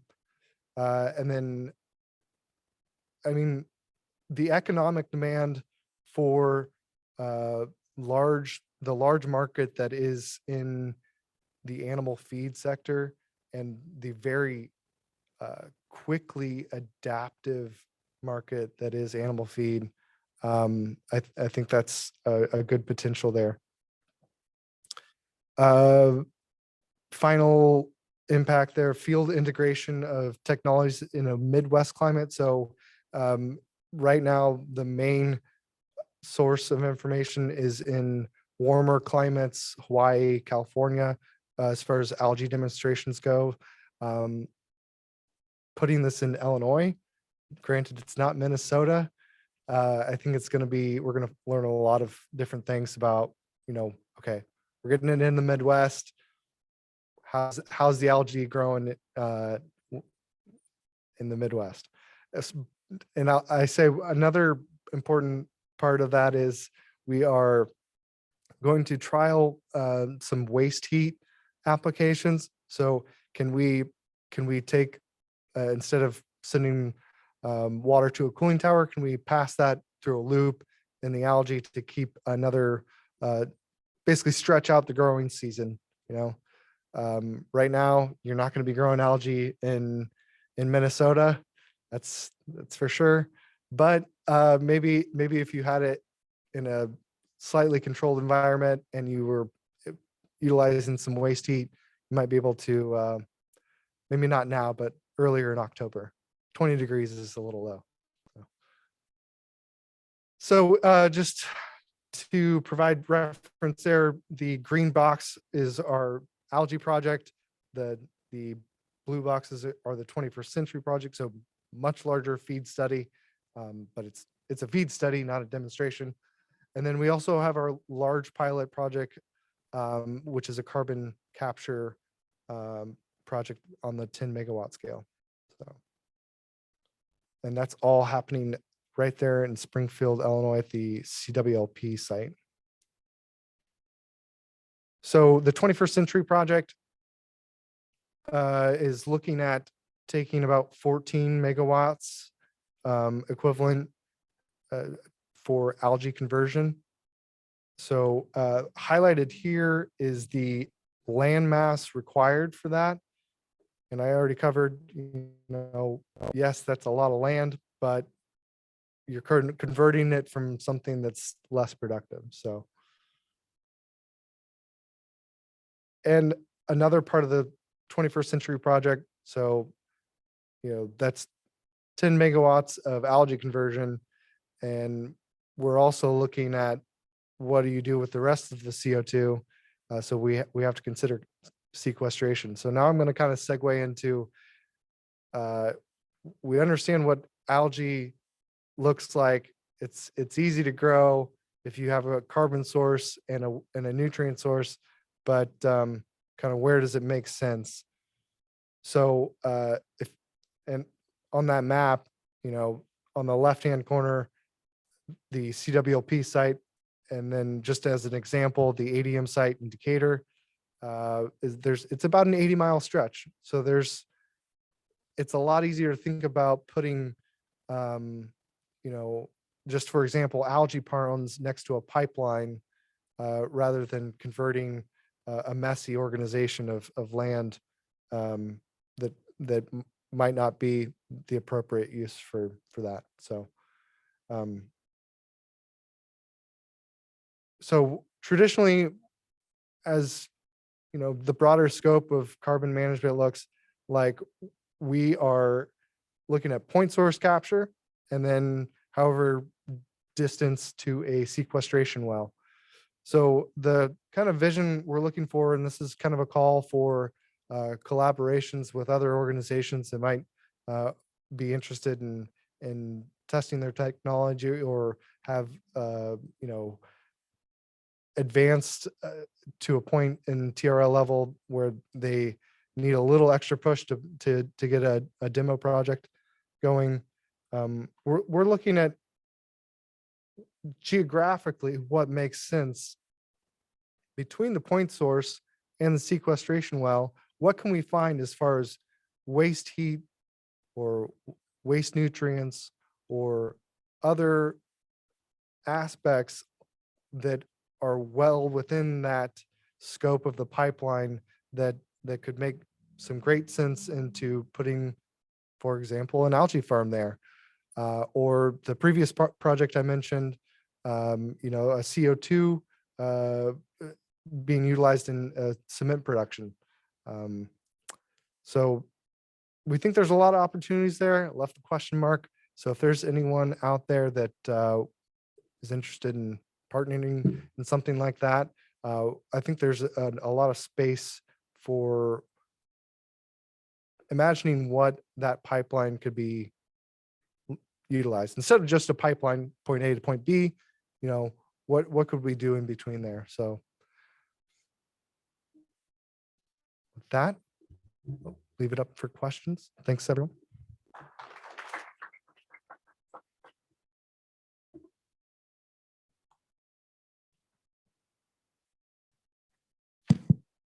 Thank you, Ryan. Any questions from the audience? Yes. Yeah, I have a question or two, if I may ask. You showed in your animal feed testing, you showed and you mentioned that your animal feed testing would be used to determine issues regarding, I guess, the type of quality of the flue gas you're being used, if I understood you correctly.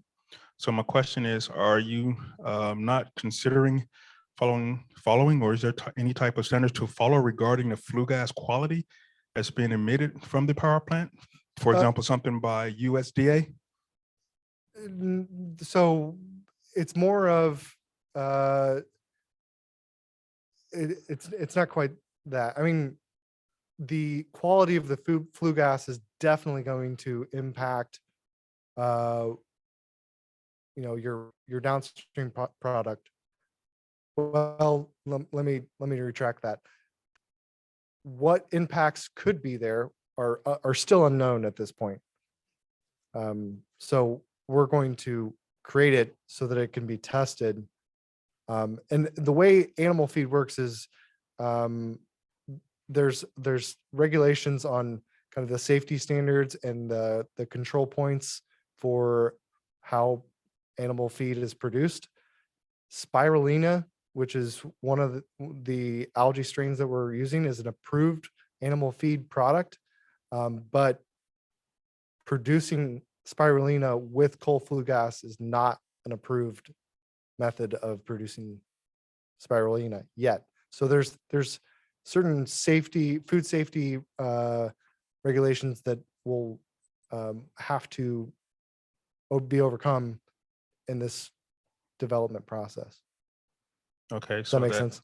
Yes, that makes sense. So that could entail changes required, I say, downstream, because I don't think a power plant will want to do anything to change their emissions quality to meet algae feed, given the costs involved in that, and they're just trying to save costs and meet the normal emission standards. So that's something to think about. Where would those changes be necessary if you have to change something? And then my next, that ties into the I guess the next to the last slide you showed about this algae form. So the quality of the CO2 from the point source going to sequestration. Do you know if you are aware of that type of quality going through that pipeline? And similar question, will that be a good quality to use for algae farm? Yeah, it would, at that point, if it's pipeline quality, it's higher quality than what we're using in this project. So if you have pipeline quality CO2, then it is pure than the flue gas that we are converting to carbonated media in this project. Okay. So you would essentially remove any questions about contaminants. Okay, thank you.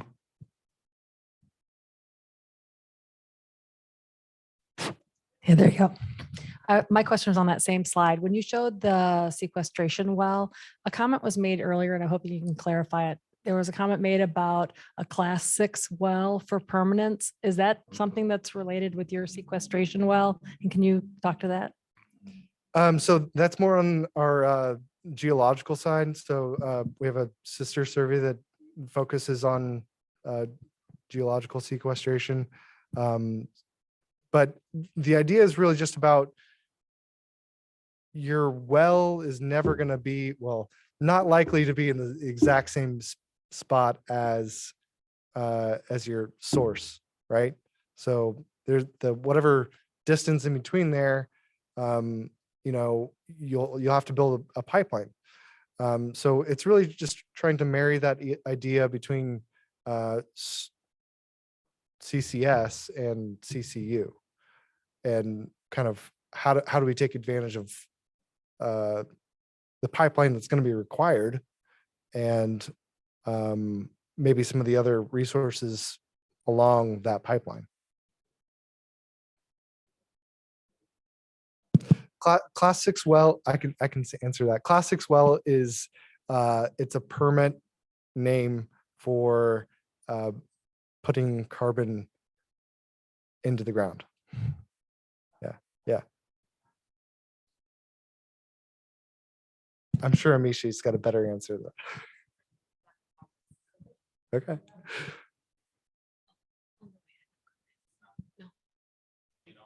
You don't want to define classic as classic as well. Quickly. So there's class 2 if you're looking at most wastewater injections, enhanced oil recovery at a certain depth. Class 6 has a lot more monitoring associated with it, roughly 50 years, and it's CO2 only within a saline aquifer. So the ADM goes into the Mount Simon sandstone, which is, I think, one of the first class 6 wells that was permitted. That's correct. Yeah, and class 6, all of the UIC, sorry, underground injection classifications are under the Safe Drinking Water Act under EPA. And I have no more knowledge to give. All right. Any other questions from the audience? And not seeing any online. Ryan, thank you so much. Really appreciate it. Thank you.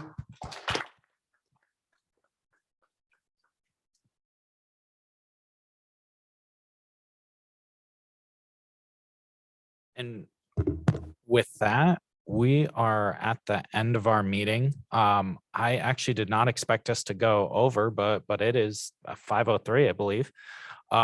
So just want to say thank you all for joining us. I know it was a smaller group, but I appreciate how interactive you all were. I think we actually had some pretty good discussions and feedback. So really want to say thank you for that. Thank you to DOE for organizing this, and thank you to the Battelle team for assisting us in summary reporting and whatnot. If I could just ask everyone to do us one favor, is once the funding opportunity is out, if you could help us evangelize this program. I think there's, what is it? That's $310 million that will be out for procurement grants for for state and local governments and public utilities to use up to, sorry, that's the caveat, up to. But I think this could be a really cool program to help drive this industry forward. I don't think state and local government officials are that aware that this is coming out. So that's kind of where my ask to help us evangelize this comes from. That would be really helpful. But with that, thank you again. Thank you to all our speakers. I think we had some really great content today. And with that, I'll say our meeting is adjourned.